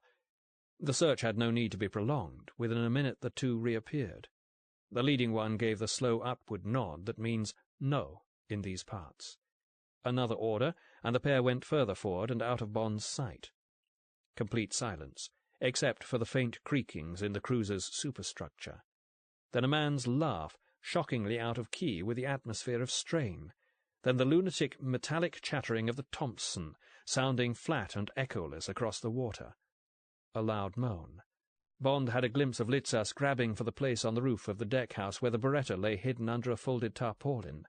The man near Bond moved at the same moment, flung himself into the pilot's seat, and pressed a stud on the panel. Two powerful engines came instantly to life below decks. Now Bond acted. He leapt forward, flung his left arm round the man's face, covering the mouth. The knife thudded into the chest once, twice, 3 times, the torso jerking at each blow while the hands fought unavailingly for a grip. Bond heard a thin wailing that would be inaudible a couple of yards off. Poor bastard, he thought. They told you it might just involve a bit of tricky sailing with a couple of 1,000 drachmas at the end of it. A fourth thump of the knife, then trunk and limbs relaxed. Warm blood flooded out onto Bond's left sleeve. He stepped aside and helped the body out of the seat. There were yells and shots from the Altair, but Bond had no time to spare for them. He darted one glance forward. The enemy there was crouched behind the gunwale, pistol in hand, evidently trying for a shot at Litzas. Bond dropped to his knees, shoved out of the way the legs of the man he had stabbed, got his finger through the brass ring of the trap-door and heaved it aside. The roar of well-tuned machinery and an engine-room smell came up at him. He moved to the deck immediately outside the doorway, and there, swiftly and methodically, drew from the pouches at his waist the 4 Mills grenades. Each was surrounded by a half-inch thick protective coating of heavy-duty grease from the Altair's stores. Again he made no delay, but with quick, deft movements grasped one grenade after another in his right hand, drew out the safety pin with his left index finger, and tossed all 4 down the hatchway before the 7-second fuse of the first had had time to release the firing pin. Then it came, a monstrous pounding, shivering bang underfoot that made the deck-boards leap as if struck with a massive hammer, the buzz of flying metal, a wash of flame above the hatchway. Immediately afterwards a revolver bullet fizzed through the air 4 or 5 feet above Bond's head, a poor shot, but the next might be closer. Knowing better than to poise himself for a dive, he vaulted the rail and fell anyhow into the sea. Just as his ears went under, he thought he heard a second explosion. Then he arched his back and kicked out and swam at top speed a couple of feet below the surface for 100 counted seconds. Finally he turned and let his head come up. One glance told him that anybody who might still be alive in the cruiser would not be standing at the rail in the hope of getting a shot at a swimmer. Nor was there now any question of the vessel ever ramming anything. Amidships she was burning heavily, with a rich fat glow of oil. The breeze was whipping the blaze forward, and Bond caught the glow of flames sweeping the deck-house. He could hear the roar of fuel-fired combustion. Something aft went up with a kind of puffing bellow and bunch of flame, intensely orange in colour, jerked and eddied outwards. Not for the first time in his career, Bond felt a surge of sickening remorse at the gross, outrageous destruction he had caused, the stabbing of the man in the pilot's seat, and the unknown but probable dreadful fate of the other. He tried to push the thought out of his mind. It was necessary, he told himself. It was duty. The sky beyond Vrakonisi had become a couple of degrees more transparent. No colour could yet be pointed to, but the dawn was gathering. 3 short blasts, the success signal, came from the Altair's horn as she made slowly away from the burning wreck. Bond leant forward in the water and swam with leisured strokes towards her. "I think 2 of them went off," said Litzas, "but it was hard to tell. The fuel was exploding too. Anyway, it was enough." From his place at the wheel he nodded towards what was left of the cruiser. It was a mile astern now, burning less fiercely, partly obscured by the ragged smoke cloud that was being blown almost directly towards them. If not earlier, she would begin to settle when the fire reached her waterline and the first waves came inboard. As soon as Bond was safely picked up, it had been a matter of first things first. The Altair had to get out of the area before boats from Paros or Vraconisi could reach the scene. Bond had taken the wheel while Litsas and Yanni hoisted the mainsail, foresail, and jib. Now, before a stiff, following breeze, the little cake was making close to 10 knots. They had decided to run south and circumnavigate Ios before coming up to Vraconisi, another couple of hours sailing time, but worth it to provide the makeshift alibi that would protect them against involvement in official and unofficial inquiries. It was not until now that they had had the leisure to compare notes. Bond told his story, squatting on the afterdeck, sipping the glass of Vortris, and drawing deeply at the Xanthi that Ariadne had handed him. The cigarette tasted wonderful, and at this moment he did not mind the sweetish tang of the brandy. He ended by asking, "Did anybody see what happened to the man who stayed on the cruiser's foredeck?" "I certainly didn't," said Litsas. "He made one shot at me, a bad one. I made a much better one, and he ducked down. Then the explosions started, and I never saw the chap again. The dinghy was lashed down forward, and he didn't go to it." "He's had it anyway." Bond forced callousness into his voice. "Fire or sea. But tell it from the beginning." "Oh, they asked very many questions, and I was the stupid peasant. Perhaps you saw some of that. Then one bloke stayed with me, and the other two went forward to look at my daughter sleeping on the cabin top, and to make sure the dangerous criminal James Bond wasn't hiding in the forecastle. Then— but I must let Ariadne tell the next part." "Like Nico says, it was all luck, really."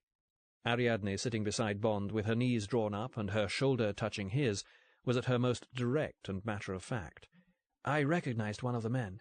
His voice was familiar right away, and just then the ship turned or something, and I saw it was a guy called Theodoro, who was in the same party branch I was for a while before they expelled him for being a criminal and a leftist. You know, attacking the USSR for leading the world to peace at the time of Cuba. Well, the Greek police are very corrupt and fascist and everything, but even they wouldn't sign up a skunk like Theodoro.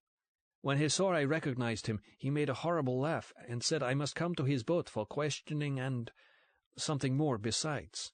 Greek police don't behave that way either. So then," Ariadne went on, taking another cigarette and lighting it from Bond's without ceasing to talk, so that her words came in jerks. "So then, I said, that would be just fine with me. And he must wait a minute while I found my sweater. But what I found was the Thompson under the blanket, and I shot him with it." This book is continued on Disc 4. Colonel Sun by Kingsley Amis, continued. Disc 4. When he saw I recognized him, he made a horrible laugh and said I must come to his boat for questioning and something more besides. Greek police don't behave that way either. So then, Ariadne went on, taking another cigarette and lighting it from Bond's without ceasing to talk, so that her words came in jerks. "So then, I said, that would be just fine with me. And he must wait a minute while I found my sweater. But what I found was the Thompson under the blanket, and I shot him with it. It was just like you said, Nico, vibration and a pull to the right, but mostly I hit him and he yelled and went down. But the other man got down too, and that worried me, because I hadn't had time to shoot him, and he obviously had a gun, and I was kneeling on the cabin top while he could have moved around on the deck without me seeing him, and might pop up anywhere and shoot men before I could turn. Darling, could I have some of that, please?" She took Bond's glass with both hands. They were shaking. He put his arm round her shoulders as she drank. "That was where young Yanni turned up," Litsas put in. "He said he didn't want to be sent to bed like a child before the trouble had even started. He wanted to help. So he went to his bunk and got out his knife and stood on the little ladder that comes up from the forecastle. When the first bad man was knocked over, the second bad man was getting ready to shoot at Despini's Ariadne. But unluckily for him, his back was to Yanni. The distance isn't more than about a yard, and Yanni can walk like a cat. He came up from the forecastle and shoved 4 inches of the best Sheffield steel under our friend's left shoulder. He gave no trouble after that. I asked Yanni if he wanted some brandy, and he said no, thank you. He thought he mustn't start drinking at his age. After knifing a man with a gun. Litzas laughed heartily. He's back on the job now, washing down the deck. It did get rather messy. Bond shuddered. He had had to get used to the idea of involving innocent outsiders in the kind of savage, unpredictable violence he traded in, but to have brought about the initiation of an adolescent into the ways of killing was something new to him. He hoped desperately that the relative unsophistication of Greek youth would protect Yanni from the progressive intoxication with lethal weapons that, in an urban British lad of his age, could so easily result from such an episode. The alternative was not to be thought of. He asked, with assumed eagerness, "What happened at your end, Nico?" "Oh, that was nothing at all. My chap had the common sense to get his revolver out, but when the Thompson started up, the poor devil couldn't help moving his eyes off me for a second. I kicked his gun half out of his hand and shot him on the face. Child's play." There was a call from Yanni amidships. They turned and followed his pointed finger, but there was nothing to see. Steel-coloured water, lightly touched with the lilac of the opening dawn, stretched unbroken over the place where the cruiser had been. Chapter 12. General Incompetence. It was a beautiful morning. Out at sea the rising Meltemi was blowing the tops off the waves, but off the southern shore of Rakonisi it did no more than impart a pleasing sense of motion to the slightly flawed surface of the water, as if a giant mirror of liquid blue stone were perpetually moving south and perpetually renewing itself from the edge of the land. And on the land, in the house on the islet, all that could be felt was a mild breeze, gusting a little at times and fluttering the natural-coloured linen curtains, raising the corners of the papers on the long, pale Swedish desk by the window, but cool and delicious. Sitting at the desk with a glass of tea before him, Colonel General Igor Arensky felt comfortably relaxed.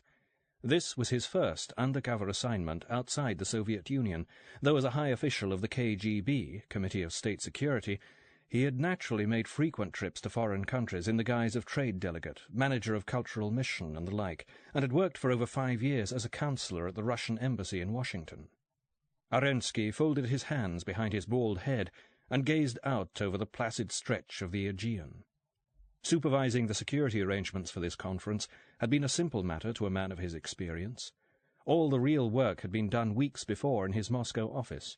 Coming all this way merely to witness the operation of the foolproof machinery he had devised was, between himself and his professional conscience, quite unnecessary. Half a dozen of his subordinates, that charming dark-eyed lad Gevrek from Soviet Armenia, for instance, could have done this part of the job equally well. That was the sort of thing these Yobanya politicians never understood. They thought in terms of rank, of rubles, of protocol, of producing senior security officers when senior diplomats were being taken under protection, as if these Arabs and Levantines would know the difference between a distinguished higher member of the apparat and a provincial area controller. Still, he must not complain. It was a good thing to have got away from Moscow for a time. Even a short trip like this helped one to maintain an international outlook. And although not up to the climate and standard of comfort to be enjoyed at his villa outside Sevastopol, this was an agreeable enough location. The inhabitants were a barbaric lot in general, uncouth and suspicious, but his contact with them for intelligence purposes had to be no more than minimal, and it was true that his contact with one inhabitant, a fisher-boy or something of the kind from the port, was turning out to be unexpectedly interesting. Life was treating Igor Alexeyevich well. Though he would have denied it strenuously, Arensky was himself a politician of the most durable sort. Under Beria, in the MGB, the old security ministry, he had conducted himself with a sort of inspired circumspection, making neither friends nor enemies, and yet avoiding the dangerous status of the individualist. His sexual tastes had paradoxically stood in his favour. The consensus in the corridors of the Kremlin had been that someone as obviously vulnerable as that was no danger in any quarter. When Beria fell, when the fat baron and all his vassals went down in the bloody aftermath of Stalin's death, Arensky had moved a major rung up the ladder. He was nobody's man, anybody's man, safe, silent, and slow, the perfect politician's choice, and therefore unqualified to rise to the occasion in any real emergency. At last, bored with the play of sunlight on the most beautiful water to be found off any European coast, Arensky sighed and glanced at the file that lay open in front of him. It was necessary to go through the motions of work in order to preserve good habits. His small blue eyes moved idly over the topmost sheet, although he knew its contents by heart. The closing lines ran, Day 4, Time, 1200. Event, degree of readiness, yellow. Remarks, cordon round house. 1600. Arrival of ministerial group. Sea patrol begins. 1700. Degree of readiness, red. 1800 to 1930. Arrival of delegates. Identity checks. 2000. Speech of welcome, toasts. Check on cordon. 2030. Conference in session. Land staff fed in shifts. 2330. Dinner. Day 5. 0030. Conference in session. 0300. Refreshments. Rest period. Check on cordon. 0530. 0600. Speech of thanks. Departure of delegates. 0630. Degree of readiness, yellow. Sea patrol returns. 1200. Departure of ministerial group. Degree of readiness, blue. Cordon withdrawn. Close down radio links. 1700. Departure of staff. Arensky himself would not be departing with his staff. He had 10 days' leave coming to him and proposed to spend as many of them here as he felt like. At the moment he felt like spending them all here. There was something about that boy's way of laughing. A knock at the door brought him out of his reverie. "Da?" he called irritably. One of the two men who had first occupied the house entered and spoke in an appalling Ukrainian accent. "Good morning, Comrade General." "Good morning, Milly. Please sit down." The general had quickly mastered his irritation and spoke amiably. It was a rule of his never to antagonize anybody, not even a worthless peasant like Milly, who ought to be doling out bowls of soup at a labour camp. The man perched himself awkwardly on a bad copy of a Venetian stool by the empty marble fireplace. "Only one thing to report, sir. There was a fire at sea about 5 o'clock this morning. I was informed by a man at the harbour. 2 boats went out to investigate. They made a search of the area, but the ship had sunk without trace. They picked up 1 survivor, rather badly burnt. There's a hospital of sorts in the town above the port, and he was taken to it. He had some story about a fire in the engine room." "A sad story, Milly, but I don't see that it concerns us, do you? Some fool of a Greek throws a cigarette end into a tin of petrol and blows his ship up. It would be surprising if something like that didn't happen every week in a country as backwood as this. You really mustn't go about flapping your ears at every piece of local gossip. A good Leninist like you should be able to distinguish at once between the essential and the inessential." Milly flushed and said humbly, "I'm sorry, Comrade General. I didn't think." "It's of no consequence, my dear Milly. Anything else?" "Boris kept listening watch on the Athens frequency at the usual time, sir. No transmission." "Very good. See what that is, will you?" There was movement on the terrace outside, and an excited murmur. A man's voice shouted in Greek. Milly went to the door, opened it, letting a bar of intense sunlight and a surge of heat into the shadowed room, and went out of sight for a moment. When he reappeared, he seemed agitated. "A rowing boat is approaching, sir. A girl and a boy of about 16. They're making for the anchorage." This sort of situation had arisen a dozen times since Arensky's arrival on the islet. Tourists coming to ask if and when the house would be available for rental, tradesmen from the island touting for custom, and had been easily dealt with, as he had known it would be, by one of the Greek members of the team following laid-down procedure. Normally the general would have allowed this procedure to run its course without rising from his chair, but this time he decided to oversee the matter in person. He got up, pulled his green and turquoise check shirt into position, and sauntered outside. The sun beat down at him, and its reflection on the water was dazzling. He shaded his eyes. 100 yards away a white-painted dinghy was being rowed straight towards him.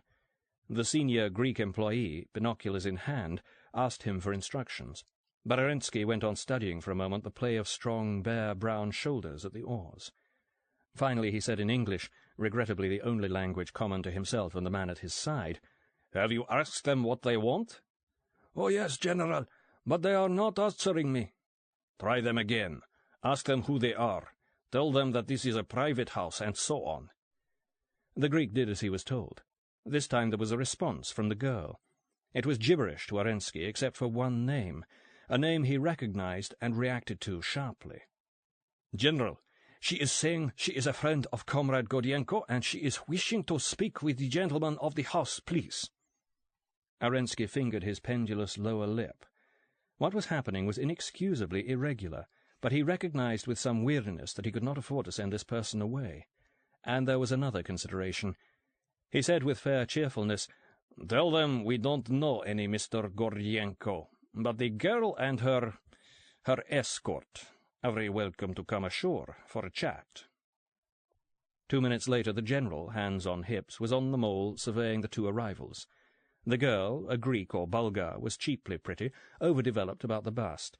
The boy, he assured himself out of the corner of his eye, was satisfactory, muscular and tanned. Arensky waited. Always let the other speak first. The girl faced him. "Do you speak English?" "Yes." "My name is Ariadne Alexandrou. I am an employee of Mr. Gordienko in Athens. I have an urgent message for the man in charge here." "I'm the tenant of this house, if that's what you mean. But excuse me one moment." Leaving the pair in the sun, Arensky strode briskly on his short legs back into the room he had just left. He took out a spring-back file bound in the yellow of personnel and containing photostats of identity documents and dossiers. Alexandrou. Here it was. The hair in the photograph was longer, but the rest was the same. He shut the file and returned to the doorway. "Come over here, will you? Both of you." When they had reached him, he went on pleasantly, "Your credentials are in order, Miss Alexandrou. You may come inside." Then, his little eyes running over the boy's body, he added, "And please ask your young friend if he would care for a glass of something cold in the kitchen." The boy looked back at Arensky while the girl put the question. His look said, as plainly as any words, that he knew what was in the general's mind and found it total filth. With a word to the girl, he turned his back and strolled away. Arensky swallowed and drew himself up. By a tremendous effort he managed to smile at the girl, introduce himself, and say, "Let's sit down in the cool, shall we?" The contentment he had felt half an hour earlier had totally departed. All things considered, he was probably the least suitable man in the whole of Soviet security to react appropriately to Ariadne's story. Nevertheless, he heard her out to the end without once interrupting. When she had finished, he sat silent and motionless for a time in his revolving chair, hands behind his head. Then he turned round to his desk and reopened the personnel file. Finally he said, looking out of the window, "You were recruited by the Chief Intelligence Directorate, the GRU." "That's correct." "Why was that? What's a girl of your sort doing as an agent of the Red Army? Surely it would have been more natural for you to come directly under the orders of the KGB." "Maybe it would, sir. It was just that, well, the man who originally signed me up to work for Russia was the number 2 of the GRU in Athens." "Yes." Arensky still stared out of the window. "He was your lover, this man?" "Please, General, is this important?" "He was your lover, this man?" It might have been a tape recording of the previous query. "Yes, he was." "And it was he who converted you, I think would be the right word here, converted you to Marxist socialism?" "Yes." "Have you done much counter-espionage work?" "Not a great deal. Chiefly on jobs that called for a girl like me." "A seductive temptress," sneered Arensky. "Really, some of us behave as if we are still in the pre-revolutionary era. Now your father," he glanced at the file, "your father is an official of Palace Airlines, a comfortable bourgeois." When this drew no reply, the general swiveled his chair round again and studied her impersonally. Eventually he drew in his breath and said in what he meant to be a kindly tone, "You know, Miss Alexandrou, you're not the sort of person one expects to find working for peace in a primitive country like this one. What can be your experience of the class struggle? Where are your roots in the workers' movement? You know what you are? You're a romantic, drawn to communism by sentimental pity for the oppressed, and to intelligence work by false notions of glamour. And this means—" The girl cut in sharply. "General Arensky, I came here to discuss something much more important than why I became a communist. There's a terrible threat against your country and against what we both believe in. I'm awaiting your instructions." Arensky wrinkled his nose and sniffed. "Romantics like you are peculiarly apt to lose their sense of proportion. Let us look calmly at what you've told me. This episode in which Major Gordienko and 2 of his assistants are killed, were any of the assailants identified?" "I forgot to tell you that. Mr. Bond recognized the man he shot as one of the group who kidnapped his chief in England. Just so. I must say that kidnapping appeals to me. It has such an air of fantasy about it. But of course we know that fantastic things do happen. It's a pity that we have no way of obtaining confirmation of this one. And then the episode of the fight in the boats. You yourself recognize the man called Theodoro. A traitor to the working class, clearly. A criminal, you said. There you are likely to be right. That episode carries conviction of a sort. It would be interesting to interview the man who survived it. There was a survivor? Asked the girl, sitting up sharply. Oh, yes. He's in the hospital here. I will institute inquiries. Arensky's tone carried no sense of purpose. One of the minor irritations of this intrusion was the way it had compelled him to change his mind about the significance of the fire at sea. He forced himself to continue his analysis. There are other elements of fantasy in your story. Consider this idea, put forward by Bond naturally, that the Chinese People's Government is conspiring against us. Now I know it's fashionable to take the view that China has replaced the capitalist West as the chief threat to world peace, and it's true that our leaders have been properly severe on the ideological mistakes of the Chinese. But it would be disastrously un-Marxist to jump to the conclusion that their pride, their ambition, and their envy of the USSR could ever drive them to the attempted use of violence against our conference tomorrow night. That would be gangsterism. Gangsterism of the same kind as you have been twice involved in, though of an infinitely greater degree, and gangsterism is the typical resort of Western warmongers. My dear young lady, Arensky tried another smile, the key to this whole affair is the character of the man Bond. I know him well by repute. He has conducted terrorist activities in Turkey, France, and the Caribbean. Quite recently he committed 2 assassinations in Japan for motives of pure personal revenge. He is a dangerous international criminal. He has very cleverly involved you in his schemes with tales of kidnapping and wicked Chinamen, the very thing to appeal to your romantic nature. Who his opponents really are is scarcely worth conjecturing about. Some rival gangster group, probably American. Our concern lies elsewhere. May I ask a question, Comrade General? For the first time the girl spoke with proper respect. Certainly, comrade. How does this theory square with the murder of Mr. Gordienko and his 2 assistants, and with Mr. Gordienko thinking for sure that there is a traitor in our organization in Athens? That is 2 questions, but we will examine them. Gordienko and his 2 men were killed because the rival gang wanted Bond and they were in the way. Very regrettable, but not mysterious. Gordienko's notion of a traitor? Well, the general turned over a small, well-manicured hand. I respected old Piotr in a way, but he was never the most efficient of men. And he's been out here too long. By your own account, a breach of security had clearly taken place. There'd been a leak. Gordienko had slipped up, but he didn't know just how or where. What is more natural than to create an unknown traitor who takes the blame for all your mistakes? I quite understand that, sir. You make it very clear. But I would like you to explain why, if there is no traitor, my message to you via the embassy in Athens has never arrived. Arensky sighed. You said you don't know who you spoke to there. Some junior clerk, no doubt, probably a Greek, who was too stupid to understand your no doubt guarded phrases, went out to lunch and forgot the whole thing. And your zeal was commendable, but before very long I shall be reading all about the affair in the newspapers when they're fetched from the port. It'll be interesting to see how they treat it. There, then, is your explanation. There are 6 other such explanations, whereas your explanation, of course, involves the mysterious traitor. Well, yes, sir. Kidnapping, Chinese terrorists, traitors, is there no end to it? Arensky turned businesslike. He had spent too long being reasonable. Now, I will outline our course of action. I want Bond here. He clearly has designs of some sort against our conference. Aided by this Greek ruffian and an unwashed small boy, he has little chance of achieving anything spectacular. There are weapons here that would drive off a small warship. I think I can say that I've neglected nothing." The general gave a narrow smile. "But Bond may be a nuisance. He must be kept out of harm's way until our delegates have departed." "Anything I can do, Comrade General?" "Yes, Comrade Alexandru.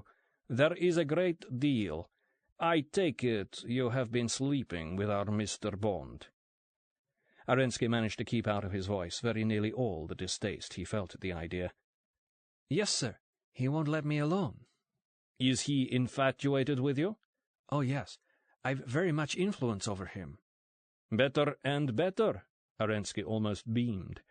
"Persuade him to come here for an interview. Say I am gravely concerned about what has happened and need his help. Give him my word that he'll be able to depart unmolested at any time he may wish. You'll know what arguments to use. Is that clear?"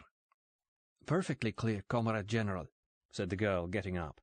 "I'll bring him here as soon as I can, but you must give me a little time." "By all means." The general also rose. "Tell me, how did you persuade him to let you come here this morning?" "By the same sort of methods as I shall use to persuade him to come himself." Just so," said Arensky hurriedly. Then, remembering his manners, added, "A glass of something before you go, my dear." "No, thank you, sir. The sooner I return, the better." "We shall make a Marxist of you yet. Let me say how much I appreciate your services." The girl smiled gratefully and said with obvious conviction, "And let me say, Comrade General, how grateful I am to you for interpreting the situation scientifically to me, and for being merciful with me about my bad attitude to this spy's deceptions. I hope I have learnt from the experience." Arensky bowed. He had thought her a typical Balkan whore, foolish, sentimental, and pleasure-loving, with a streak of gangsterism. But she had determination, and her readiness to correct her mistakes was promising. He would mention her favourably in his report. "Au revoir, Comrade Alexandru. I look forward to seeing you very soon." Left alone, he paced the floor for a time, frowning. It crossed his mind that the notion of a Chinese attempt to sabotage the conference was not entirely fanciful. According to report, Mao Zedong had been in some odd moods recently as his retirement approached, and the behaviour of the Red Guards, the new hostility to foreigners. Then the general's brow cleared. Fantasy must be catching. Overt violence on the scale required was unthinkable in peacetime, even granted the uttermost in neo-Stalinist irresponsibility among the Chinese leaders. Nevertheless, one or two points must be cleared up at once. He went to the desk and rang a small brass handbell. Mealy came in. "Go to the wireless room and tell the operator to contact Athens immediately. I'll come along and speak in a couple of minutes." "And break wireless silence, sir?" Arensky clenched his small fists. This ploughboy gaping would drive him mad. He answered in a tone of caricatured patience, "Yes, Mealy, and break wireless silence. Exactly that. Now go and do as I say, and get one of the Greeks, the fat one, to go up to the hospital in the town and inquire about a— No, tell him to come and see me." The fat Greek arrived, was briefed, and sent on his way with Arensky's usual politeness. Once outside the door, the man made the traditional 5-finger gesture, meaning roughly, "May all your senses leave you." Then the general went up to the tiny oven-hot cubicle on the top floor that housed the wireless station with its RT links to Athens and to Plovdiv in Bulgaria, which would act, if required, as a relay to Moscow. The latter circuit was not to be used except in conditions of threat-to-peace emergency. The room reeked of sweat and cheap Russian cigarettes. An unmade bed filled most of the space not occupied by the grey-enamelled set. Arensky pulled out a scented silk handkerchief and inhaled.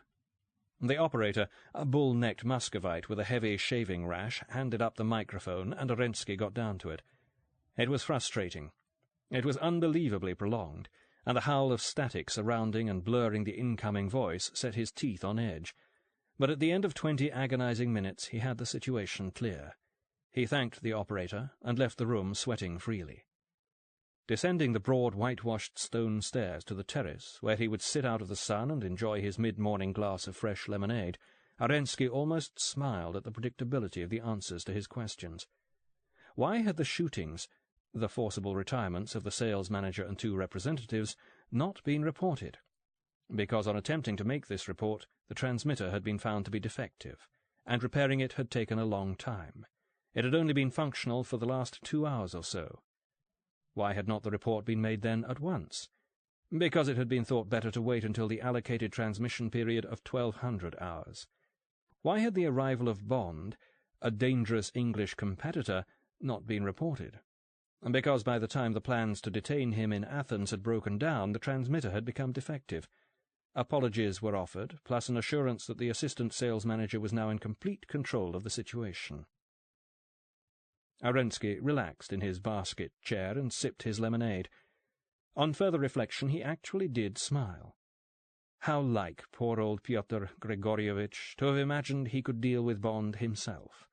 How like him to have failed to institute an efficient maintenance and repair system at his wireless station, and how totally, hopelessly like him to have got himself killed in a quarrel between 2 bands of Western thugs. It was painful to think ill of an old comrade, but it was as well that Pyotr had gone before doing any real damage. Bond. Arensky was looking forward to the encounter, and not only that, it would be satisfying as well as advantageous to him to be able to tell the minister, "I have a prisoner who may interest you, a Western gangster called Bond. No, oddly enough, I found him quite easy to capture." Then, when the conference was over, Bond would snatch a gun, and the general would have to shoot him in self-defence. Perfect. After a moment, Arensky muttered to himself in English, "The man who killed James Bond," and chuckled wetly. Chapter 13. The Small Window. Here they come. Litzas lowered the Negretti and Zambra binoculars and put them down on the cabin top. Through the sun dazzle, Bond saw the smudge that was the dinghy, seemingly stationary at this distance, just off the point of the island beyond which the islet lay. The Altair had dropped anchor in a tiny cove whose granite sides dropped steeply into the water. Here they were secure enough from observation, but the north coast of Rakonisi is never really comfortable in anything but a flat calm, and the cake, moored to a pinnacle of an odd tongue of rock and anchored on its narrow underwater continuation, was swinging and lurching unhealthily. "Go on, Nico," said Bond from his canvas chair on the tiny foredeck. "By the way, where is Kabutzona?" "Macedonia. Mountain village. They're quite tough people there. I don't like them much. They have too many Bulgars and Turks, but they're tough. Well, just after the village, the staff car comes to a roadblock. Some chaps rise up behind the rocks and blaze away, and all the German colonels are killed. Von Richter is commanding the support company of an SS infantry battalion who are training close by. There's a new German order saying that attacks on the guerrillas must be punished in a quick and severe way. That's enough for him. In 2 hours he has put a cordon round the village, and he's lined up everybody in the square. He makes the women and children under 14 go into the village school. It's big, and it's made of wood. Von Richter makes his men lock the doors, throw petrol down the walls, and set fire to them. Some of the mothers try to push their kids out of the windows, but for them he has Tommy gunners. Then he shoots the other people. 208 killed altogether. 2 old men somehow survive to tell the story." After a short pause, Litzas went on. "I'll always remember one thing. Von Richter was standing at the school door while the women and kids were going in. When he saw a child who looked nice, he patted its head or pinched its cheeks like an uncle and spoke kindly to the mother. Oh, all the Germans love the family values." The last words were spoken in a thick, choked voice. Litzas had turned his back. Bond went up and put his arm around the heavy shoulders, saying nothing. "Promise me you'll let me have him, James. I must kill myself. You understand that?" "Yes, Nico. I promise." Bond moved away and looked towards the approaching dinghy. It was near enough now for him to be able to see Ariadne's blue shirt and her fair hair shining in the sun. He waved to her and got an answering wave. Thank God she was near. He realized he wanted to see her, not make love to her, just look into her face and touch her hand, with more longing than he could remember feeling towards any other woman. A movement on the hillside above the dinghy caught his eye. Somebody, a man, was making a painful diagonal descent through the piles of rock and clumped bushes, moving across the steep shoulder of the cove. His movements were peculiar, as if he were handicapped in some way. Bond, idly curious, picked up the binoculars, but by the time he brought them to bear, the figure had gone out of view. The roughly flagged terrace where Colonel Sun was sitting, like his whole establishment on the island, was on a more modest scale than that of his Russian opposite number on the islet. It was also far more secluded, facing inland at the back of the house. A lot of persistence would have been needed to make an inquisitive stranger climb either of the precipitous spurs that cut the Colonel's headquarters off from the neighbouring coves, and a good deal of physical toughness to approach directly by scrambling down the barren hillside, overgrown with thorn bushes, littered with great chunks of granite and marble, most of them shapeless, a few of weird geometrical regularity, like building blocks for some colossal unconstructed temple. The man who had made this uncomfortable journey, and who now sat facing the Colonel on the terrace, was physically tough, all right. He would have had to be, after sustaining fairly extensive second-degree burns on board the cabin cruiser, spending an hour in the water, and walking 5 miles in the sun in order to gain the ridge above the house. His left arm was bandaged and in a sling, and he had fallen badly twice during his descent as a result of this handicap.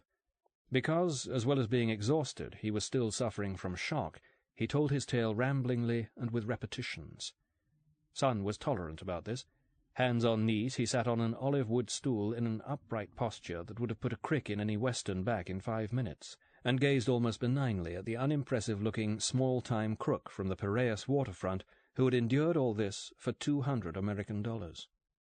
Between them, Doni Madan lounged on foam rubber cushions, wearing a black and green check bikini, an incongruous get-up for an interpreter. Now and then she sucked noisily at the straws of a tall, pale drink. "Tell Mr. Harris I think I have it all clear now," Sun said to her.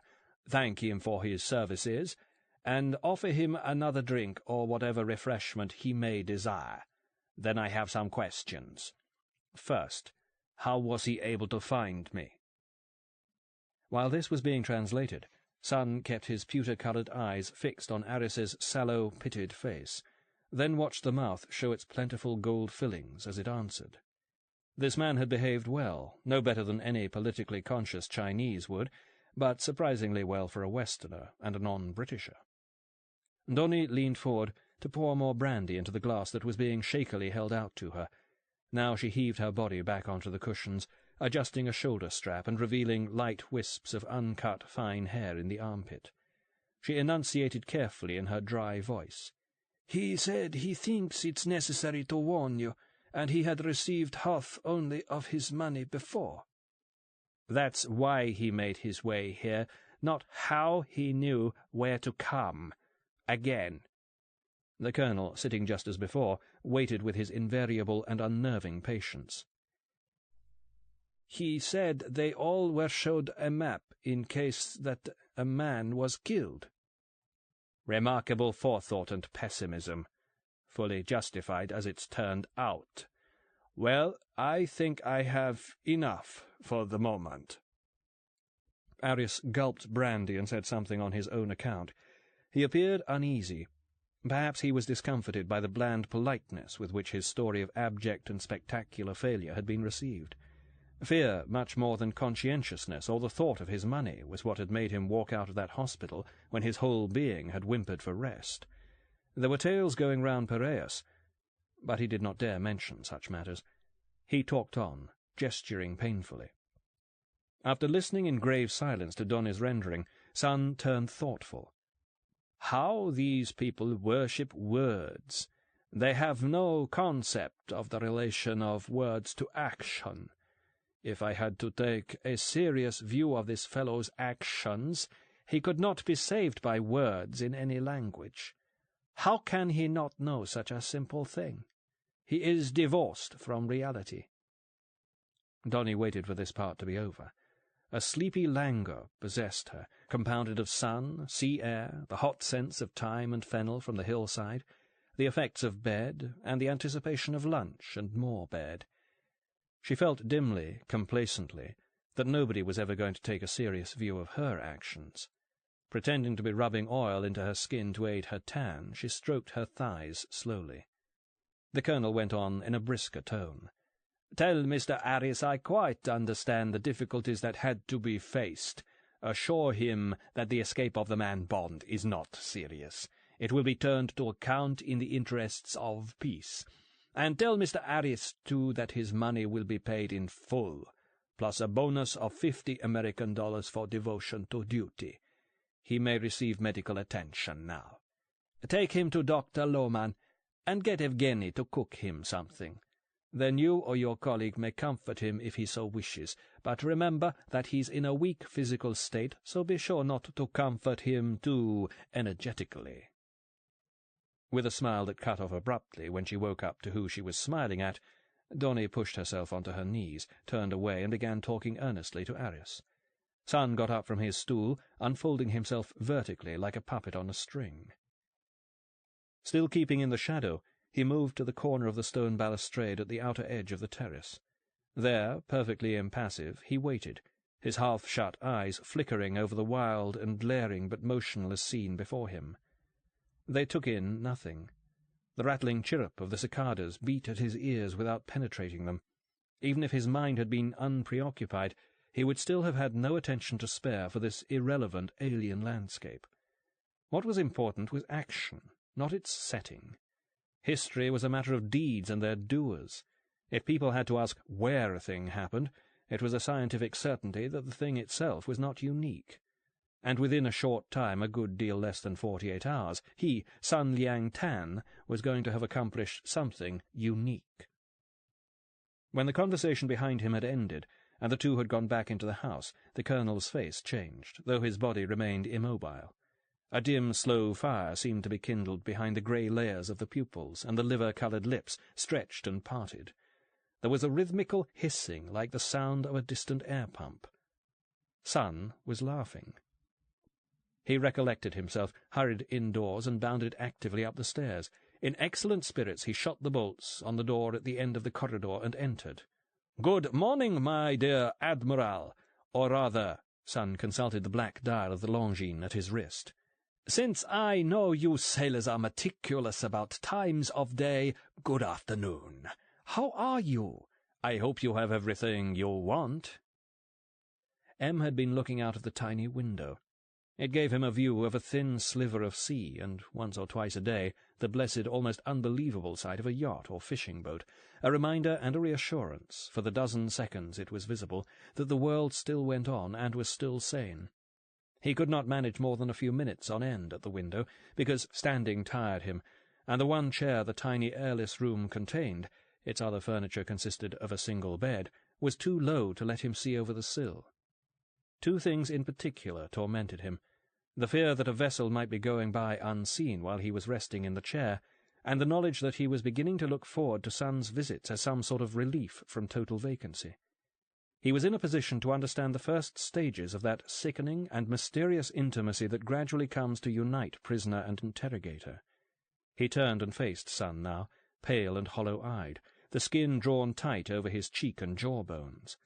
But the look he gave the Chinese was steady, and his voice, though strained, was firm. "What does it matter to you, you yellow slug," said M with great distinctness, "whether or not I have what I want? Talk as you think, for God's sake. No abuse, please, sir. It causes hot blood and obstacles to thinking on both sides. In answer to your question, of course it matters to me whether you have what you want, or at least your fair share of what's available here.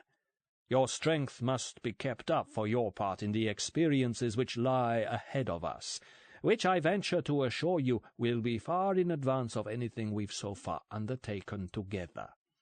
And to keep you short of food, deny you access to the lavatory, and so on, is no part of my plan.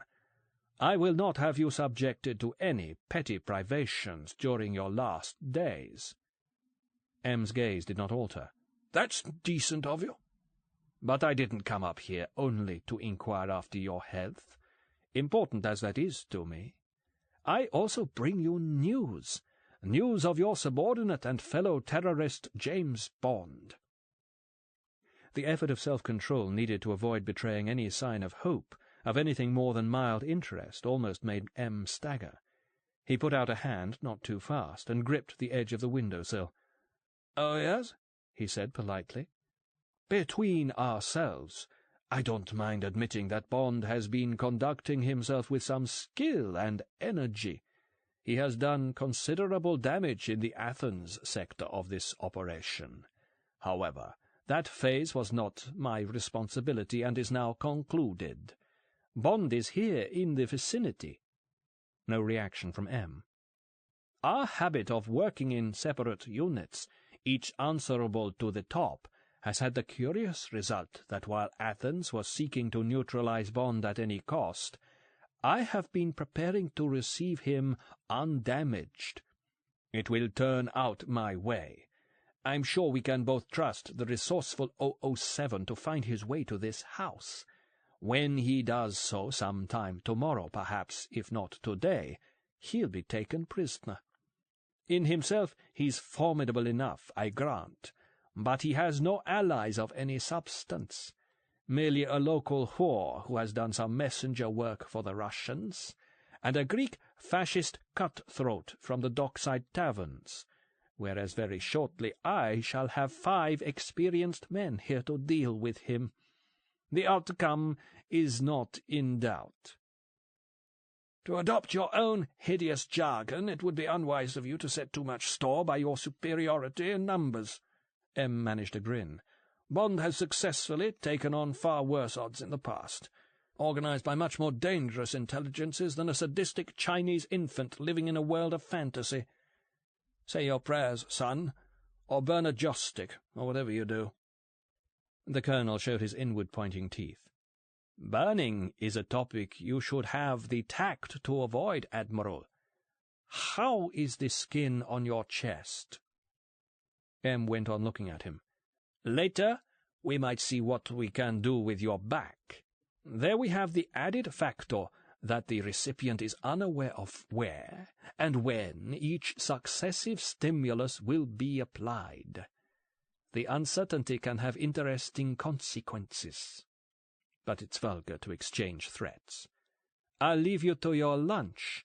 Evgeny has promised something special in the way of an omelette. And today I think we might allow you a glass of wine. You will want to drink to the safe arrival of your friend and colleague." Turning away, M gazed out once more at the empty sector of sea.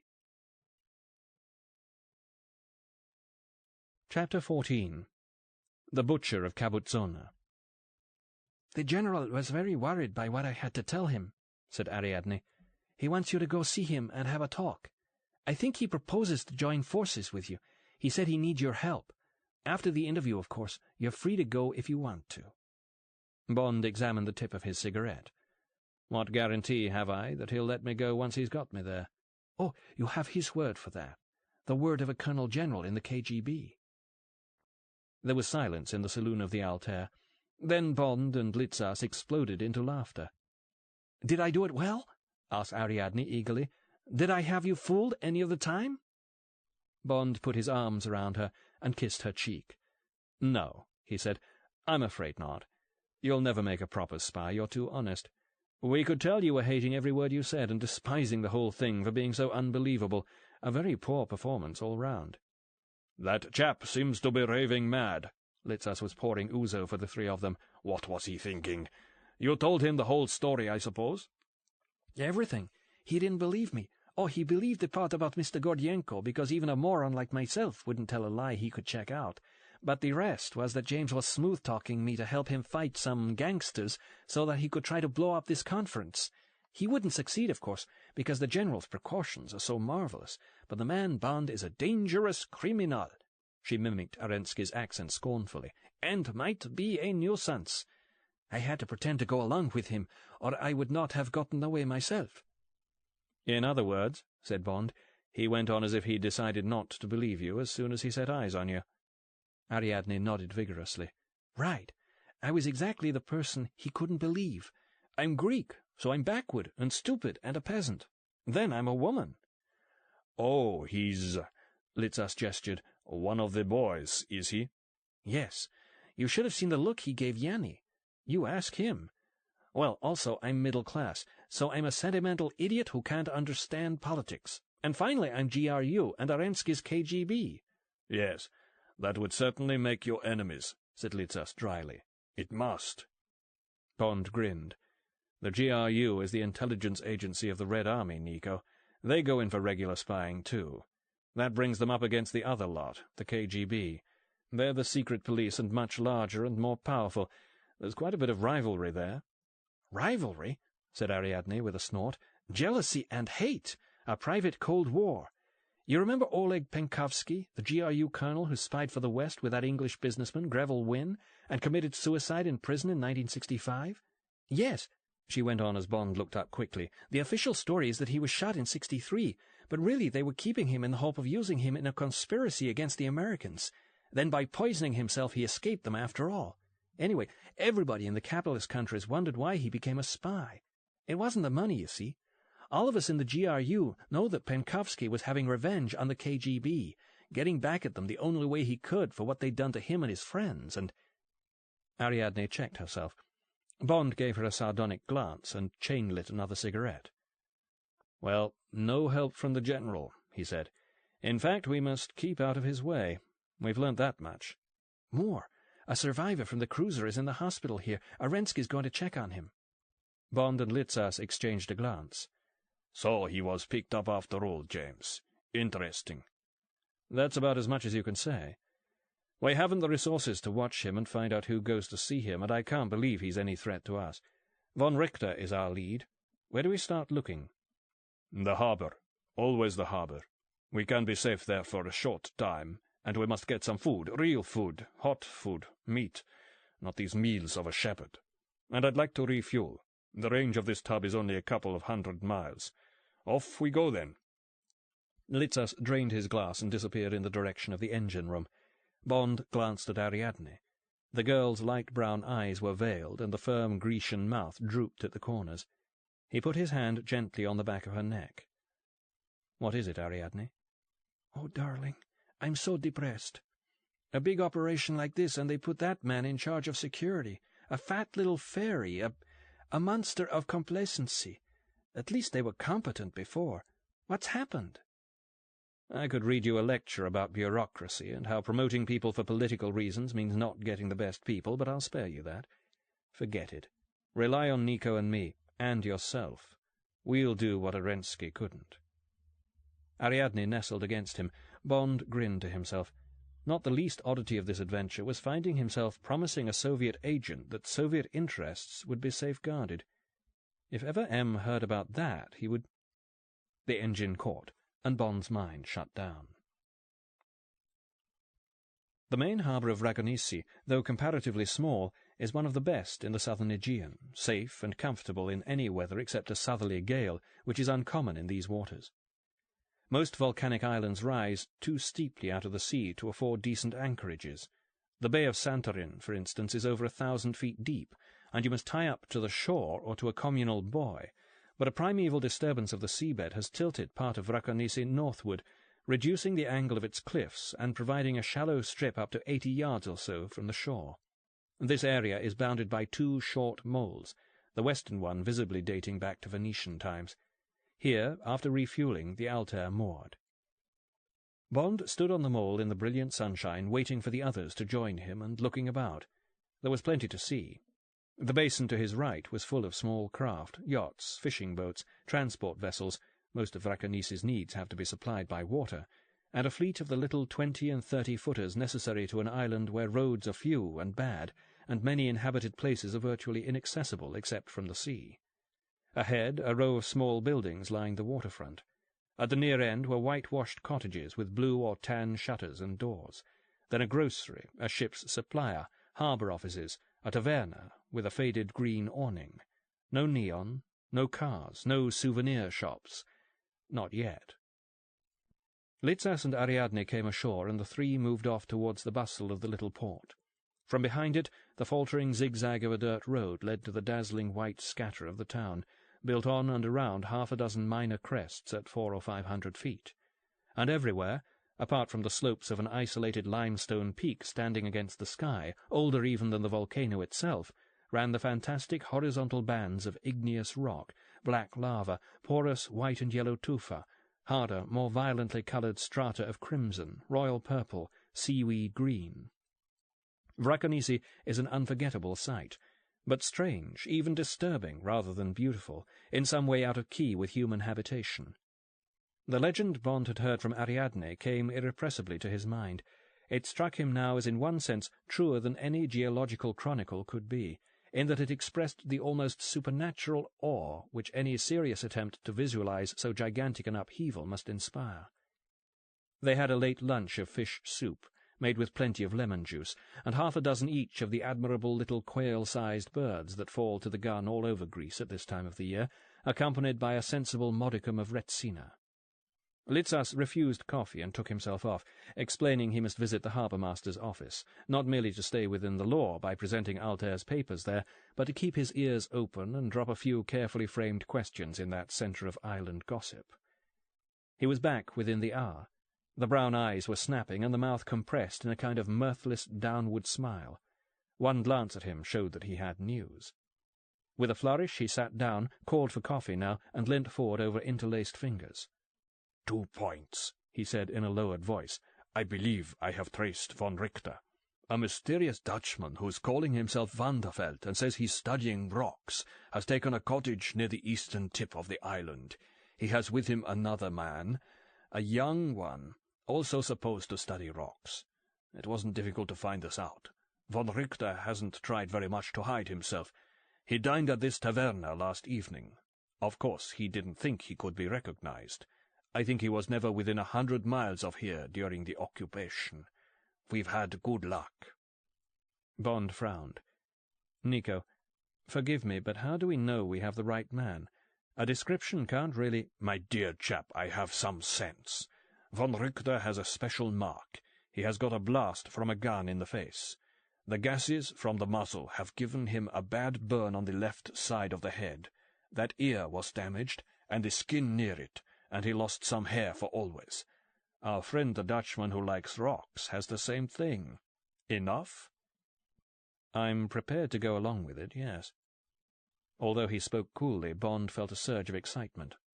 All day his restlessness at the lack of action had been sharpened by the fear that the right way to action might never be found, that the three of them might be ignominiously and hopelessly reduced to spending the crucial night in the offing of the islet, ready to pit the Altair and a rifle and Tommy gun against whatever mass assassination weapon the Chinese had in store. Now, at any rate, they had a meaningful next step. But there was something else first. What was the second point? Oh, yes. Litsas drained his coffee and chased it with ice water. It would be useless to ask at the hospital. Our man walked out of it as soon as they'd bandaged him. On his way down into the town, he met a farmer on a mule, and he made him tie his shoes up. The farmer offered him a ride on the mule, but he said he would walk. Some people in the town asked him to stop and rest, but he wouldn't. Everybody's talking about it and saying the farmer should have made the man go back to the hospital. Anyway, the thing is that when last seen this chap was walking to the west, where the Russians are having their meeting on the islet, the opposite direction to von Richter's hideout. What do you make from that? 2 hideouts, said Bond, gazing at the scrubbed boards of the table. A memory was stirring, pushing feebly at the threshold of his consciousness. Something small, something recent. To grope for it was no good, he knew. To thrust it away might double its pressure, force it, in the end, to break through. He went on. They'll join forces soon. Tonight. They can't leave it any later. The business end of the operation is presumably in the western part of the island rather than the east, so it must be von Richter who'll be making a move. The question is how. This house he's taken, Nico, is there a road to it or a path or anything, do you know? Above the house there are some vine terraces, but you must climb a cliff to reach them. Not impossible, but very hard. I think we can forget that. He'll move by water. So we watch the place from the Altair, and follow him when he comes out, said Ariadne briskly. Obvious. Litsas made a face. That will be damn tricky, my dear. If we're near enough to see, we're near enough to be seen. I can't see how to help that. We're somebody who just happened to be passing? Then he waits until we pass. Very, very tricky indeed. So we douse our lights. The moon'll be up. I saw him, said Bond suddenly. They looked at him. Not von Richter, the man from the hospital, this morning. While we were waiting for you to come back, Ariadne, he was scrambling down the hillside in a clumsy sort of way as if he were injured. From where he was, he might have been making for any one of 6 houses along that shore, but we know the area now. How can you know he was that chap? Asked Litzas. I'd bet you anything you like. I remember asking myself what could be so urgent that it would make an obviously handicapped man undertake a bloody awful ordeal like that. It was him, all right, going to report to his lords and masters. But that's the northern shore. Litzas still seemed dissatisfied. You can't even see the islet from there. And they can't see you. We've no hope of understanding that part of it at this stage. What we have got is what to do next. We go off now and sail past that part of the coast at a discreet distance, and find somewhere to— Litzas's expression changed, and his body grew rigid. His hand on Bond's forearm felt like heavy metal. He said in a strangled undertone, "He's here, Herr Hauptmann Ludwig von Richter. To your right, James, coming out of the grocers. You can look at him. They still stare at the foreigners in these parts." Bond turned his head casually and at once caught sight of the German about 20 yards away. In sports shirt and shorts, a bulging shopping bag in his hand, the man was looking over his shoulder and laughing, sharing some joke with the grocer. His companion, a fair-haired youngster carrying a wine-jar, grinned amiably. Between them they made an attractive picture of holiday high spirits, innocence, relaxation.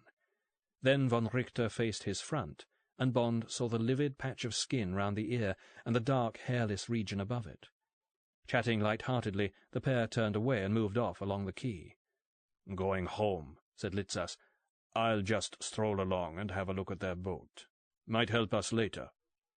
He left. Ariadne said, "James, one thing puzzles me, with plenty of others. Why do they want this guy along? He always might be recognized. What's so special about him that they must have him?" "A good point. I suppose he might have done some work for them before. Then he's an ex-army man. That could have its uses, all right." Ariadne nodded thoughtfully. "Then you're thinking of some sort of gun? A gun on the land more likely than the sea?" "Oh, God, there's no knowing at this stage. Land diversion, sea attack, the other way round, anything."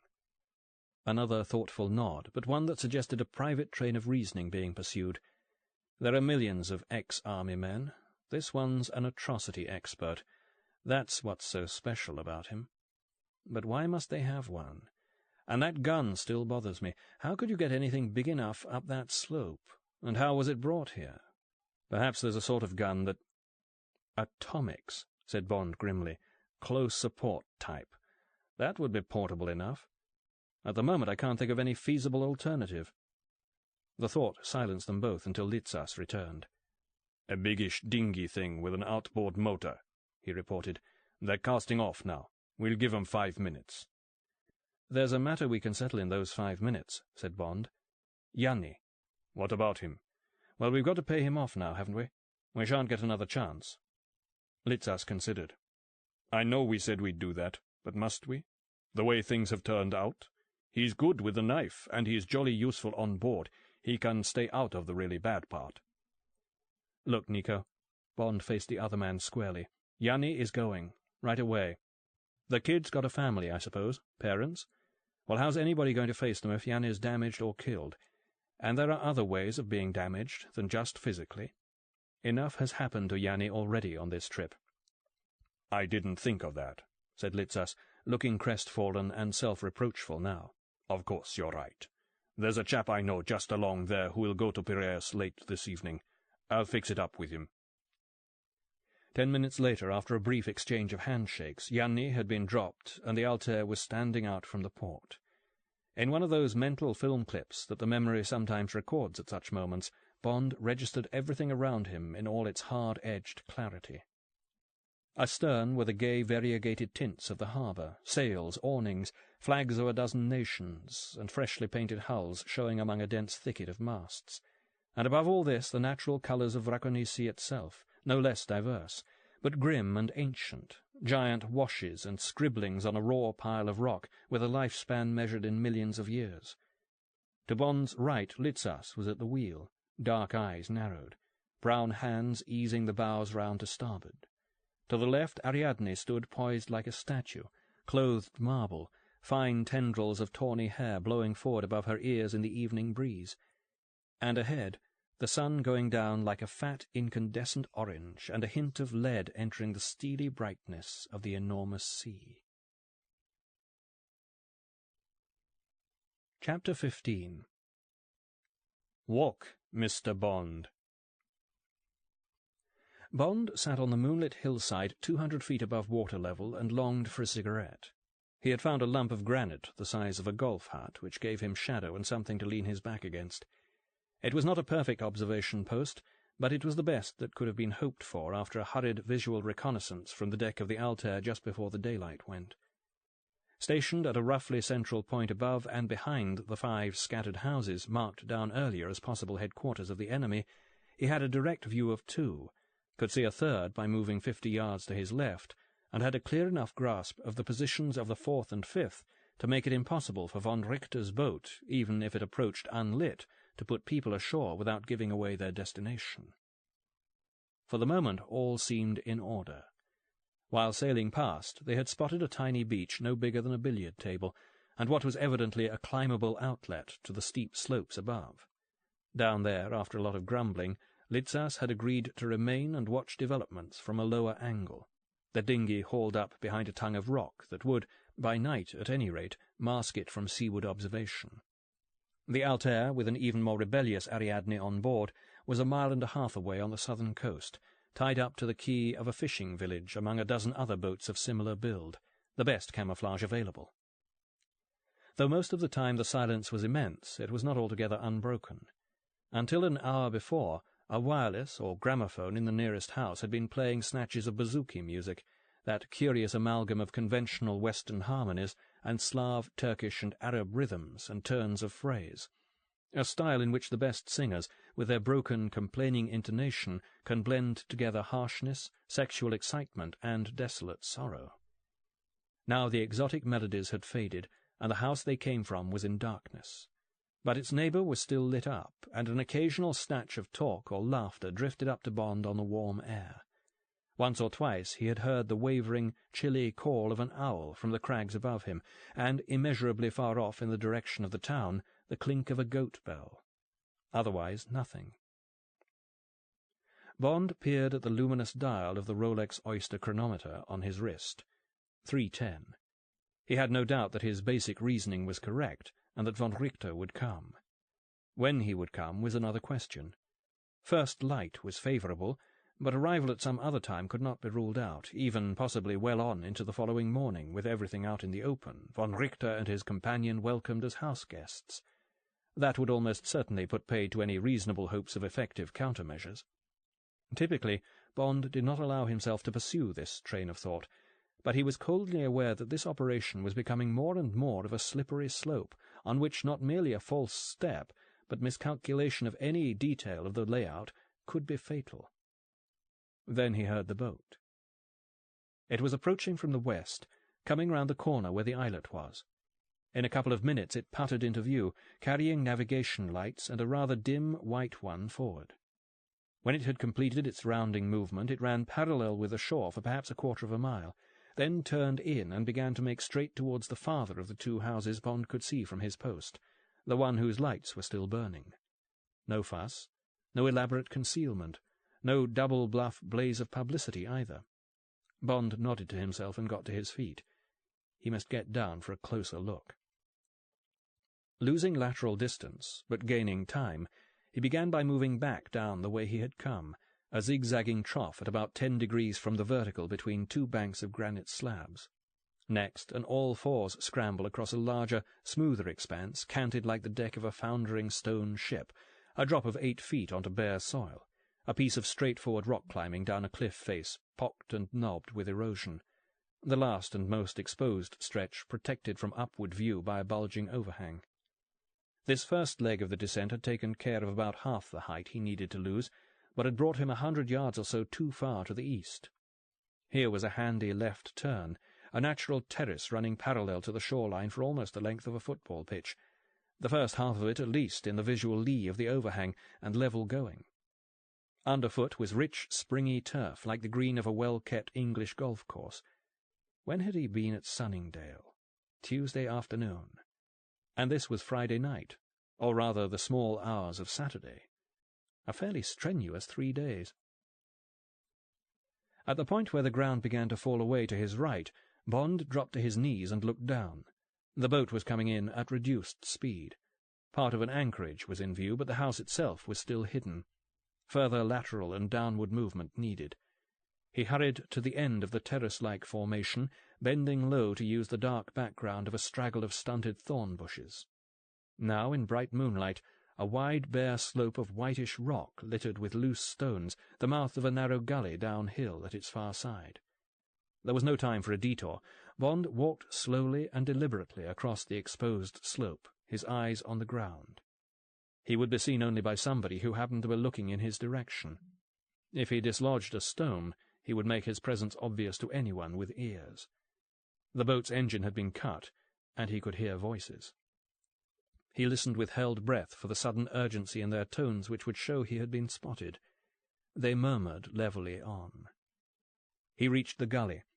It was an irregular fissure in the granite, twisting this way and that, but leading him down in the general direction of the house, its floor smooth and overgrown with tall, coarse grasses, such that it might have been a dried-up stream if watercourses of any sort had existed in the island.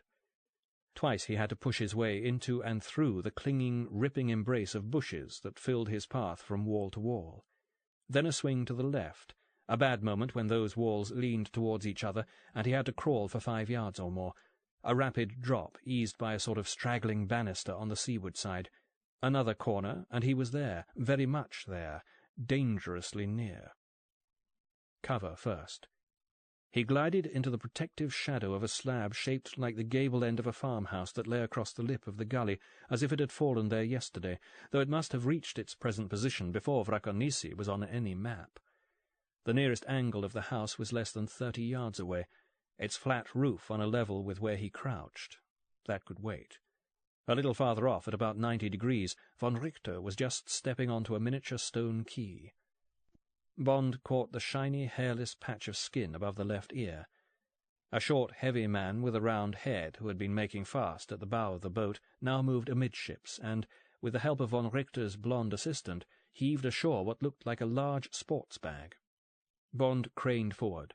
The bag bulged oddly and was clearly awkward and heavy. There followed perhaps a dozen boxes, about 8 inches square, of dark painted metal, as far as could be made out in the illumination of the one light on the boat, and another, not much stronger, on a bracket at the corner of the house.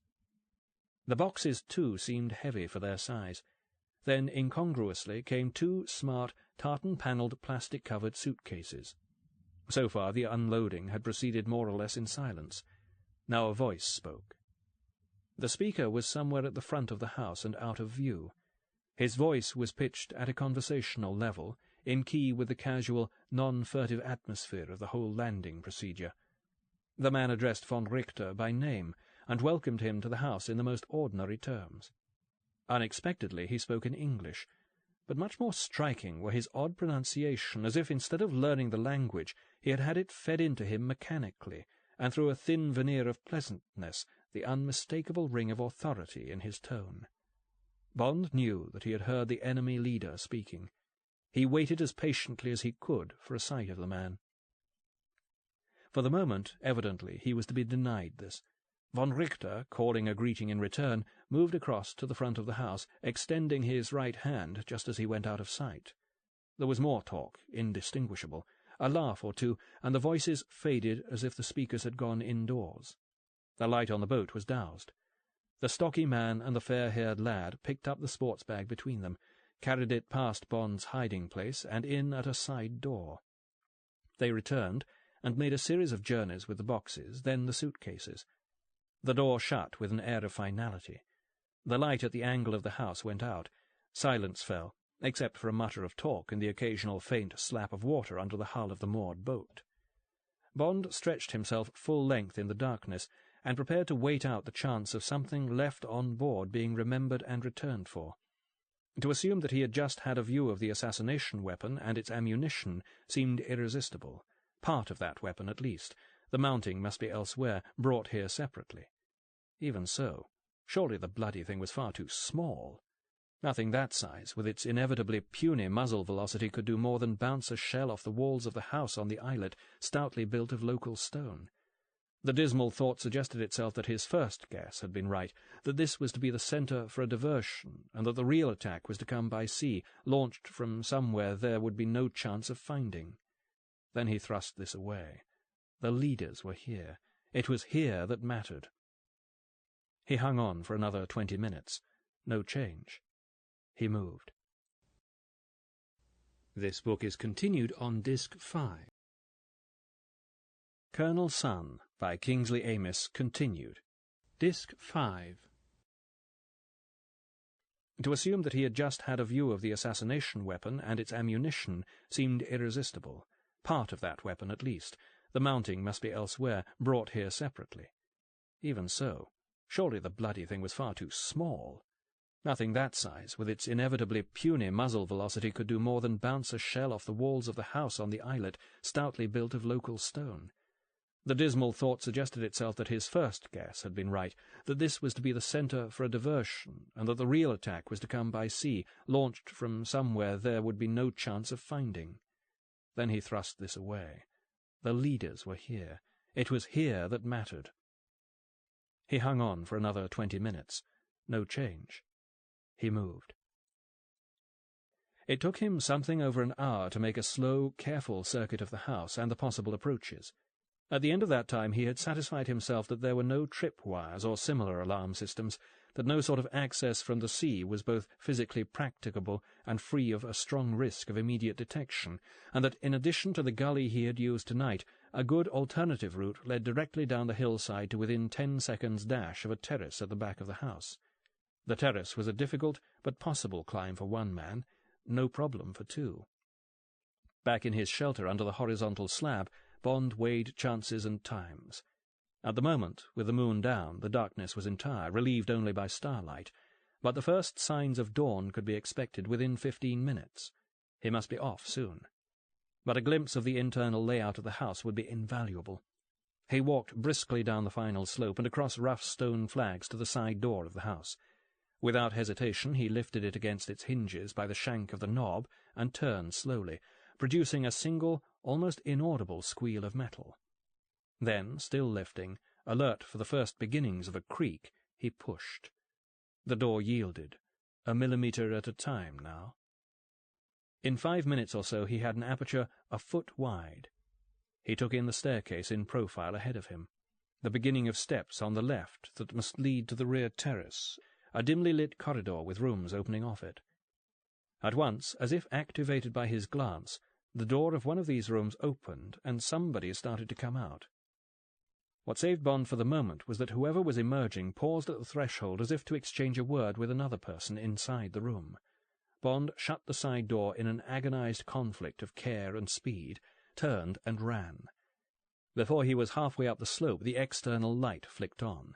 He dived into his refuge, and was facing the house, Walter in hand, without an instant's conscious thought. This was a justified precaution. The side door opened, and von Richter came out. He glanced around for a moment or two, then walked purposefully up the slope, straight for where Bond was lying. Bond took aim at the German's chest. The man came on until he was a bare 5 yards away. Abruptly he turned aside and passed out of view. Bond waited 2 minutes, 3 minutes. He could hear nothing. Assumed that von Richter had halted somewhere close by, waiting for something, for somebody. Now another man came out of the side door, and Bond had his first sight of Colonel Sun Liang Tan.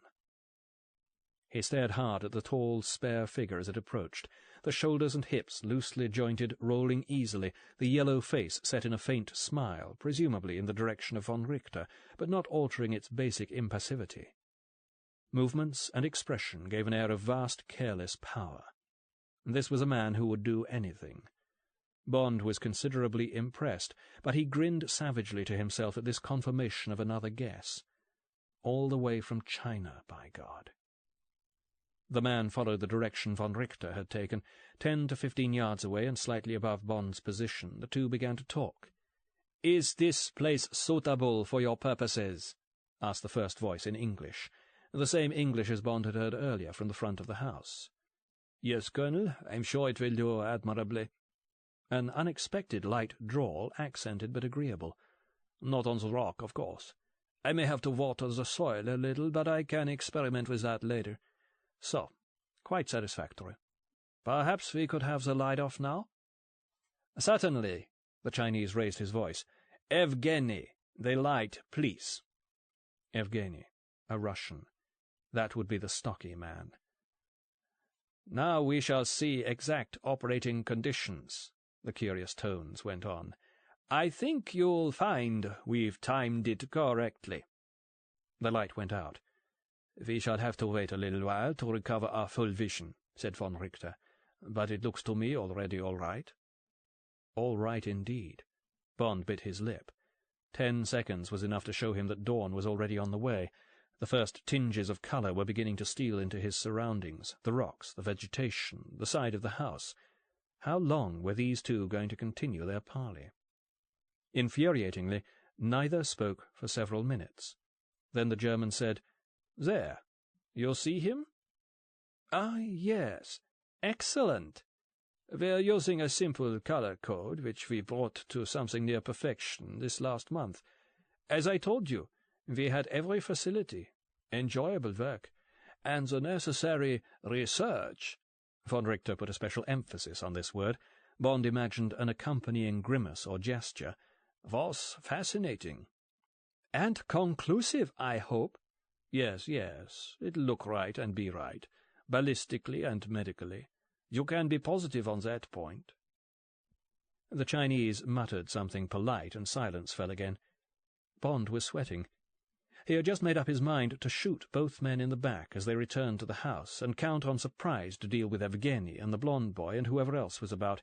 He wiped his right hand on the torn knee of his slacks and settled himself more firmly. "Well, I think we've seen enough for now," said von Richter. "Willie and I will line up after breakfast." "Very good. This Willie. How did a boy like that take to the research?" "Remarkably well. He's had rather an interesting history, young Willie. His father was one of Himmler's men. The Americans hanged him at Nuremberg. You know, the usual war crimes fantasy. Willie was a baby in arms then." There was more, but Bond stopped listening. The voices were retreating in the direction of the anchorage. He brought his gun up and waited. Perversely, the two did not cross diagonally from where they had been standing, but evidently walked straight to the water's edge. When they finally came into sight, they were between 70 and 80 feet away. Bond dismissed it at once as not worth trying. The light was still poor, and the chances of an effective left and right negligible. Unless they turned back. But no. Awkwardly bunched from his point of view, they strolled past the upper works of the boat and disappeared behind the front of the house. So much for that. Poor the light might have been for an aimed shot, but it was already uncomfortably good enough for movement to be spotted, and increasing as if a screened lamp-wick were being turned up. Bond spent a minimal 3 minutes listening for any sign of the return of the German and the Chinese, then came out of his shelter and started up the gully. But going up was slower than coming down, and by the time he reached the upper end the sun was showing signs of appearing. He paused here to breathe and consider. The stony slope looked horribly exposed. Still, there it was, a naked streak of hillside he would have to climb 100 feet to get around. So. He got to his feet, squared his shoulders, and walked steadily over to the far side, up onto the level stretch, walking as before, no point in using the thorn bushes as background in this light, and into the shelter of the overhang, on to where the flat pathway ended. Ahead of him now, and below, lay an extraordinary geological formation, or rather hundreds of these, a great jumble of squarish and near rectangular stone blocks 20 and 30 feet high, and stretching for half a mile, piled next to and upon and across one another so haphazardly that gaining 20 yards in the desired direction meant climbing and descending twice as many. Above and below were cliffs. On Bond's outward journey it had taken him 50 minutes to cross this dump of outsized nursery bricks. Even now he could not hope to do it in less than 30. Still, once past it, there was a short rise to a level platform of rock, and after that an easy descent to the beach and the boat. On with it, then. In the event, it took him well over the half-hour. He was moving up onto the rock platform when a man on the far side of it got up and levelled a revolver at him. He was a tall man, in a cheap dark suit, now crumpled and torn. Binoculars in a green plastic case were slung across his shoulder. He said in a thick Russian accent, "Good morning, Mr. James Bond," and sniggered. Bond stood stock still and waited. "I see you from up," the man went on in a tone of good-humoured explanation. "Now, we go up." He pointed to the hillside with his left hand. Bond made no move. "No? Then shoot you. Not too bad." The Russian slapped his leg. "Friend of me. Up." He made hoisting and carrying motions, but the revolver never wavered. "Is difficult. You fall, maybe. Me, that's all right." Another snigger. It was plain enough. The only hope was to wait for a chance of finding a moment's cover from the revolver during the proposed climb, and before the absent friend made his appearance. Bond nodded. "Good boy." A gold-toothed grin. "Come to here." The left hand indicated a point on the platform, well beyond rushing distance. Bond went to it. "Now, gun off you. Slow, please. Slow, slow." The revolver pointed steadily at Bond's breastbone. Nobody can aim and fire faster than a man already on aim can fire. Helplessly, Bond took the Walter from his pocket and held it in the palm of his hand. "Intelligent. Throw away." Another chance gone. Bond tossed his automatic aside, heard it land on rock. "Friend of you." A gesture towards the beach. "No good, eh? Now, walk, Mr. Bond. Slow, slow."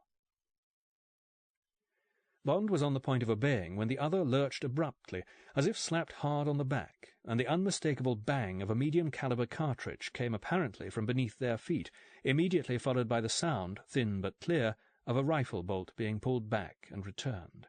There was one echo of the shot, distant and delayed. The man's gun arm had dropped. His eyes held Bond's with a dreadful look of puzzlement, of pleading to be told how this thing could have happened. Bond said hoarsely, "You've been shot with a rifle, from the beach." His heart was thumping. He never knew if his message was understood.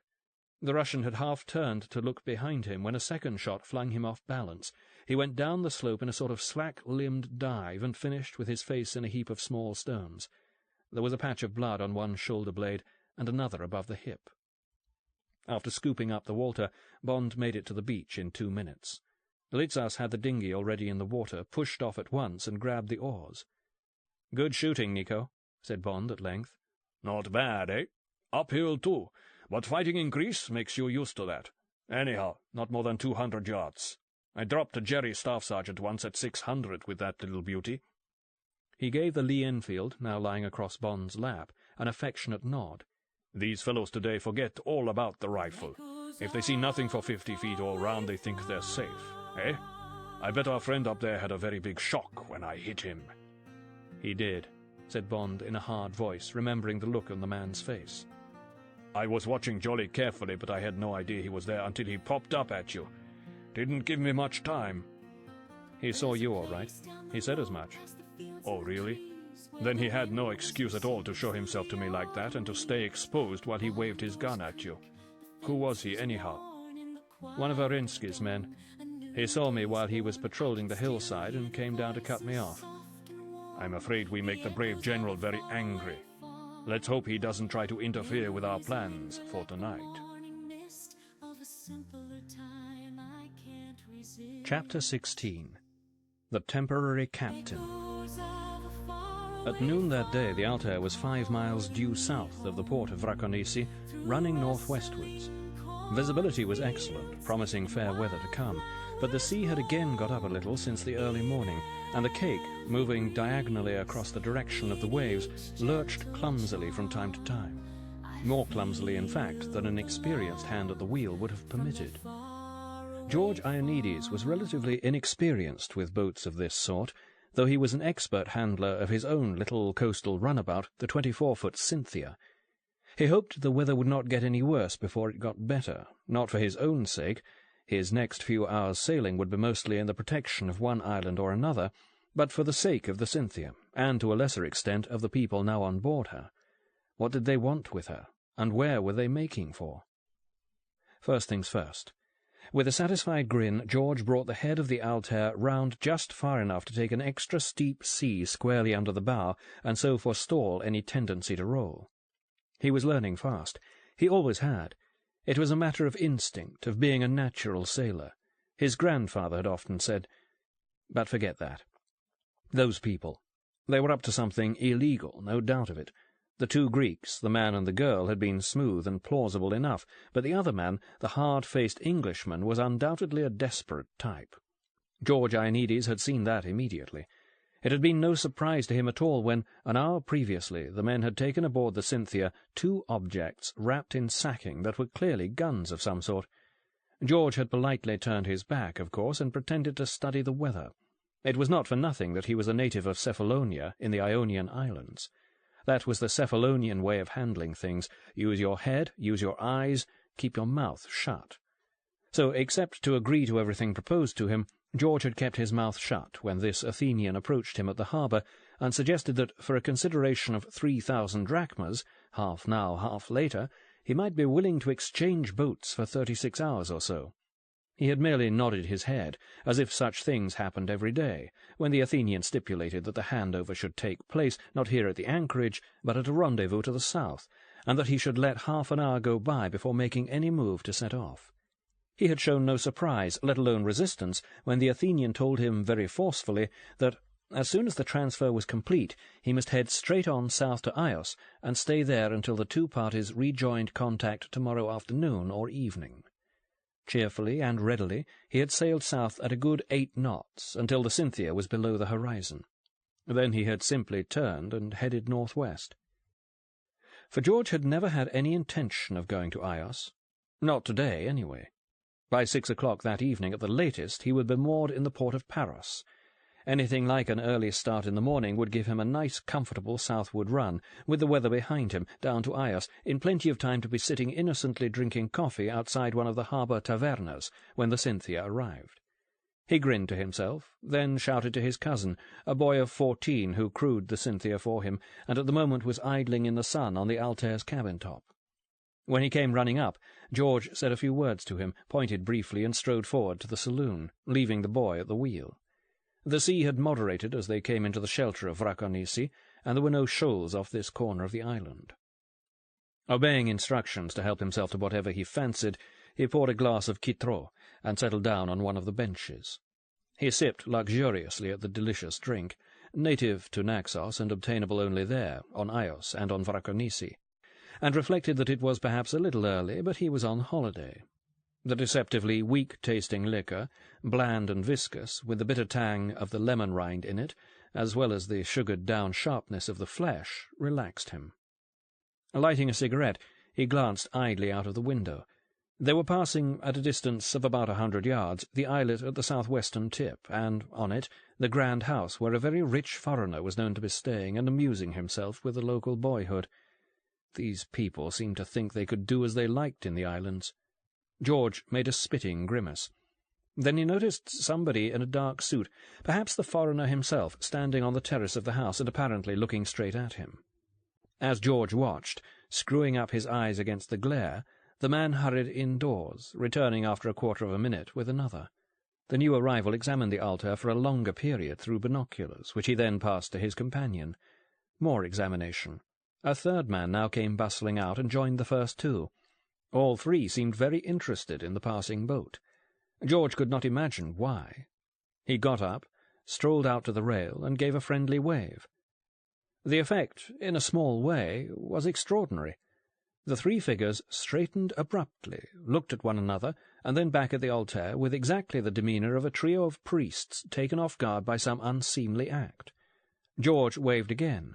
This time there was a response, half-hearted at first, then suddenly enthusiastic. priests deciding to show they were men like anyone else. George laughed aloud and went back into the saloon.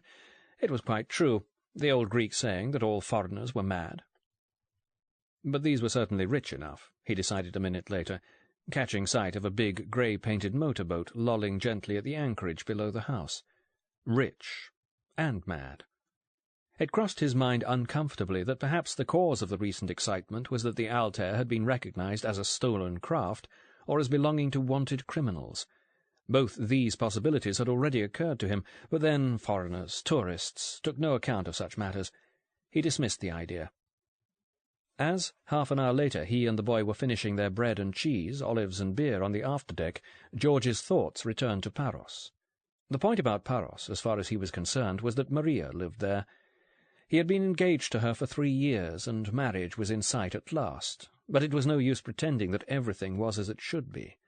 Although her parents liked him and knew he was honest, they pretty clearly did not think he had come as far in the world as, at 27, he ought to have done. Tonight he was going to show them how wrong they were. First he would invite them all on board, Maria, her father and mother and younger sister, and show them round, offer them drinks in the saloon, explain casually that one of his friends from Athens had put the little tub at his disposal for a couple of days, so that he could thoroughly try her out and see what he thought of her. Then he would take them all out to a lobster dinner, and finally buy them each a good present at one of the expensive tourist shops that lined the alleys of the town. By way of immediate return for these efforts, George would be entitled to talk to Maria, to hold her hand, and above all to look at her. He would not, of course, expect to spend much time with her alone. That had always been part of the system, the way life was arranged. George was tall and well-built and dark-eyed, and working in the tourist trade brought him plenty of sexual opportunities. He took them. Nobody minded that.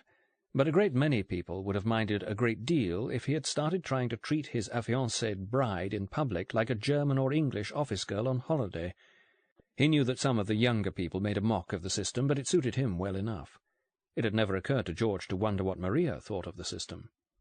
However, at times when he was picturing Maria in his mind, as now, he would find himself trying to imagine in detail what lay beneath her spotless white dress, what that swelling bosom would be like to see and touch, what she would do when he— George pulled himself together. Such thoughts were useless as well as disturbing. If he had been backward and provincial instead of modern and sophisticated, he would have called them sinful. They left his mind for good when he glanced astern. A shape rapidly overhauling them soon identified itself as the motorboat he had seen moored at the islet. This was puzzling, and a little frightening. George Ionides examined his conscience and, as best he could, his legal standing.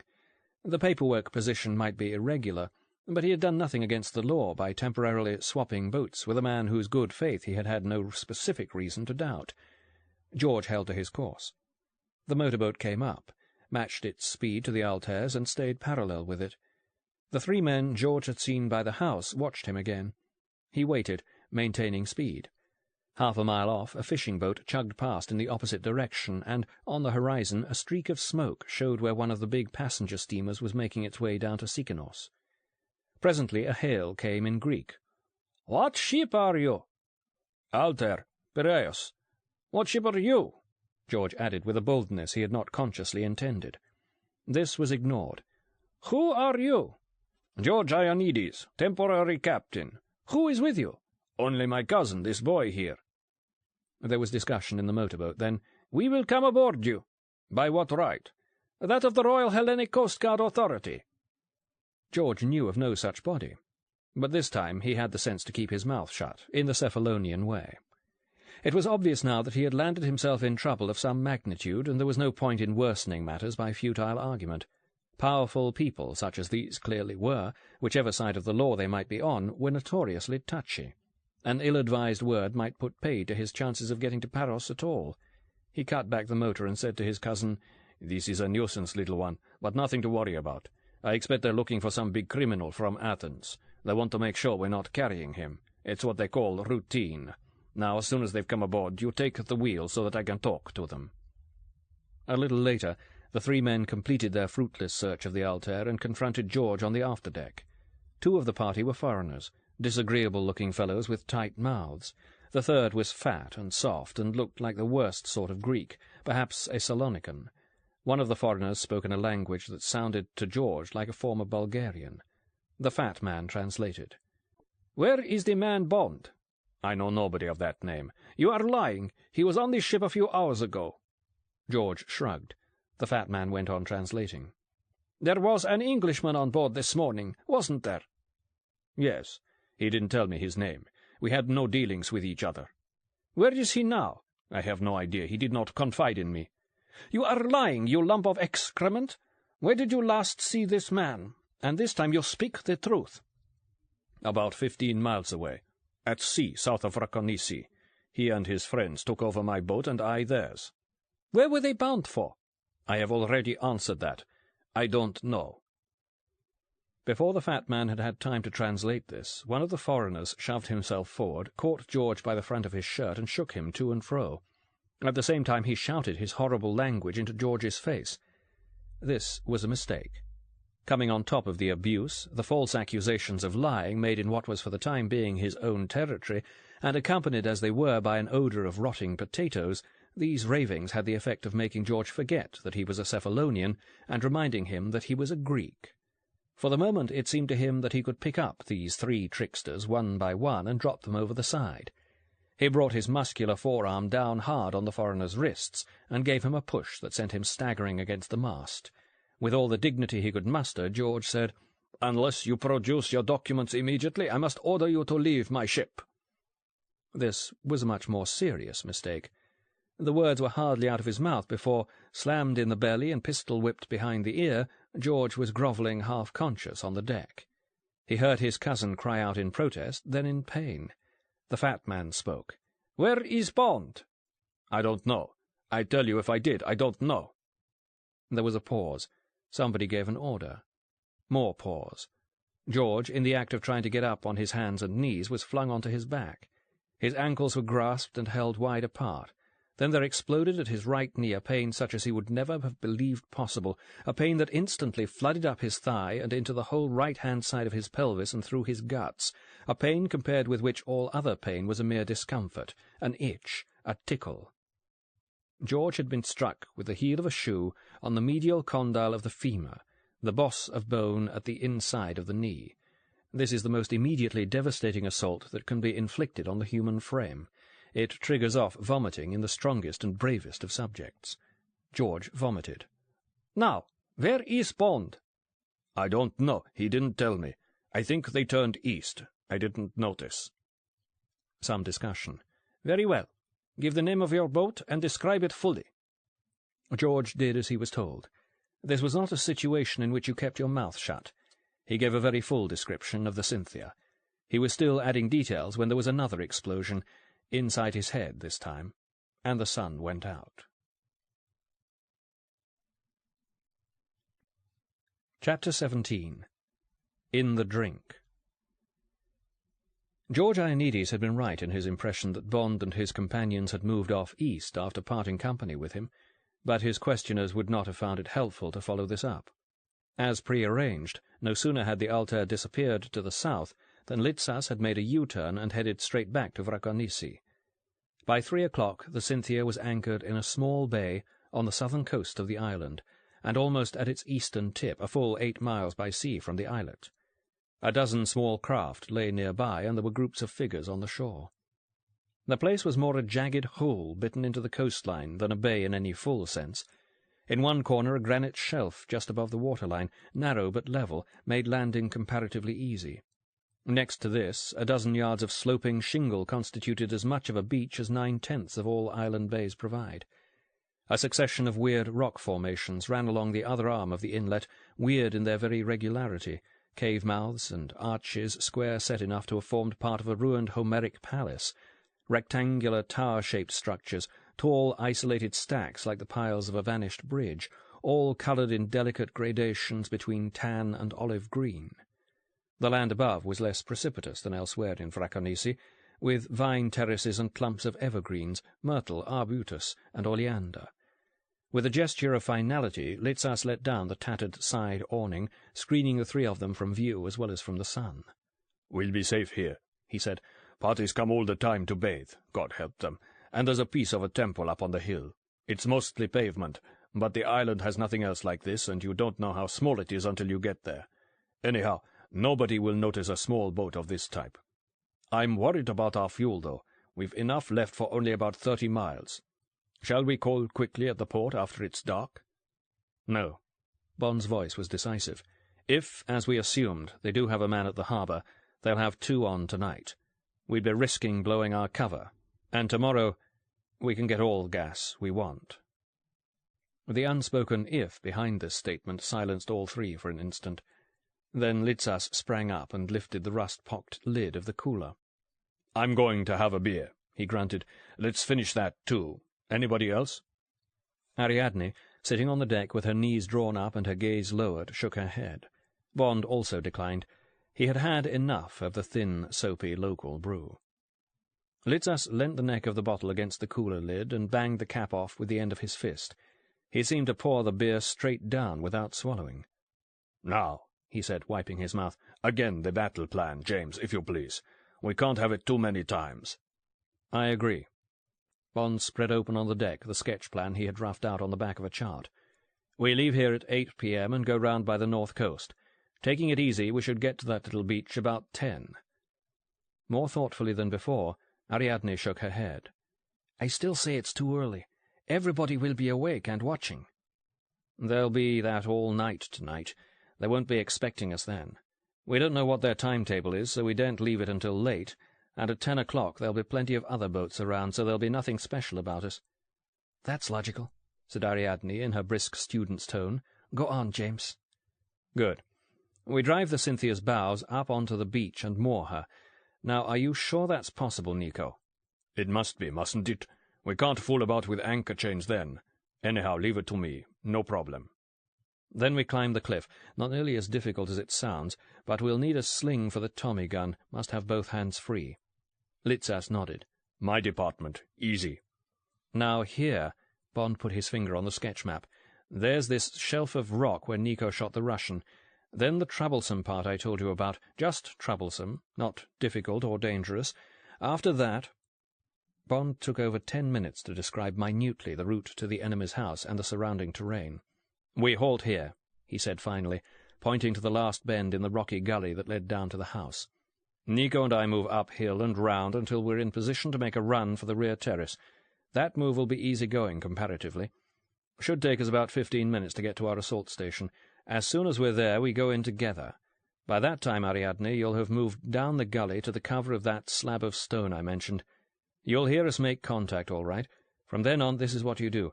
As soon as the shooting starts, you begin counting slowly. If you see anybody, shoot him and go straight in at the side door. Go to the foot of the stairs and cover the rooms opening off the passage. We'll join you there. Blaze away at any stranger you see. They won't be letting my chief run about the house, you can be sure. Alternatively, if you don't see anybody early on, count on to 30. Then you go in by the side door, but not unless there's shooting still going on inside the house. No shooting will mean that our assault has failed. In that event, go back the way you came and get away in the Cynthia. Nico will make it easy for you to cast off, and he'll show you how to start the motor. Then disappear. Steer well clear of the islet. It won't be a healthy place to be if these people have anything to do with it. The rest of it will be up to you. I'll give you a letter which I'd like you to take to the British Embassy in Athens. Any questions? Then let's all get what rest we can. We're going to need it." Bond's sleep by Ariadne's side on an improvised bed of seat cushions was fitful and haunted. A formless being, a shape too fantastic to be identified, pursued him through his dreams. He fled from it across a perfectly smooth plain of marble. At the far side of this were geometrical rows of trees, all identical, all of formalized shape, like representations in an architect's drawing. As he ran between them, one after another exploded silently into a puff of flame, leaving nothing behind. When he looked back to see what was doing this, he found himself face to face with a brick wall constructed in a strange way, such that the bands of mortar were as broad as the bricks themselves. A distant humming roar became audible, and the wall began to tilt towards him. Before it could collapse, Bond had forced himself out of sleep, but the steady humming continued. With a strong sense, even in his half-awakened state, of the illogic of the action, Bond got up, twitched aside a corner of the awning, and peered out. What he saw was, to him, disappointingly irrelevant. With the vague but oppressive memory of his dream upon him, Bond gazed lethargically at a large, expensive-looking grey motorboat which was just throttling down in the bay. A rich party, no doubt, in search of a bathing spot. Idly he ran his eyes over the decks of the new arrival. Nothing special was to be seen there. No movement or figure presented itself. It was as if the thing were controlled from afar by wireless. Still drowsy, Bond dropped the awning and returned to sleep. He did not hear the muted roar of the motorboat's engines as, its obscure mission completed, it backed away from the shore and moved slowly out of the anchorage. And obviously he could not have known of its arrival in the smaller inlet that lay a couple of 100 yards to the east, nor of the installation of an observer among the curious volcanic arches in the coloured rocks lining that side of the bay. When Bond awoke finally, the light had taken on that faintest and most melancholy hint of dullness that, in Greece, as nowhere else, makes late afternoon so oddly indistinguishable from early morning. Ariadne progressed in a second from deep, childlike sleep to wary wakefulness. Blinking slowly, she looked at Bond. "What do we do now?" "What we do, I don't know," he said, kissing her. "I only know what I do, and what I do is swim." "It's what I do, too." While Litzas slept on, they stripped to the skin and within seconds were side by side in the unbelievably clear water. Bond turned and grinned at Ariadne. "This is rather daring of you, isn't it?" he asked. "I thought Greek girls would die rather than be seen naked in public." She laughed. "That shows how little you understand. It isn't modesty, it's shame. It's social respectability. Nobody around here knows who I am, and they're all too far away to see anything very intimate. There's just you, and it's kind of late to begin to worry about what you see, isn't it?" As she talked, she had been moving away from the boat and now took off towards the open sea, using a steady and unexpectedly powerful breaststroke that looked properly economical of energy. Bond was impressed. At every turn this girl showed herself to be fine material. He followed her in the same style and found, not to his surprise, that he had to exert himself to catch up. When they were level, he kept to her speed, and they swam out side by side for perhaps 100 yards. The water slid like silk along their bodies and limbs. Beneath it was dark and dense. Bond guessed that they were already at a great depth. As they paused, he felt on his cheek a tiny breath of chilly air, a first reminder that the summer which coloured everything around them was not endless after all. By unspoken consent, they turned and made their way back towards the boat. They had wanted to refresh and relax themselves, not take hard exercise. After a while the sea bottom glimmered into view, and Bond felt a sudden longing to dive towards it, to enter again the twilight rocky groves of the subaqueous world he loved. But not now. Another time. Litzas helped them back on board. He ran an appraising and rather obviously expert eye over Ariadne as she stepped down to the deck. "I know I shouldn't be looking," he said blandly, "because it makes me feel very non-something. What's the word that means like an uncle?" "Avuncular?" "That's it. Avuncular is how I'm not feeling. You're a lucky chap, James. Now, Ariadne, you must try and dress quickly. I want to show you the Thompson again before the light has gone. These bike lamps of Aeneas are perfectly bloody hopeless." Just before 8 o'clock, Ariadne had finished her weapon training, including the vital point of changing magazines by feel. Bond had again taken them carefully over his battle plan.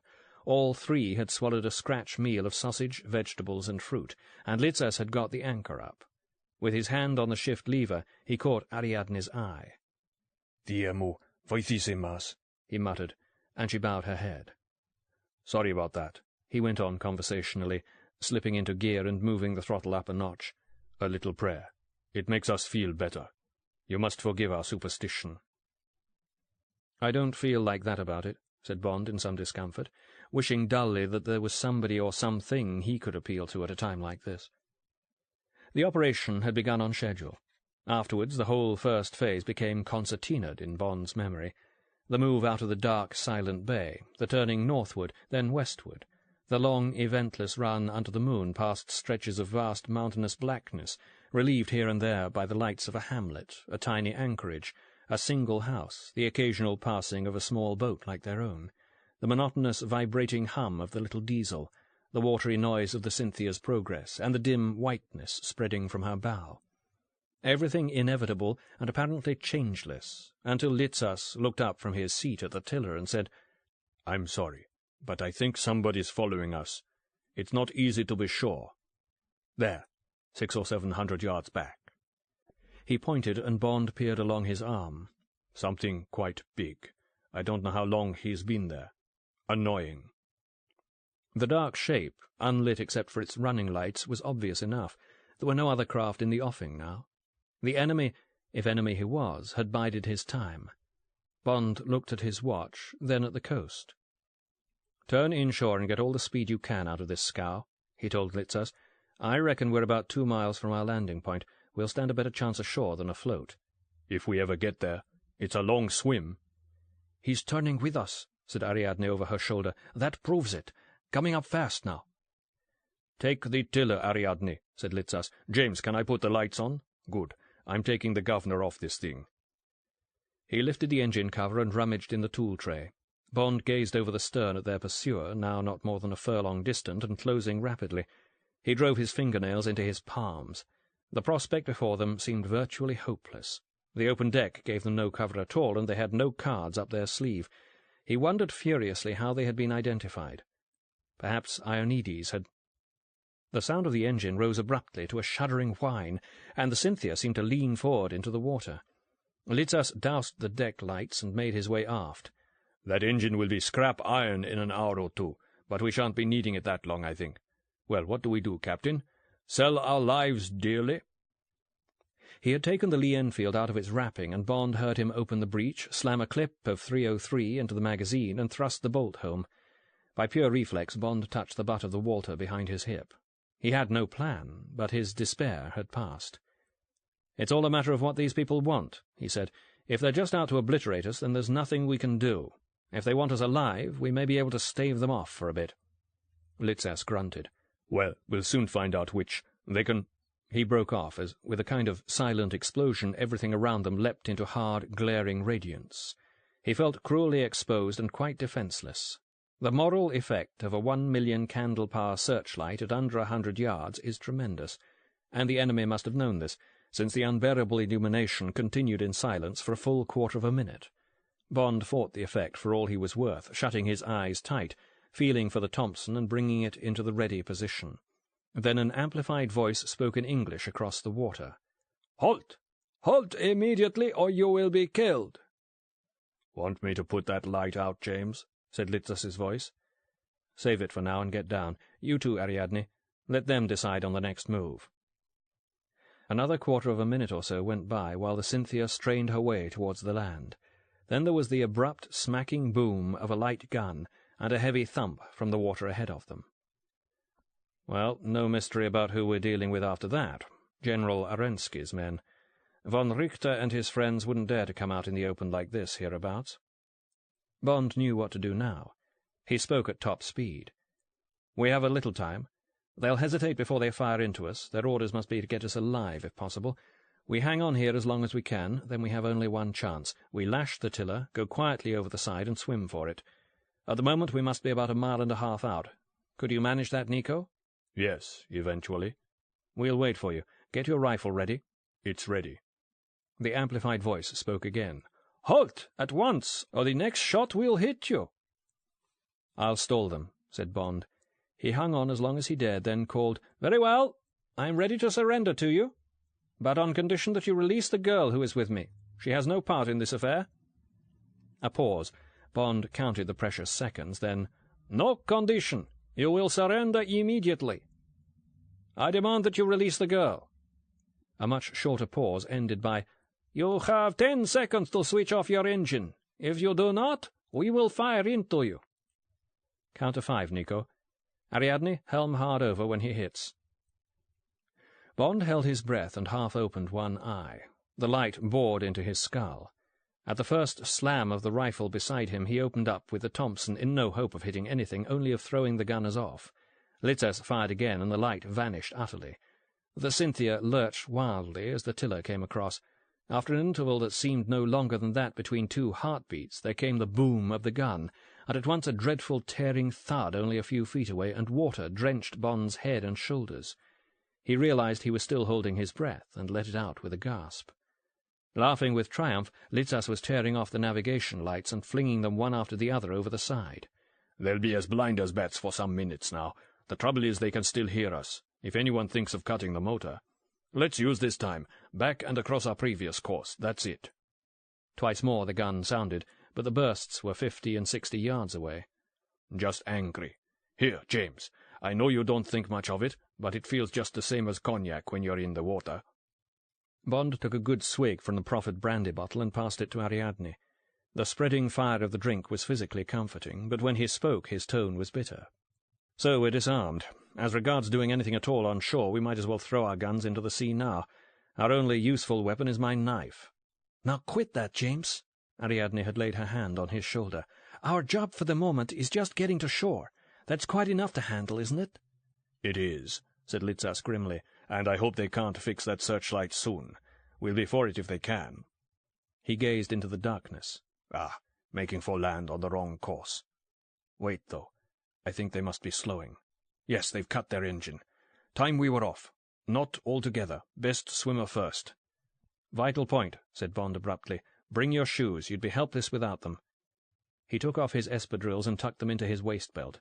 "Right, I'm away." "Then Ariadne, then me. I'll describe to her the bay. You get off, James. See you on shore." "Yes, Nico. Good luck." Bond shook Litzas's hand and kissed Ariadne. He drew the Walter from his hip and dropped it over the side. Then he lowered himself into the water. There was a mile to go, or a little less. Bond set off at the fastest speed he thought prudent. He must overtake Ariadne somewhere inshore so as to guide her to the beach. The sea was flat calm, and there was no current against him. The Cynthia receded, and he saw her no more. He had made perhaps 200 yards when he became aware of the motorboat crossing his front at speed. At least once he caught the flash of its gun. Soon its wash reached him, and when he emerged there was nothing to be seen before him. Only the island. He breast-stroked steadily towards the notch in the skyline he had fixed on as his mark, looking to neither right nor left, deliberately postponing thought, driving his limbs with all his strength to distract him from the sick sense of defeat. After 20 minutes he was approaching the edge of the shadow of Rakonisi cast by the moon, and thought he saw a swimmer almost dead ahead cross into it. Here anybody in the water would be practically invisible, even if the motorboat passed within yards. He paused and looked westward, but could see nothing. On again into the shadow, the beach coming into view only a little to the left, a change of course, the last 100 yards. But no sign of Ariadne. She must have found the beach unassisted and be lying down to rest. A few yards of shallows. Bond swam as near the water's edge as he could to avoid sea urchins. He pulled himself upright. He was ashore. Ariadne was nowhere to be seen. He whirled round. He had only begun a desperate visual search of the black waters when something that was brighter than the searchlight flashed in his brain, and he felt himself start to fall.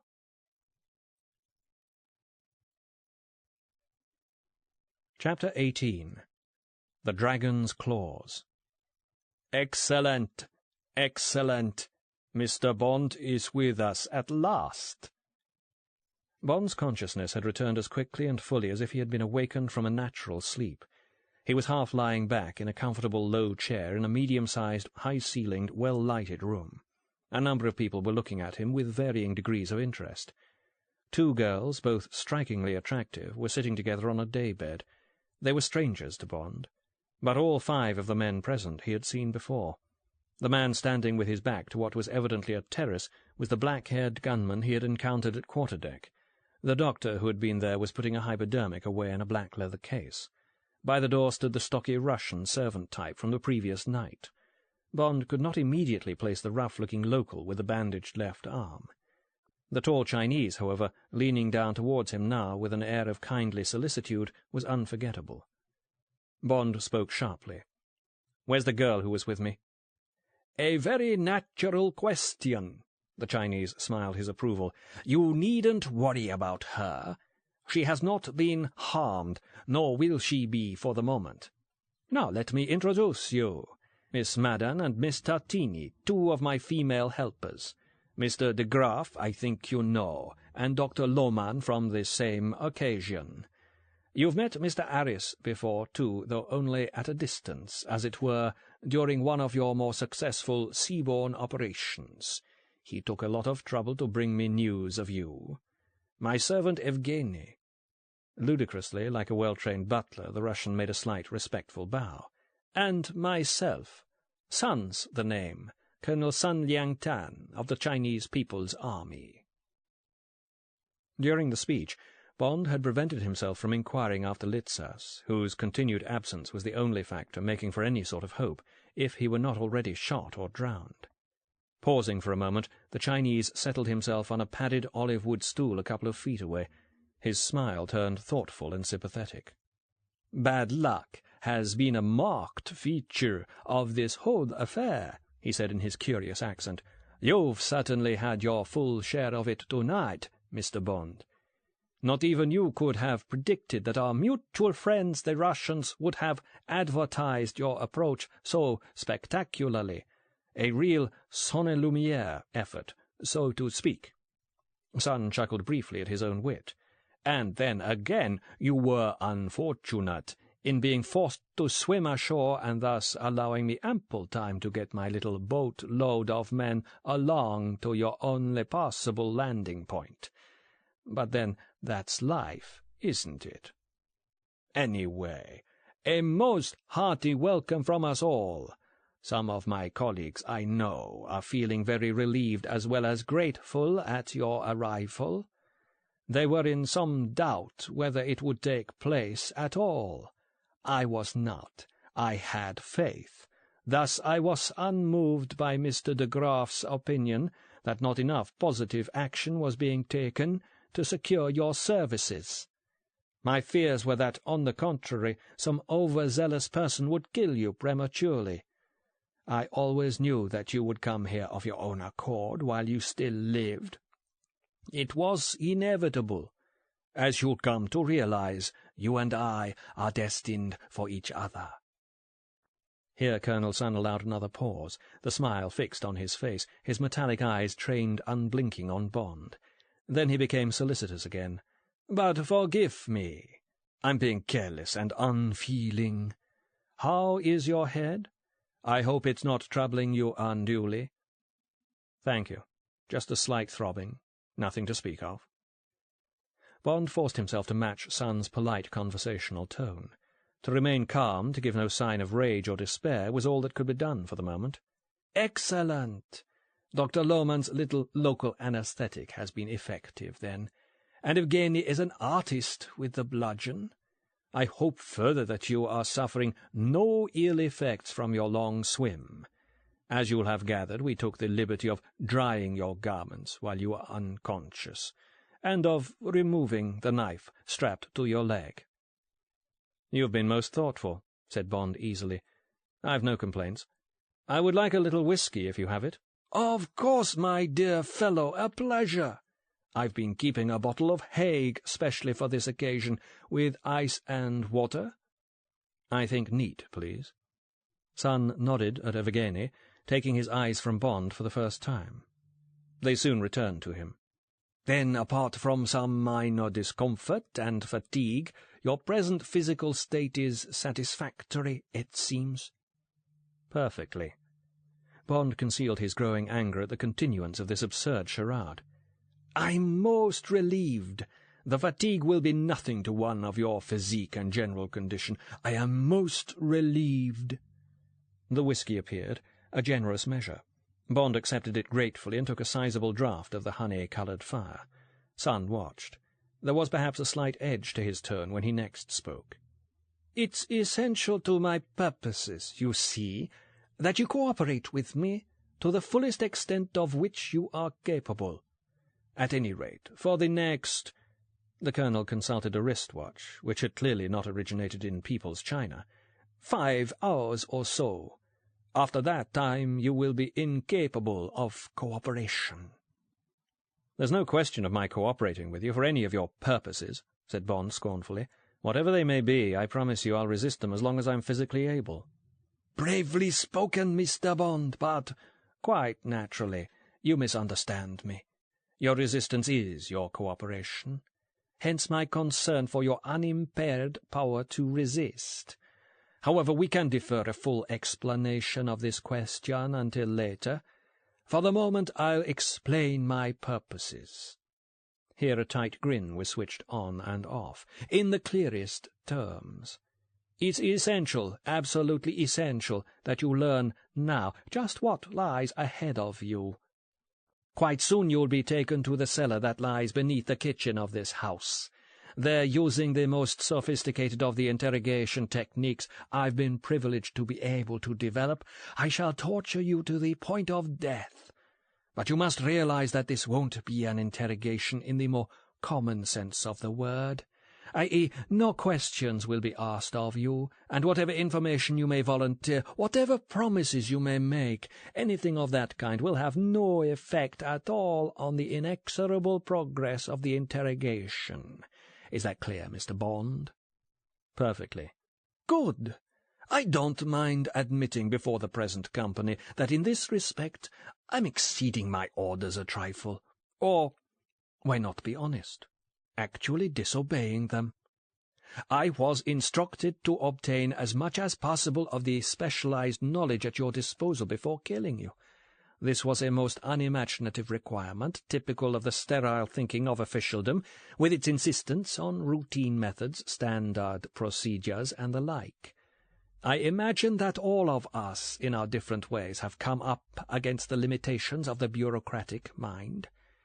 In this case, I'm just going to use my own initiative. I'm sure that, as an Englishman, you'll approve of that, Mr. Bond. And being, like me, an executive, and thus used to outwitting administrators, you'll understand that I'll experience no great difficulty in hoodwinking my masters by pleading that, in view of your well-known courage and the short time which the incompetence of others had allowed for my efforts, I can't be blamed for having failed to break you down. In fact, of course, if I wanted information from you, I could induce you or anyone else to start giving it in a matter of minutes. But as before, a man of your experience will know how desirable it can be to allow one's bosses to underestimate one." It was hideously plain that the Chinese meant every word he said, that he spoke without irony, and, in an odd way, without pleasure in his total power over his prisoner. Such an attitude would have suggested madness in a Western mind, but Bond had heard and read enough of the thought processes of Oriental communism, with its sincere indifference to human suffering, and its habit of regarding men and women as objects, statistics, scientific abstractions, enough to see that Sun might be, in a clinical sense, entirely sane. That made him more formidable. Was there the thinnest, most fanciful hope that any of the others present might be feeling a stir of revolt at the idea of torture for its own sake, so much as a flicker of sympathy? He glanced stealthily at the two girls. The slim, dark one had turned her head away out of indifference, probably, rather than disgust. Her heavy-breasted companion was looking at him with blank, dark brown eyes. A frenzied performer in bed, he guessed, but as sluggish as a cow outside it. The Greek was openly bored, the Russian quite indifferent. By the doors to the terrace the man called de Graaf stood watching Sun with a grin on his face, half contemptuous, half admiring. Only the doctor, who was sweating and biting his lip, showed signs of disquiet, and his support would be worthless. "Anyway," Sun had impatiently swept his own digression aside, "it will be my part to see to it that you undergo the worst possible pain, consistent with your remaining alive, until dawn. A delicate task, a severe challenge to my skill, and to your fortitude, Mr. Bond. Then at the proper moment I shall cause your death by a method that has never, as far as I know, been tried before. It consists, firstly, of breaking all 12 of the main bones of your limbs, and, secondly, of injecting you with a drug that will send you into convulsions. Perhaps you can form some sort of mental image of the agony that will be yours when your muscles pass out of control and your shattered arms and legs begin to heave and twist and thrash about of their own accord. You will be dead of shock in a few minutes. At this point you will cease to be of direct concern to me. Under the supervision of one of my colleagues, your body, together with that of your chief, will become vital instruments in an ingenious political scheme aimed roughly at inflicting serious damage on the prestige of your country and of another power hostile to us. Please come with me, unless you have any questions so far." Bond drained his whisky and gave the appearance of considering. "No, I don't think so," he said with deliberation. "It all seems quite clear." "Excellent. Let us be going, then. I'll lead the way." As Bond rose to his feet, he was desperately contemplating some outburst of violence, some assertion of the will to resist that could never succeed, but would win back the initiative for even a few seconds. He had hardly measured the distance to that yellow throat when his right arm was seized from behind by de Graaf and shoved up behind his shoulder-blade in a vicious hammerlock. For a moment he was helpless with pain, and in that moment Evgeny had him by the left arm. "We'll take it slowly, Bond," said de Graaf's businesslike voice. "If you try anything, I'll break your arm in 1 second. We weren't allowed to use that sort of method back at your boss's place. This time it's different. That arm's going to get broken anyway in a few hours. Now." The pressure relaxed a little. "Walk. Like I said, we'll take it slowly." They moved out of the room and across the low hall with its festoons of climbing plants. Bond's mind seemed frozen, totally absorbed in his own bodily movements as he mounted the stairs. At the stairhead they turned right along a short, uncarpeted passage. Sun threw aside high and low bolts, recently fitted by the look of them, on the door at the end and went in. Bond was hustled across the threshold after him. M stood stiffly with his hands behind his back. He was pale and gaunt and looked as if he had neither eaten nor slept during his 4 days in enemy hands. But he held himself as upright as ever, and his eyes, puffed and bloodshot as they were, had never been steadier. He smiled faintly, frostily. "Good evening, James." "Hello, sir," said Bond awkwardly. Sun's face split in a cordial smile. "You gentlemen will have much to say to each other. It would be unfair to embarrass you by our continued presence, so we'll withdraw. I give you my word that you will not be eavesdropped upon. Don't waste your time on the window, by the way. It's quite secure. Is there anything you want?" "Get out if you're going." M's voice was hoarse. "Certainly, Admiral," said Sun, with mock deference.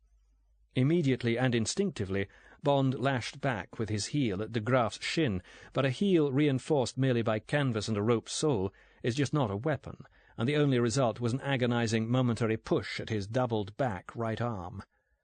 The two held on to him until Sun reached the doorway. At the last moment Bond saw him glance at his watch and give a small frown. However minutely, the timetable was being disturbed in some way. The door shut and the bolts slammed home. Bond turned to M. "I'm afraid I haven't been much use to you, sir." With an air of total weariness, M shook his head. "I know that nobody could have done more. You can spare me the details. Is there any chance at all of our getting out of here?" "Very little at the moment. I've counted 5 able-bodied men round the place, plus one who's injured but could still shoot. Are there any more, do you know, sir?" "No, I don't know. They've kept me in here all the time. Apart from that Chinese lunatic, I only see the servant fellow who brings me my food and takes me to the lavatory. I can't be any help at all." This last was said in a defeated tone that Bond had never expected to hear from M, who now sat himself carefully down on the unmade bed. Bond heard him give an abrupt gasp. "Has he been torturing you?" "A little, James, yes. Chiefly burns, only superficial. He got that doctor to dress them. I was forgetting a moment ago. That makes 3 people I've seen. It's rather curious about these bits of torture. Earlier on, Sun was trying all sorts of threats.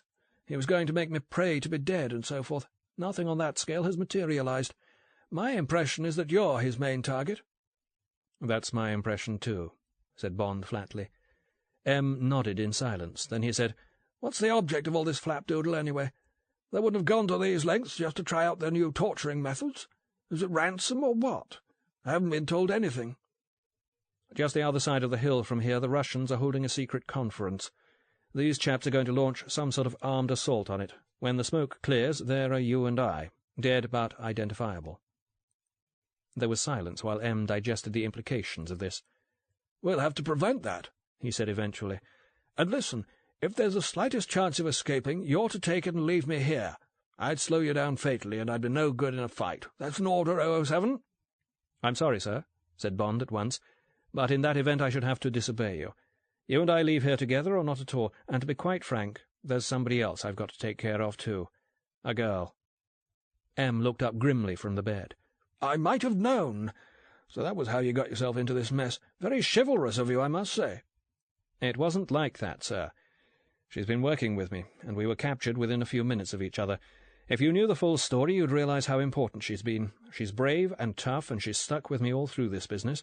She's—" Very well, muttered M. His mood had changed suddenly, become abstracted. His hands clenched and unclenched a couple of times.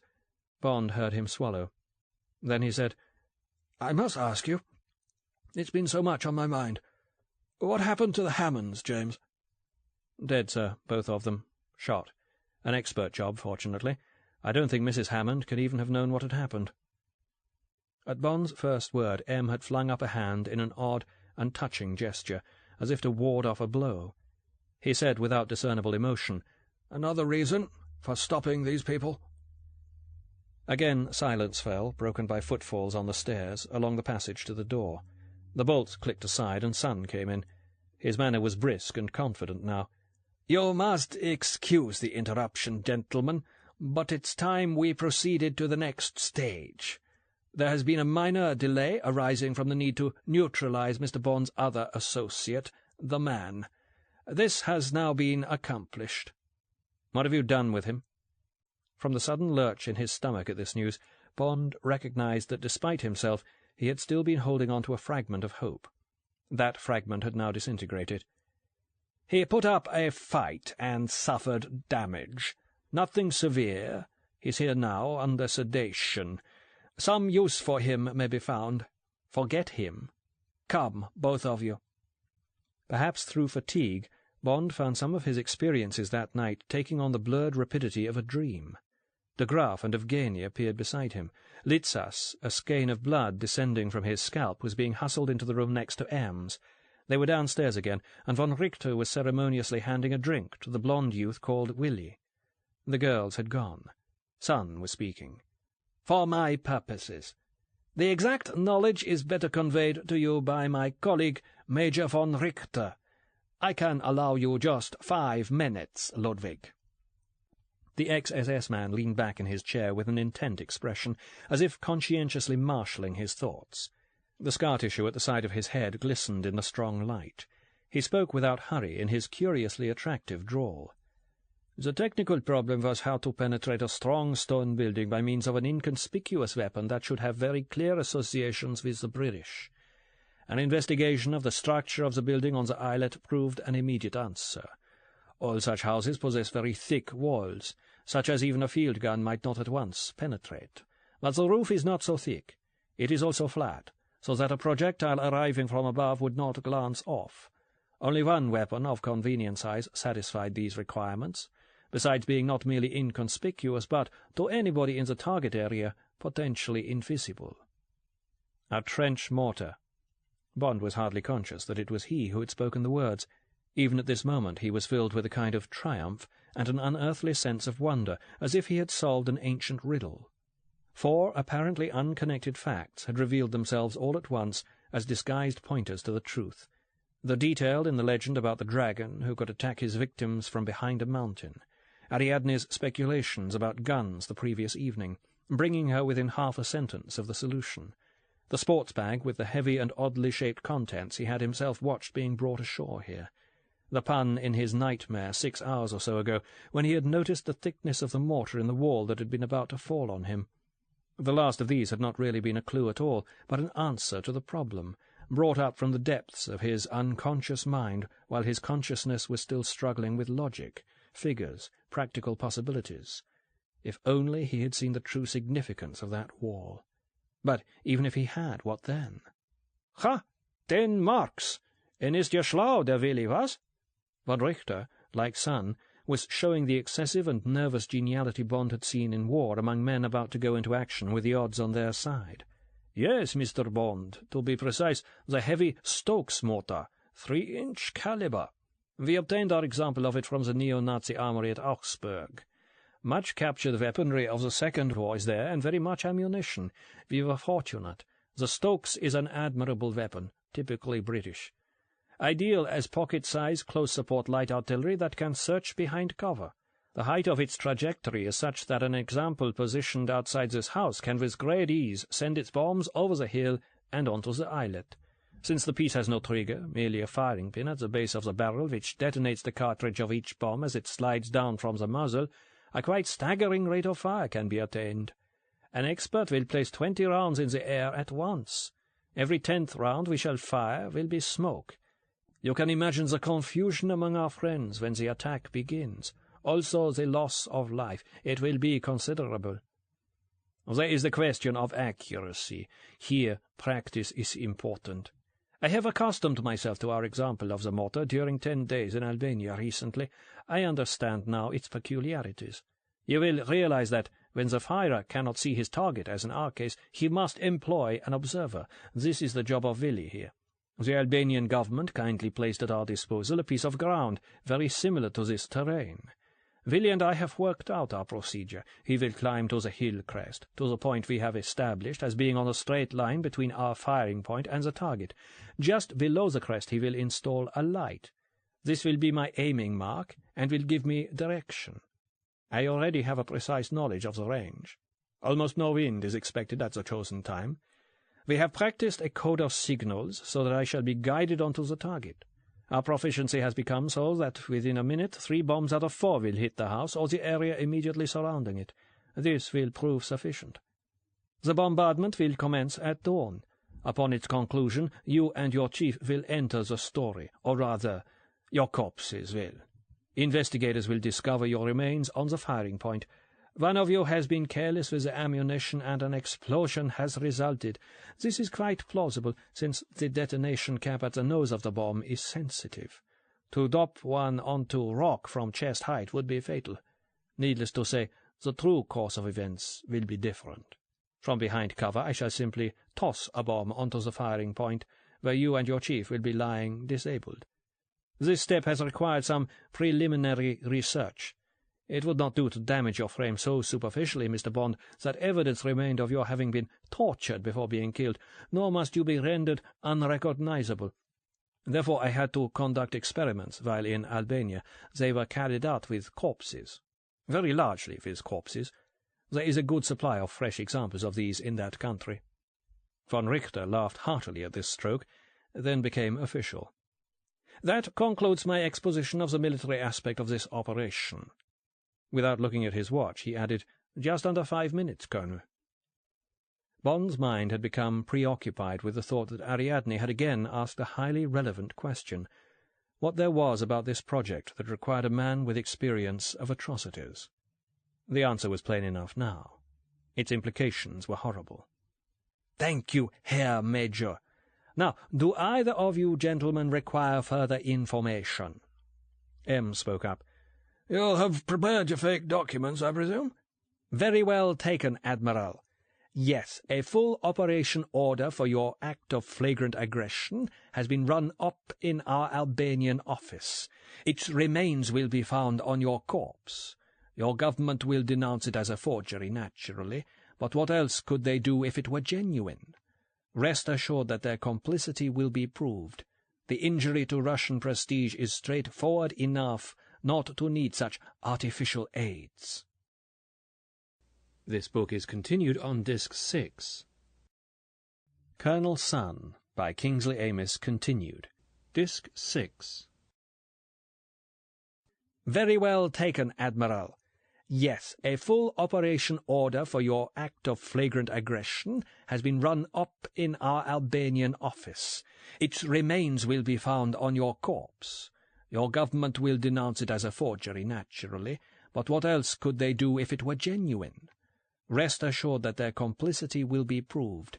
The injury to Russian prestige is straightforward enough not to need such artificial aids." Bond said, "How did your people find out about this conference in such detail?" "Oh, one of the minor people concerned with it in Moscow became momentarily indiscreet. quite unintentionally, in the hearing of one of our operatives there. We made arrangements to interview this man, and I was able to induce him to be indiscreet at great length, intentionally, and to convince him that we would know and react most unfavourably if he revealed his indiscretion to his superiors. But now please let us have done with such affairs and move on to something more interesting. Are there any further questions?" Silence, because no words were any good, and absence of movement, because no action was any good. Powerlessness, hopelessness. "I recommend that you say goodbye to your chief now, Mr. Bond. You will probably not be able to when you see him again." Chapter 19. The Theory and Practice of Torture. The cellar was small, not more than 10 feet by 12 feet by 6.5 feet high. The floor bulged and sloped, and an irregular column of living rock leaned across one corner. Whatever had been left here by previous occupants was here no longer. The place was bare, swept and scrubbed. A stout wooden ladder led to a trap-door in the ceiling. Along one wall lay a schoolroom bench. By another, a small collapsible table and a kitchen chair had been placed. An unshaded but rather murky bulb burned in a bracket on a third wall. Resist as he might, Bond had been unable to prevent himself being bound securely into a heavy, old-fashioned dining chair set in the corner opposite the tongue of rock. The material used to tie his wrists and ankles was strips of toweling. As he struggled with de Graaf, Evgeny, and Willy, Bond had half heard parts of a careful explanation from Sun about ropes causing chafing and the undesirability of pain not deliberately inflicted. Chains running from ring bolts cemented into walls and floor would keep the chair stable, however much its occupant might throw himself about. Left alone for the moment, Bond sat and waited for Sun. More than anything, he longed for a cigarette. A jumble of images circled in his brain, the delicate moulding and coloration of Ariadne's face, M's firm hand-clasp of 10 minutes earlier, the wordless plea Gordienko had made in his last seconds, the blood on Litzas's head, the game of golf with Bill Tanner half a century ago, the terrible bewilderment on the face of the Russian as the rifle bullet struck him, von Richter's amusement as he remembered his experiments in Albania, the sprawled bodies of the Hammonds in the kitchen at quarterdeck, Ariadne again. Then the figure of Sun, the loose, powerful movements, the metal-coloured eyes, the sloping teeth, the dark lips, the man who was going to start him on an agonizing road to death. Bond found he was sweating with fear. Footfalls sounded overhead. Bond forced himself to begin taking some deep breaths. The trap-door was pulled back, and Evgeny came down the ladder. He was carrying a wooden tray, which he put down on the small table. Without glancing at Bond, he went back to the ladder and ascended. Bond studied the objects on the tray, 2 metal meat skewers of different sizes, and a wooden one, a bottle of colourless liquid, a funnel about the size of a coffee cup, what looked like a bunch of bristles from a broom, a knife with a 6-inch blade in the shape of a slim right-angled triangle, several boxes of matches. His breathing became heavy.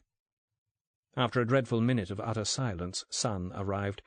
He smiled and nodded at Bond, like somebody greeting a favourite acquaintance, and sat quietly down next to the table. "Before you start, Sun," said Bond in a level tone, "I want to ask you a favour." "Ask away, my dear Bond. You know I'll do anything I can." "The girl. What's happening to her?" "I believe de Graaf is with her now. Or perhaps Evgeny. Or even both of them. The other girls may be participating too. On a night like tonight, I suppose a certain amount of license is to be expected." Bond tried to ignore this. "In the morning, let her go. Drop her off somewhere. Whatever she says afterwards, she can't threaten the success of your project, and you and all your team will be safely out of the way."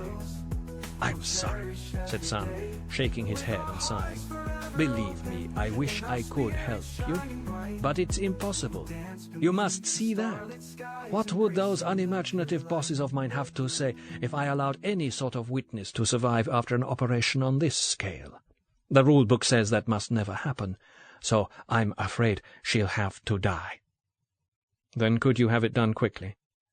Cleanly?" Bond hardly noticed the abject appeal in his voice. "There's nothing against that, is there?" "Of course not. I am no barbarian, Mr. Bond, whatever you may think. I've always opposed needless suffering. I'll see to it that de Graaf, who's an expert in these matters, shoots her in the back of the head.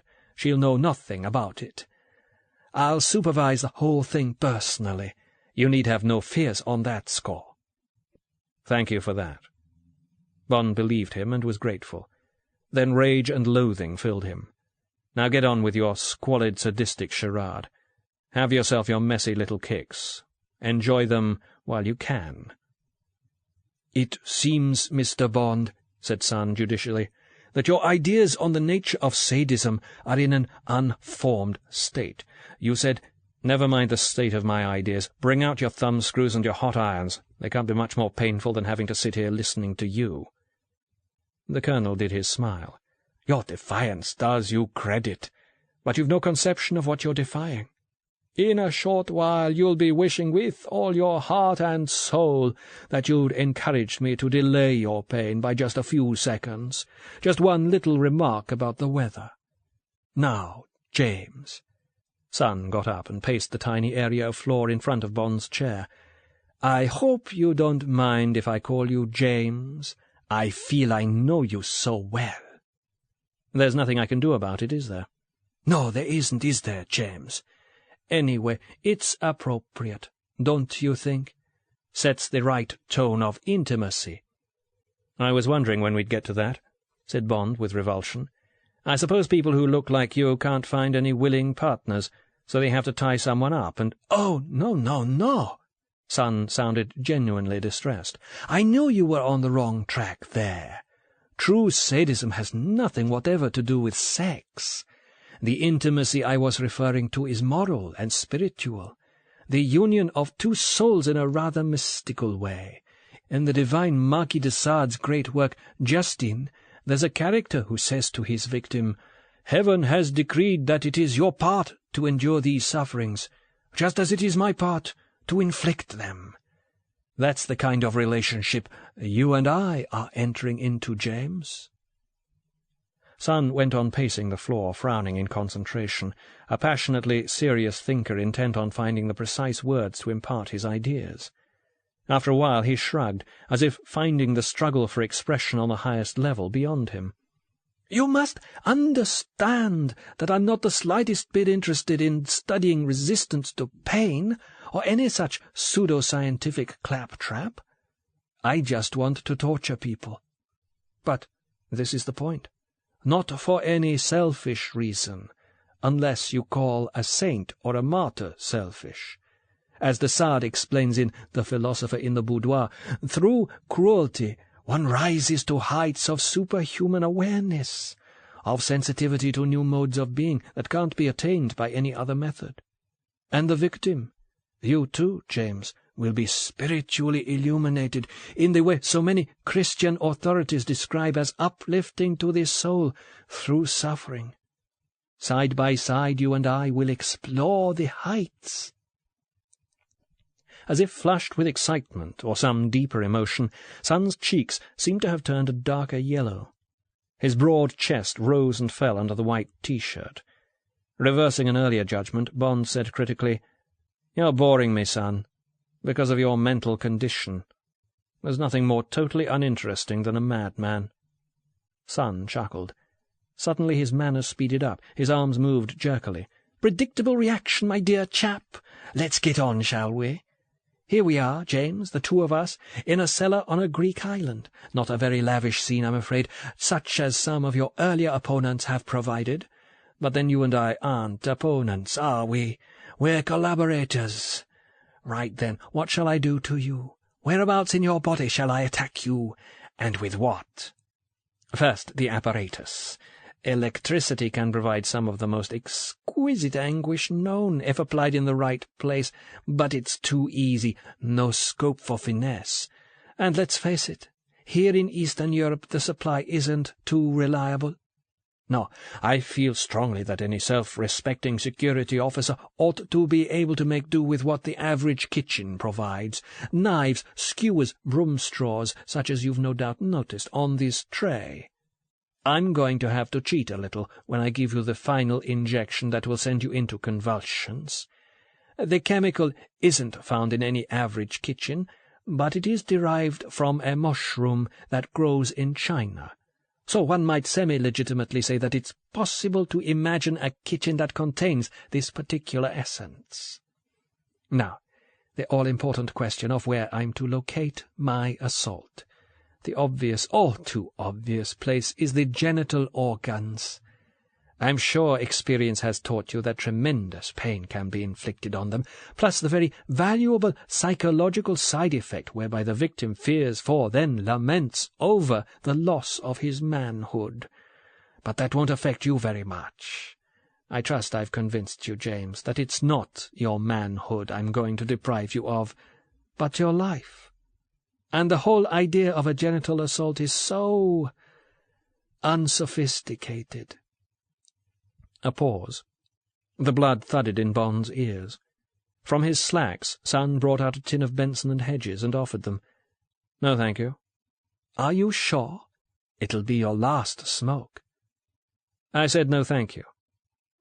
Bond had almost forgotten his nicotine hunger, and the thought of those yellow fingers putting the cigarette in his mouth, helpfully removing it to shake off the ash, as he could so clearly imagine them doing, was not to be borne. "As you wish."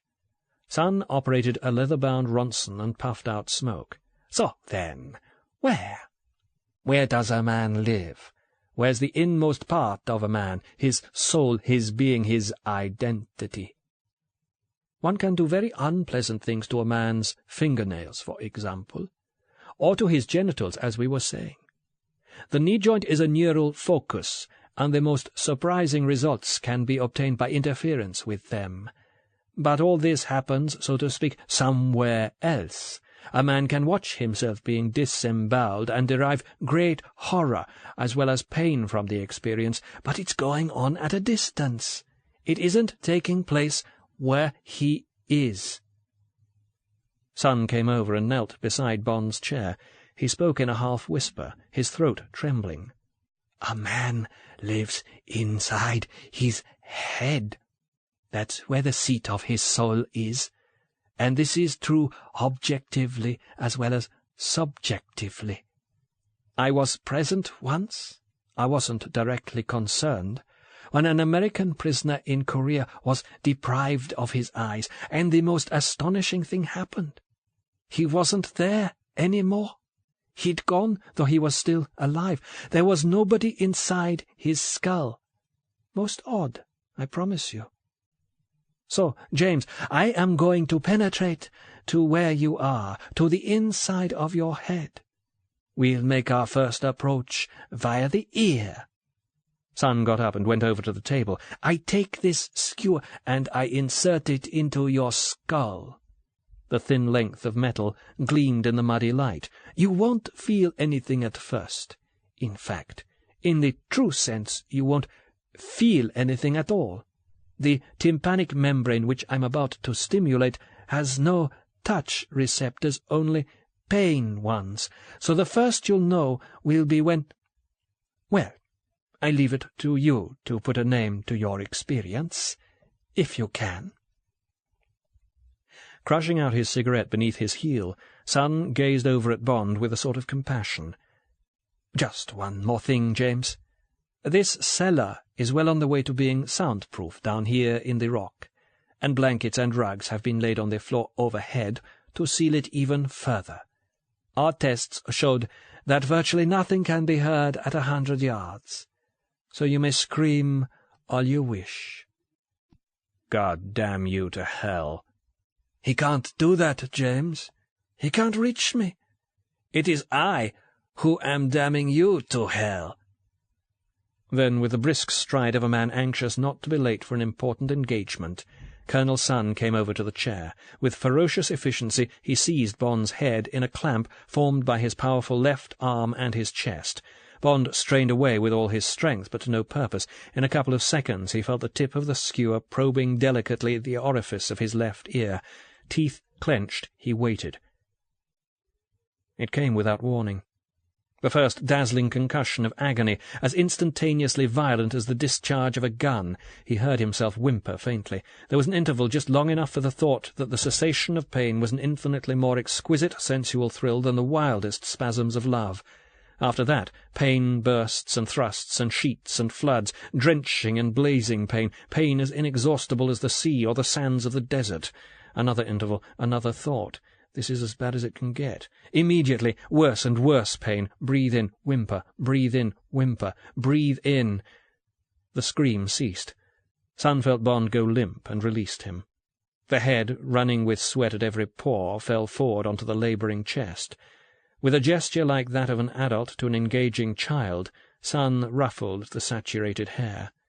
He turned away abruptly, climbed the ladder and pushed hard at the trap-door. It rose a few inches. At once a muffled voice spoke. "Yes, sir?" "You may calm down now, Lohmann." "Right away, sir." The doctor, carrying his black leather case, appeared and descended. He was followed by von Richter and Willi. "I hope you don't mind our joining you, Colonel." "Of course not, my dear Ludwig. I appreciate your interest. As you see, provision has been made for spectators. Do please sit down." "This—" The doctor cleared his throat and started again. "This man is unconscious, sir." "I'm glad you agree with me. Now sit down and prepare to observe closely. This is good training for you. If you want to be of further service to our movement, you must allow your inhibitions to be broken down. You appreciate that?" Dr. Lohmann hesitated, nodded, and took his seat on the bench next to Willi. "Well, what have you in store for us, son?" Von Richter drawled the question. "We expect great things of you, you know. Everybody tells me that Peking leads the world in this field." Sun tilted his head, pleased at the compliment, but anxious to be strictly fair. "Good work is also being done in Vietnam. Some of Ho Chi Minh's men have learnt their job with remarkable speed, considering the comparative backwardness of that part of the world. Very promising. Ah." He stepped over and lifted Bond's chin. The blue-grey eyes fluttered open, cleared and steadied. "Damn you, son," said a thin voice. "Excellent. We can proceed. I'm working on his head, Ludwig, as I described earlier. He's taken it well so far, but this is only the beginning. Eventually he'll scream when he merely sees me advancing on him to continue the treatment. I now propose to stimulate the septum, the strip of bone and cartilage that divides the nasal cavity. Can you see, all of you? Good." More pain, different at first from the other, then indistinguishable. Bond tried to build a place in his mind where the pain was not all that there was, where there were thoughts, as he had been able to do under the hands of other torturers, and so to some degree hold out against them. But the pain was fast becoming all that there was. The only thought he could find and keep in place was that he would not scream yet, not this time, or this time, or this time. It was later, and the pain had receded for the moment. He was somewhere. That was all he knew. But there must be other things. Screaming. Had he screamed? Forgotten, but still try not to. People were talking. He recognized some of the words through a sound like a fast-running river. Danger, shock, injection, a tiny pricking in his arm, ridiculously tiny. More pain. It was all that there was. There were no thoughts anywhere in the world. It was much later, and he was back. There were thoughts again, or rather one big thought that filled everything and was everything. It weighed down on him like an impossibly thick blanket. It came oozing up round him like the cold slime of the seabed. Bond had never experienced it before, but he knew quite soon what it was. It was despair, the terminal state of life, the foretaste of death. In comparison, the blood in his nose and mouth, the ferociously throbbing ache within his head, all this was nothing. Bond opened his eyes. He found he could see reasonably well. Sun's face was a foot away. But something had happened to it since he last saw it. Something had dried it so that the skin looked like paper out of an old book. The eyes were red and dull. The open lips had shriveled. The man's breathing was shallow and noisy, and he swallowed constantly. He seemed in the grip of an exhaustion as profound as Bond's. This was puzzling, but it did not matter. Nothing mattered now. Somebody was coming down the ladder. Bond looked up automatically without interest. It was one of the girls in the team, the dark one. She glanced at Bond, then quickly away again. Her small features expressed faint repulsion and great fear. Sun straightened up slowly and turned to her. She caught her breath. "You ill, sir?" No, it's my experiences. They have an effect." The voice, too, had changed. It had become harsh and cracked, with a monotonous quality that suggested the recitation of a lesson not perfectly understood. After a long time the man added, "They cause a change in one." "Oh, what do you wish, sir?" Sun gestured spasmodically towards Bond. "This man is near his death. During his life, his greatest pleasure has been love and sex with women. With your assistance, I intend to bring home to him the bitterness of being deprived of this love forever." Sun had spoken entirely without conviction. He paused awkwardly, as if turning over a page in his mind. Then the dried-up voice toiled on. "James Bond must be in the proper spiritual state to meet the death I shall give him.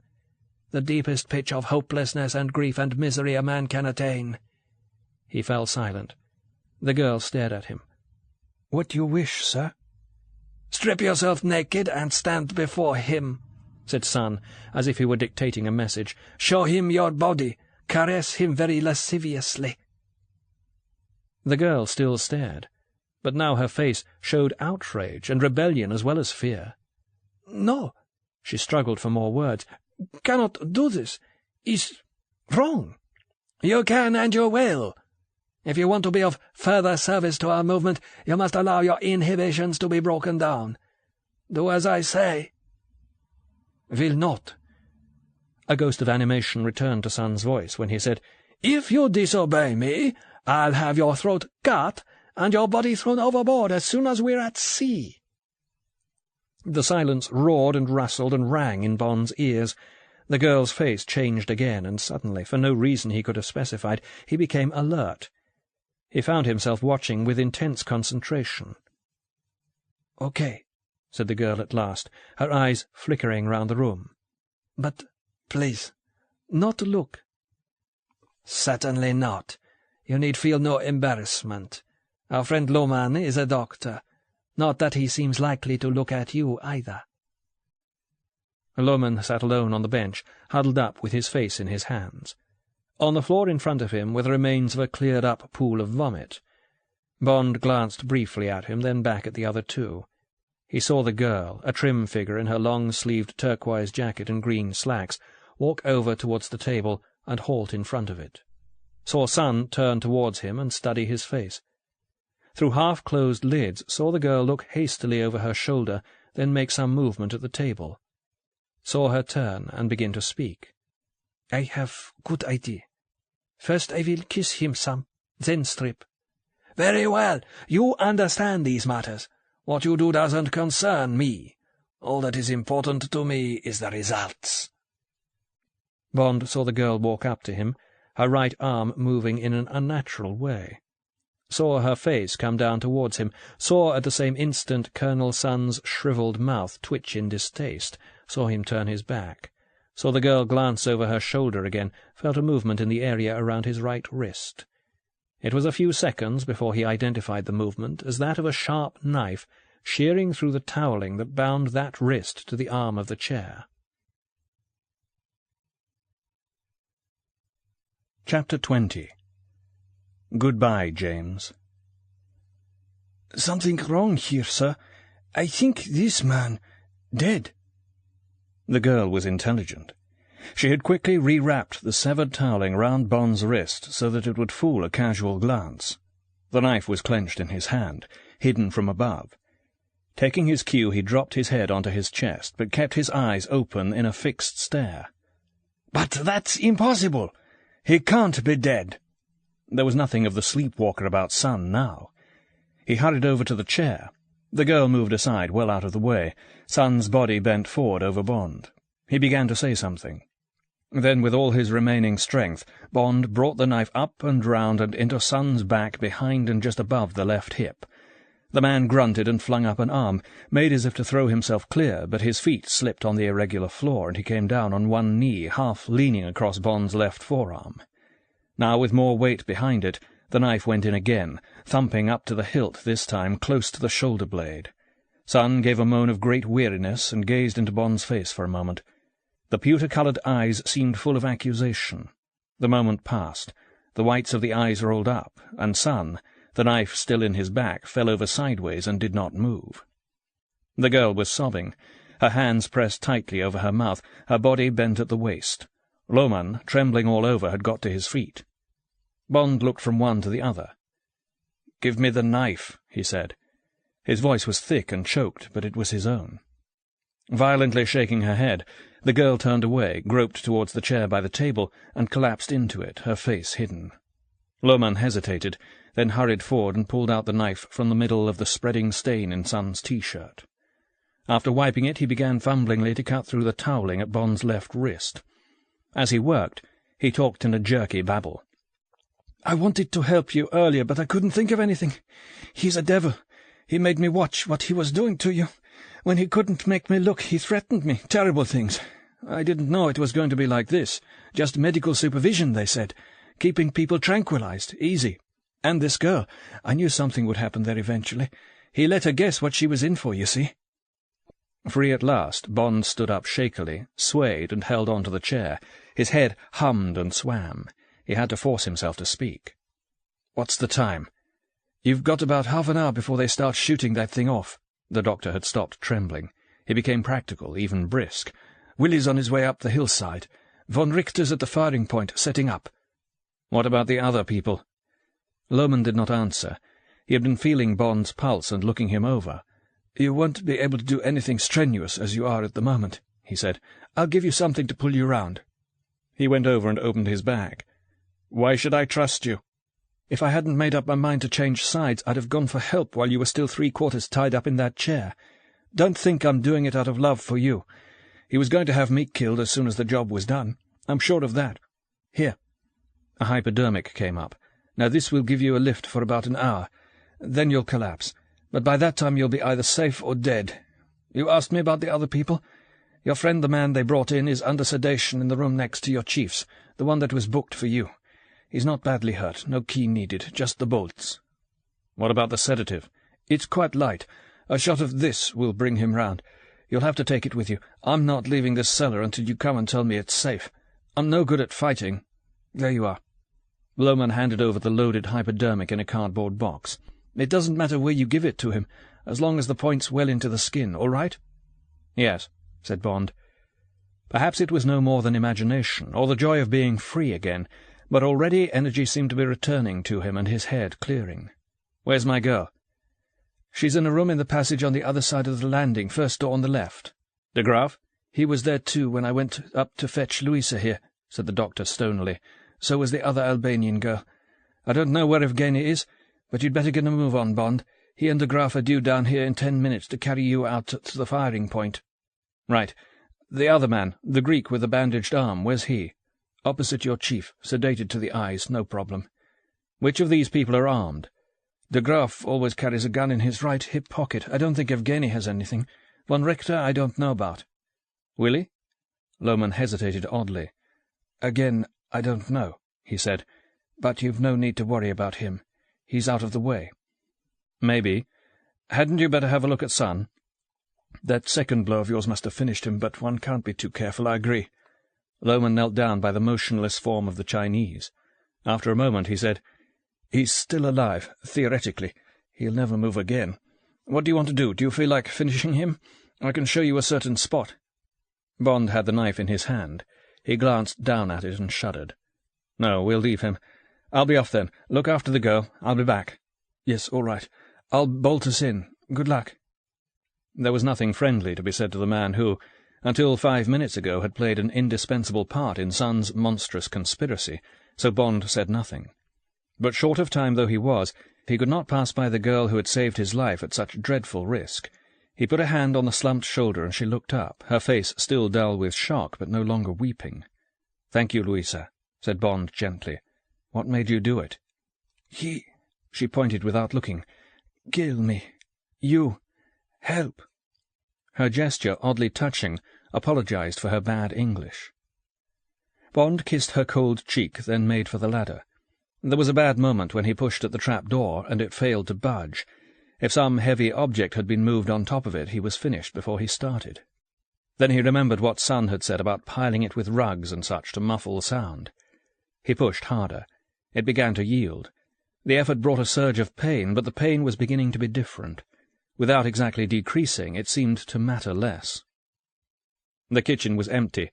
Its window showed a rocky slope beginning to turn the colour of elephant hide. If Lohmann had been accurate, there were perhaps 20 minutes to go before the bombardment.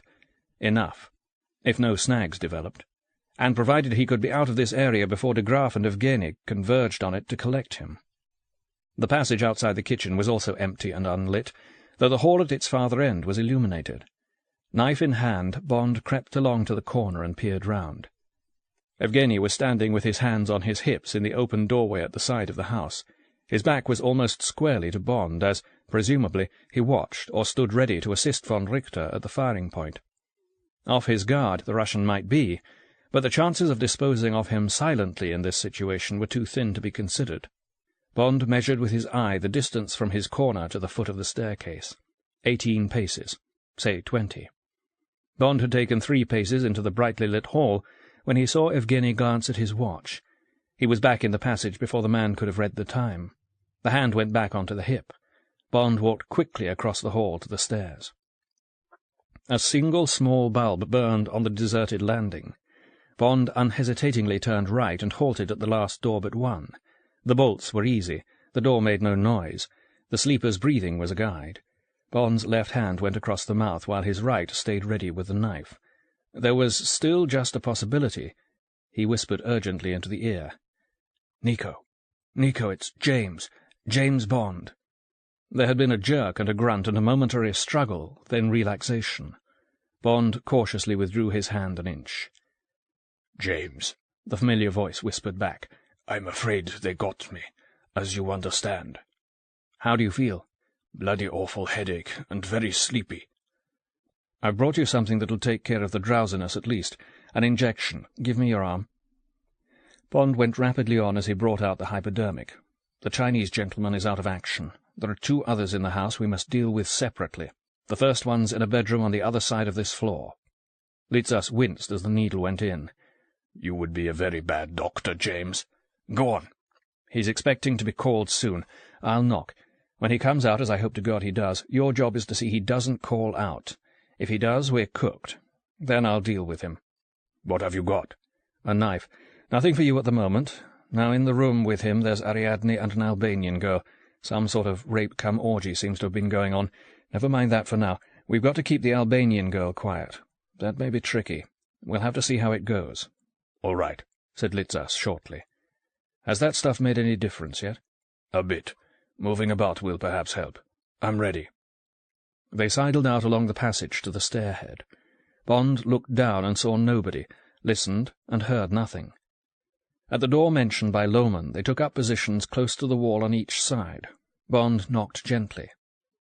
"All right. Who is it?" called a man's sleepy voice. "Lohmann," said Bond in a grunt. The length of the ensuing silence made him bite his lip. Then, "Hold on, I'm coming." Within, a bed spring twanged. The heel of a shoe scraped the floor. A female voice muttered something indistinguishable. The man yawned deeply. There was silence for half a minute. Then footfalls approached the door, a key turned in the lock. Light flooded into the passage, and de Graaf, buttoning his shirt, marched confidently out. Bond just had time to notice the deep parallel scratches on the gunman's left cheek before Litzas grabbed him and clapped a large hand over his mouth. Bond stepped forward and looked into the dilated eyes. "This is for the Hammonds," he hissed, and drove the knife in. De Graaf's body gave one great throw, as if he had touched a live terminal, then went totally limp. Bond turned aside at once and stepped into the room. Ariadne, under a thin coverlet on the floor, jerked to a sitting position and stared at him, but Bond's attention was all on the swarthy blonde in the bed. She too had sat up, showing herself to be naked to the waist at least. Bond hardly saw. He gazed into her bewildered dark eyes and brought his blood-stained knife forward as he approached. "If you make a sound, I'll kill you," he told her. No, I stay quiet. The hand she held out palm foremost was trembling. With the other she pulled the sheet over her breasts. Bond stood near her at the head of the bed. Ariadne, wearing brassiere and panties, got up and came over to him. Their hands touched, then gripped. "Are you all right?" she asked. "Your voice sounds funny." "I'm all right."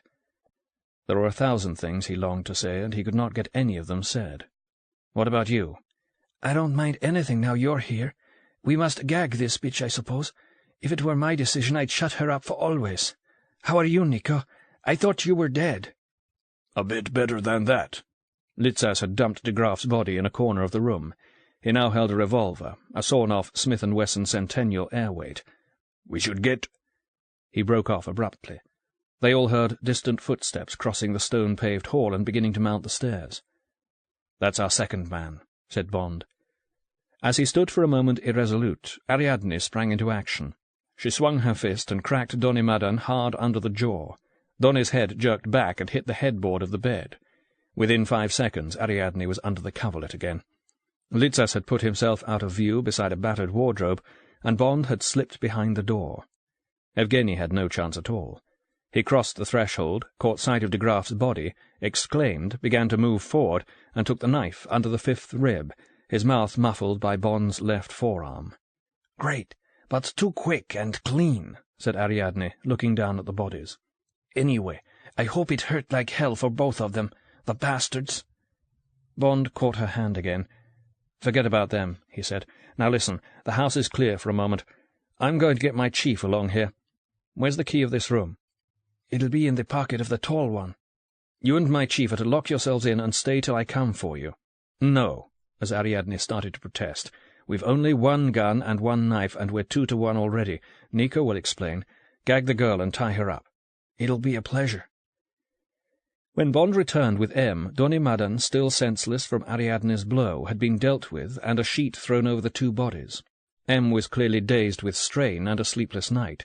He had obeyed Bond's summons and followed him along the passages in total silence.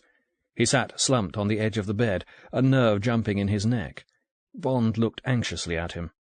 Ariadne caught the look. "He'll be all right, I promise you." She put her arms round Bond and kissed him. "Now, go finish them."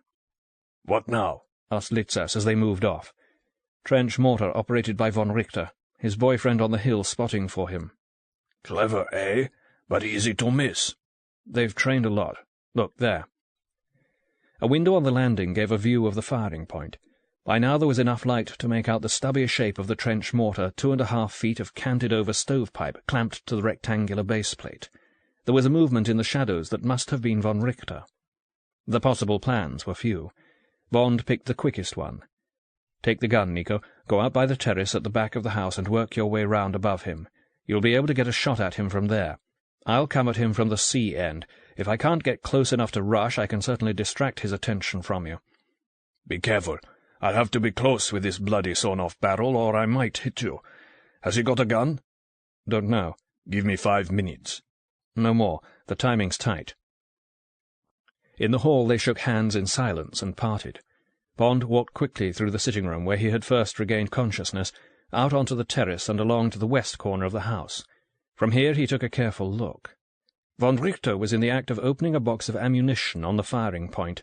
This, on its raised natural platform, was about 20 yards away, across mainly broken ground, but not so much so as to give any cover for a direct approach. The only possibility was to move parallel with the sea into the shelter of the edge of the cliff, which would mean crossing the open in full view of anyone facing that way. At the moment, von Richter's position was such that the tail of his eye might just pick up this manoeuvre.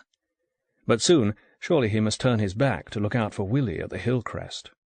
The man seemed in no hurry. A minute went by while he laid out a row of bombs on the ground, took the canvas cover off the mouth of the mortar, straightened up and lit a cigarette. At last he swung round and began studying the skyline. Bond moved. Before he had covered more than a third of the distance to the corner of the cliff, his foot struck a loose chip of stone, and immediately the German wheeled and saw him. Bond changed direction and made straight for the firing point. With his feet stumbling and slipping on the smooth hummocks of rock, he expected a bullet at any moment. What he had not expected were the immense, shuddering explosions from the mortar, driving into his ears. 1, 2, 3. Then von Richter turned and waited for him, arms extended, with all the advantages of a higher and more secure foothold. But Bond caught him out of position by going for the mortar, not the man. He flung himself forward and brought barrel and base plate and all toppling sideways, ruining any immediate prospect of further aimed shots. The pain lunged at him. He was halfway to his feet when his head seemed to dissolve and everything stopped. Litzas was there. His voice came through an invisible wall. "James, come on. We've work to do." "How long—" "A minute. He kicked you, and was looking round for a rock to drop on your head, so I fired at him. The range was too much, but I must have been close. He forgot you and ran into the house. Can you manage?" On his feet again, Bond steadied himself. "Yes, let's go and get him. Together this time." "But with me first. Don't forget he's mine, James." They went in by the side door. The rooms opening off the passage there were empty. They made for the stairs, then stopped dead as a motor started up in the anchorage. Litzas was in front when they burst onto the terrace and ran to the edge of the tiny quay. The dinghy with the outboard was swinging away, but the inexpert hand on the tiller brought the stern and its crouching occupant under their feet, and Litzas had no trouble in dropping lightly into the boat. He spoke without looking up. The Smith & Wesson was levelled at von Richter's chest. "The Major and I will have a little sail, James. We're in not much hurry now. There's the Major's boyfriend to deal with, but he's got some way to travel. I'll be back to help you dispose of him."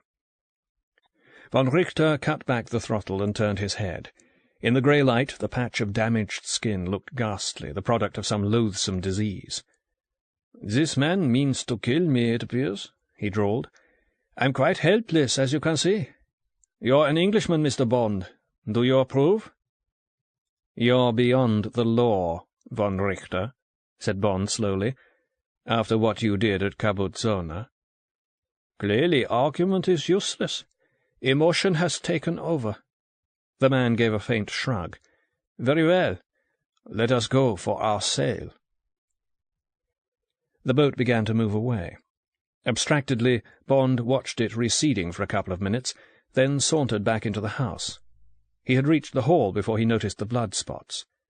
There was a group of them at the corner of the passage, as if someone had rested there for a moment, and another near the side door. Bond turned in his tracks and rushed to the kitchen. The trap-door had been flung aside. Below, Louisa lay on her back with her eyes open, a metal meat-skewer through her heart. Dr. Lohmann was sitting on the floor against the wall, his knees drawn up. Beside him was his black case and a shattered hypodermic. There was no colour at all in his face. He opened his eyes and spoke in a slurred voice. "He forgot," he said. "He forgot that morphia can do a lot for a man with holes in his guts. It never occurred to him." Amazement as much as horror had tied Bond's tongue. "But how did he do all this? According to you, he was as good as dead 20 minutes ago." "Any ordinary man with those wounds would never have been able to get up off the floor, let alone spring at me like—" Lohmann shuddered and gasped. "Supernormal vitality. There are cases in medical jurisprudence. Even so, after so much blood loss, he's not human." "Is there anything I can do for you?" asked Bond with unwilling compassion. "No. He pierced my intestine 10 or 12 times with one of those skewer things. I've only got a few more minutes. Thanks to the morphia, it's not intolerable. He wouldn't like to know that, would he? Tell me, I suppose you've killed everybody else?" "All but Willie are as good as dead." "Willie's as good as dead, too. Son's orders agreed to by von Richter. They worked out it would take Willie over 20 minutes to get down that hill to the boat. Too long, they thought. So they got me to give him a pep pill before he took off. A capsule of one of the organophosphorus compounds. The first symptoms should have come on by now. I told you not to worry about him, so you see you needn't feel sorry for me." Bond said nothing. Awkwardly he laid his hand on Lohmann's shoulder for a moment and hurried away up the ladder. Beyond the side door the trail of blood was easy to follow. It led across the firing point and into the twisting gully Bond had made his way down just over 24 hours ago. He pushed on as silently as he could, eyes alert, ears straining to reach through the woolly barrier in them that constantly thickened and thinned, knife-hand at waist level. The light paled every moment, and progress was not difficult. He came to one of the sections where the walls leaned in on each other, the landward one rising, the seaward falling away, turned a corner, and found Sun not 10 feet off. The Chinese had propped himself against a granite buttress to Bond's right. He looked shrunken, physically drained, and judging by the pool of blood on the dusty rock at his feet and the half-coagulated stream that stretched from his mouth to his waist, that was what he must have been. His right hand was behind him, no doubt pressed against the wound he could reach. A sort of smile twisted the gory lips. "My reasoning was correct, then." Unbelievably, the voice was firm and full. "In fact, I knew you'd come, James. You must be feeling pretty pleased with yourself. I take it you've killed everyone?" he asked, in grotesque, unconscious repetition of Lohmann's question. "They've all been dealt with." "Excellent. Then it's back to you and me again, under conditions very much more favourable to you than those obtaining in that cellar, you may think. But you'd be wrong." Colonel Sun brought his right hand into view. It gripped a mortar bomb. "You see, I am in control still. I need hardly tell you, James, that if you moved suddenly, or even if I happen to drop this contrivance by accident, I shall kill us both. I'm dying anyway, so in a sense are you, because very soon I shall dash the nose of this against the rock at my side. Our fates really were linked, weren't they? Can't you feel that now?" "What do you want, son?" Bond was calculating distances in feet and split seconds, trying to visualize the shape of the corner behind him, estimating the possibility of leaping the lower wall to his left. "Admit that in me you have found your master, who in an equal contest without the intervention of treachery would have broken your spirit as finally and irresistibly as your limbs. Admit it, I say." "Never. It wouldn't be true. You had the numbers and the initiative and the planning on your side from the start. And what have you done with all that? Got yourself killed?" Sun's stained teeth showed. "I insist. I order you to—" Then the eyes flickered and blood pulsed from the mouth, and Bond vaulted the seaward wall of the gully, dropped on all fours into a bowl of scrubby grass only 5 feet below, scrambled to a stump of rock like an eroded tombstone, swung himself to the far side of it. The rumbling in his ears pulsated on. Sun's voice, feeble now, came through from above and half right. "Where are you, James?" "But that's a question only a fool would answer. I should have dropped this thing a moment ago, shouldn't I? But the desire to hear you acknowledge defeat must have taken charge of my fingers. What am I to do with it now? That's easy. I'll explode it next to me. Go out with a bang. That's the way my world will end. I want to tell you now that what I said to you earlier was quite wrong. Dersard misled me, or I didn't read him properly. I didn't feel like a god when I was torturing you back there. I felt sick and guilty and ashamed. I behaved in an evil and childish way. It's ridiculous and meaningless, but I want to apologize. Can you forgive me?" Bond never remembered what he was going to say, only that he bit back the saying of it at the last millisecond. The roaring silence went on.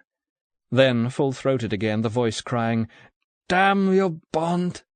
The oscillating dart shape of the bomb thrown at random, the muffled, almost boxy explosion from the fissure where it landed, and more loud silence.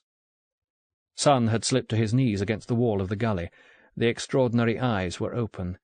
They fixed on the knife Bond still grasped, and their expression became one of appeal. Bond knelt, placed the point of the knife over Sun's heart, and pushed. Even then, in the last moment of that inhuman vitality, the blooded lips stirred and mumbled, "Goodbye, James." The moment was whisked away. Sun had turned into a life-sized doll. Now the dream came back, but this time Bond himself was the formless creature he had fled from earlier, not knowing what it was he pursued, everything dissolving into puffs of flame as he passed it. Litzas was somewhere, and Litzas was crying. Ariadne was near. Then there was nobody. Chapter 21.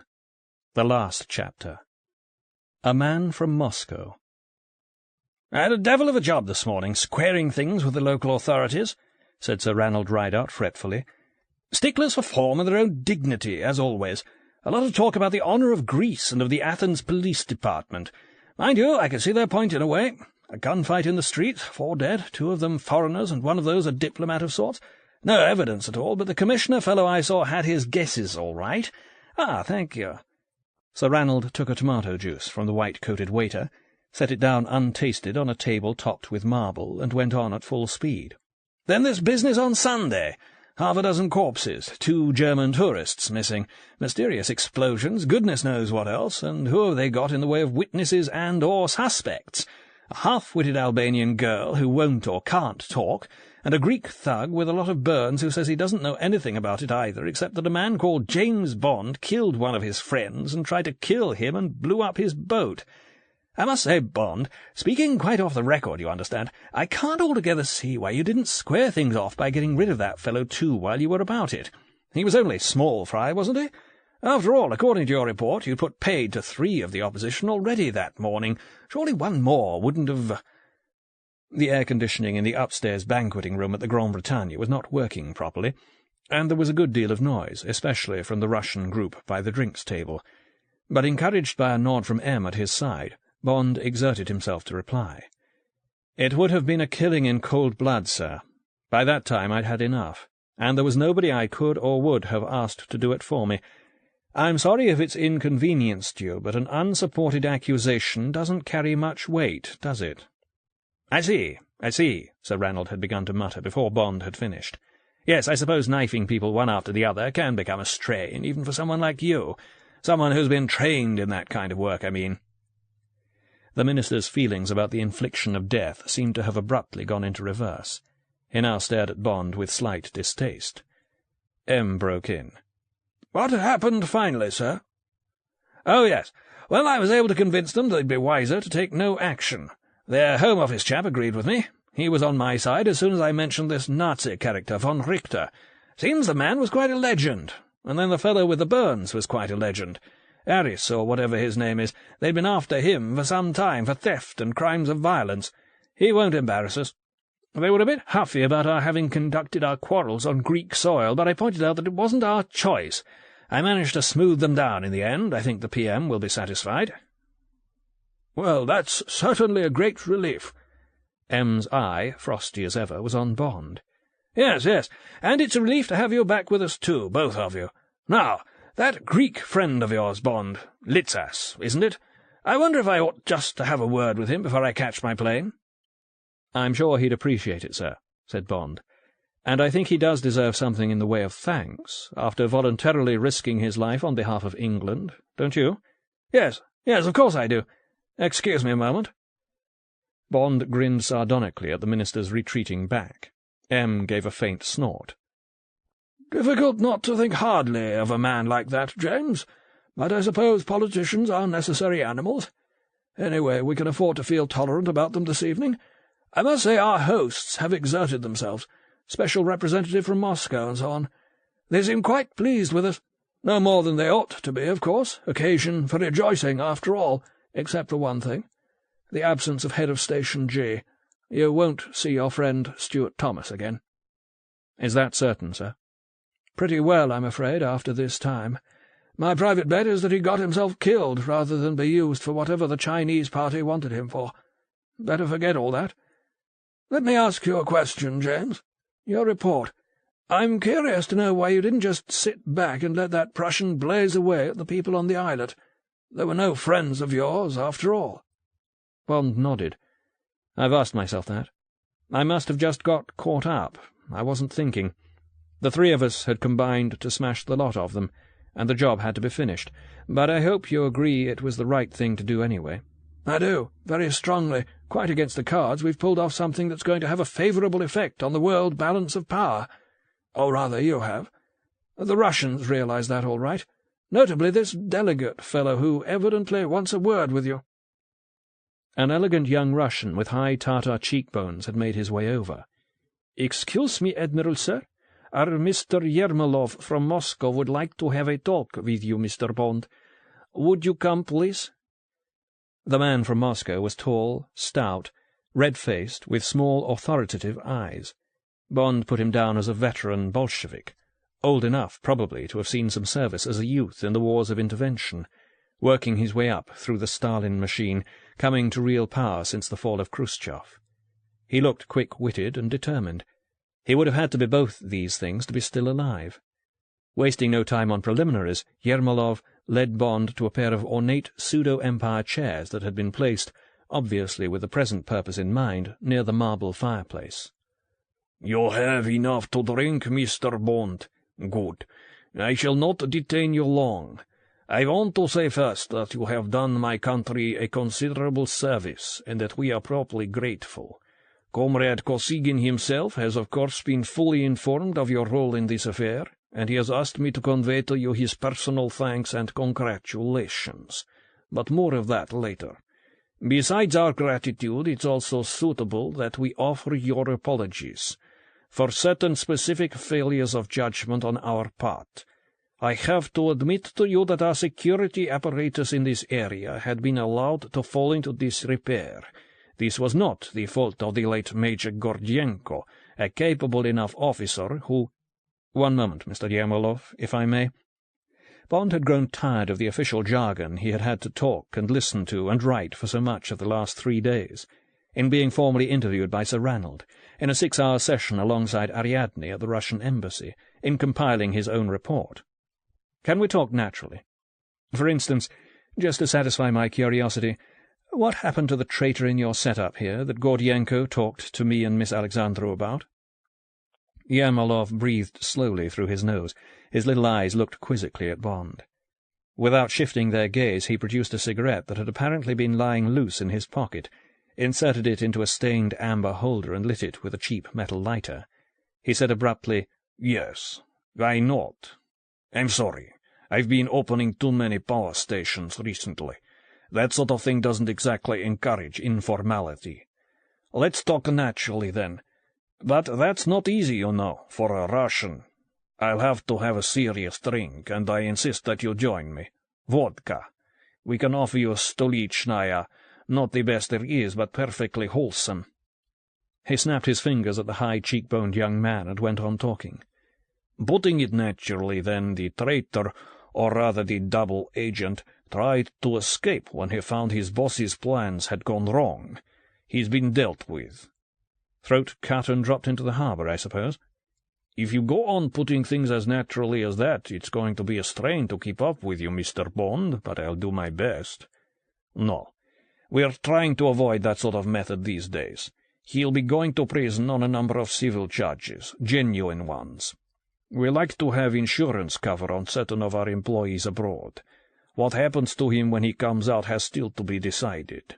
Ah, good." The drinks had arrived. "My very best respects. Long live England." "Thank you." Now, as to General Arensky and his ill-advised skepticism about the story Miss Alexandru told him, Arensky has had it. That's correct, isn't it?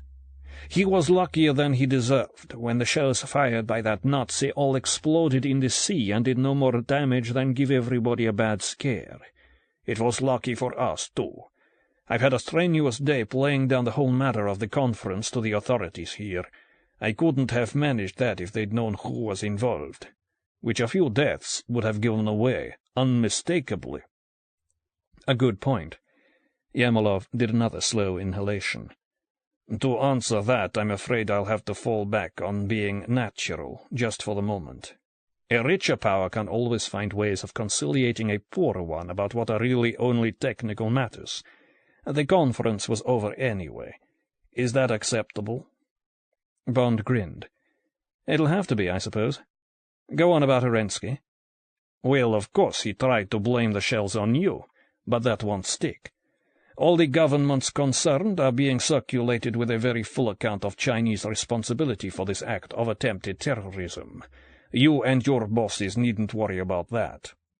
If you'll forgive me for saying so, it's much more important to us that the reputation damaged in these parts should be Peking's rather than London's. We've put some good men on it." Bond savoured the smooth ferocity of the vodka. "What's going to happen to Orensky?" "It's corrective training for him, I'm afraid. Re-indoctrination with fundamental socialist principles in Siberia. We still keep up that part of our traditions, in a more humane way than formerly. Rather more humane. Well, I think that covers everything. Except—" Yermolov chewed at his lips. The noise of the party swelled in the background.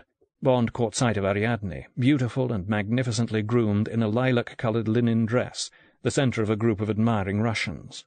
The first really profound sense of relief swept through him. It was over. They had won.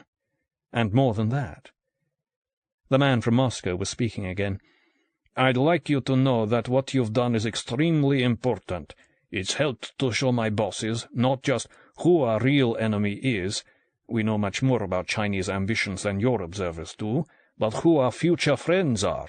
England, America, the West in general. This Vrakonisi business may lead to a great deal. And that means I've got to go back to being official for a moment. Sorry. My government wants you to accept the Order of the Red Banner for services to peace. So do I, Mr. Bond. Will you?" "It's very kind of them," said Bond, smiling, "and of you. But in my organization we're not allowed to be given medals of any kind, not even by our own people." "I see." Yermolov nodded sadly. "I rather expected you to say that. I told Comrade Kosygin so. Well, there it is. It was an honest offer, expressing honest feeling. But you might not have found membership of the Order all that much of a distinction, or an advantage. It wouldn't do you any good at all if you happened to come up against our counter-espionage forces in the future, as you've so often done in the past. As a matter of fact—" Here Yermolov leant forward confidentially. "Even Russian nationals who've been given it haven't noticed that it protected them very well against anything. But please, you must allow an old man his cynicism. Speaking naturally tends to go to one's head." He got up and held out his hand. Bond shook it. "If there's ever anything I can do for you, you must let me know, Mr. Bond. Is there any chance that you might come to Russia? I mean, as a visitor?" "Not at the moment. But I'll remember." "I'll remember too. Goodbye." Ariadne had extricated herself from the Russian circle and was now talking to Litzas. Bond went over to them. "Thank you for all you did, Nico. I've said it before, but this seems another occasion for saying it." Litzas clapped him on the back. "No thanks are needed. I enjoyed it. I'd do all of it again, except for one thing." "I know," said Ariadne, looking grave. "You won't remember, James, but I became rather silly when I came back from taking von Richter for a sail. I was like a baby. I couldn't make him understand, James." The brown eyes were at their saddest. He thought he'd been quite all right at Kabutzona. Reprisals against civilians to punish guerrilla activity as laid down in orders. I asked him about the children, and he said it was unfortunate. I wanted to make him know what he'd done, and feel bad about it.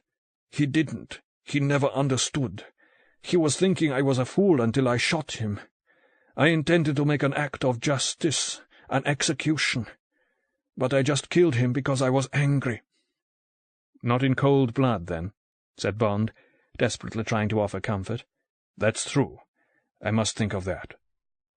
Now, with obvious effort, Litzas grinned.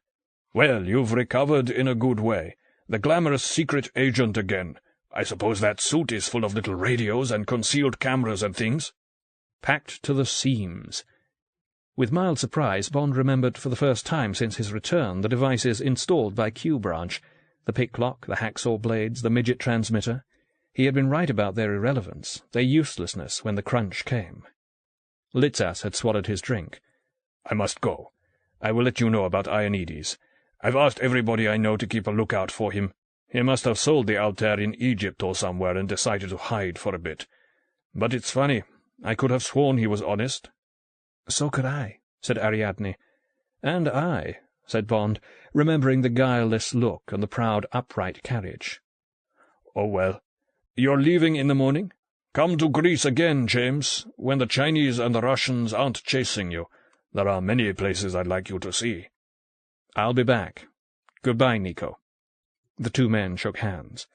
Litzas kissed Ariadne and was gone. Bond looked into the strong, vivid face at his side. "How are you, Ariadne?" "I'm fine. Don't I look fine?" "Yes, you do, but I meant after that night." She smiled. "It wasn't so bad, you know. Oh, I hated it, and I hated them. But I made it better by preventing them from enjoying it. I never let up on that. Finally they threw me out of bed, and one of them went away, and the other slept. So forget it, darling. Come on. I'll bet you're hungry, aren't you?" "Very. Where shall we go?" "Not Dionysus's place." They both laughed. "I'll find somewhere. By the way, I noticed you didn't thank me for all my help, the way you thanked Nico." "Of course not. You were on duty. You're an agent of the GRU. Or you were." She gazed levelly at him. "I still am. It's my work." "After all that? After Arensky and his stupidity?" "Yes, after all that. It showed me how important the job is." "If that's how you feel, obviously you must stay with it." Ariadne put her hand on his shoulder. "Let's not be serious tonight. We haven't got long. Must you leave tomorrow?" "I must. But you do believe I don't want to, don't you?" "Yes. Yes, darling. Let's go." As, 5 minutes later, they walked along the side of the square with the evening bustle of Athens around them, Bond said, "Come to London with me, Ariadne. Just for a little while. I know they'll give you leave." "I want to come with you, just as you don't want to go, but I can't. I knew you'd ask me, and I was all set to say yes. Then I saw it somehow wouldn't be right. I think old Arensky was right about one thing, when he said I was bourgeois. I'm still stuck with my middle-class respectability. Does that sound silly?" "No, but it makes me feel sad." "Me too. It all comes from our job. People think it must be wonderful and free and everything. But we're not free, are we?" "No," said Bond again. "We're prisoners. But let's enjoy our captivity when we can." This concludes the reading of Colonel Sun by Kingsley Amis. This book was read by Robert Whitfield. Blackstone patrons who enjoy this unabridged work also enjoy these Blackstone titles: A Fatal Attachment, A Hovering of Vultures, and A Scandal in Belgravia, all by Robert Barnard. The Red House Mystery by A. A. Milne. Other Blackstone mystery and suspense authors include Eric Ambler, Simon Brett, Agatha Christie, and Arthur Conan Doyle, among many others. For a complete listing of similar titles, visit our award-winning, easy-to-search website at www.blackstoneaudio.com. If you would like to obtain a complete catalogue of our titles or our monthly update telling you about new releases and our new collection of books on CD, write to Blackstone Audiobooks, P.O. Box 969, Ashland, Oregon, zip code 97520, or call 1-800-SAY-BOOK. That's 1-800-729-2665. You may also obtain the same information from our award-winning website. Our address, all one word, is www.blackstoneaudio.com. Thank you.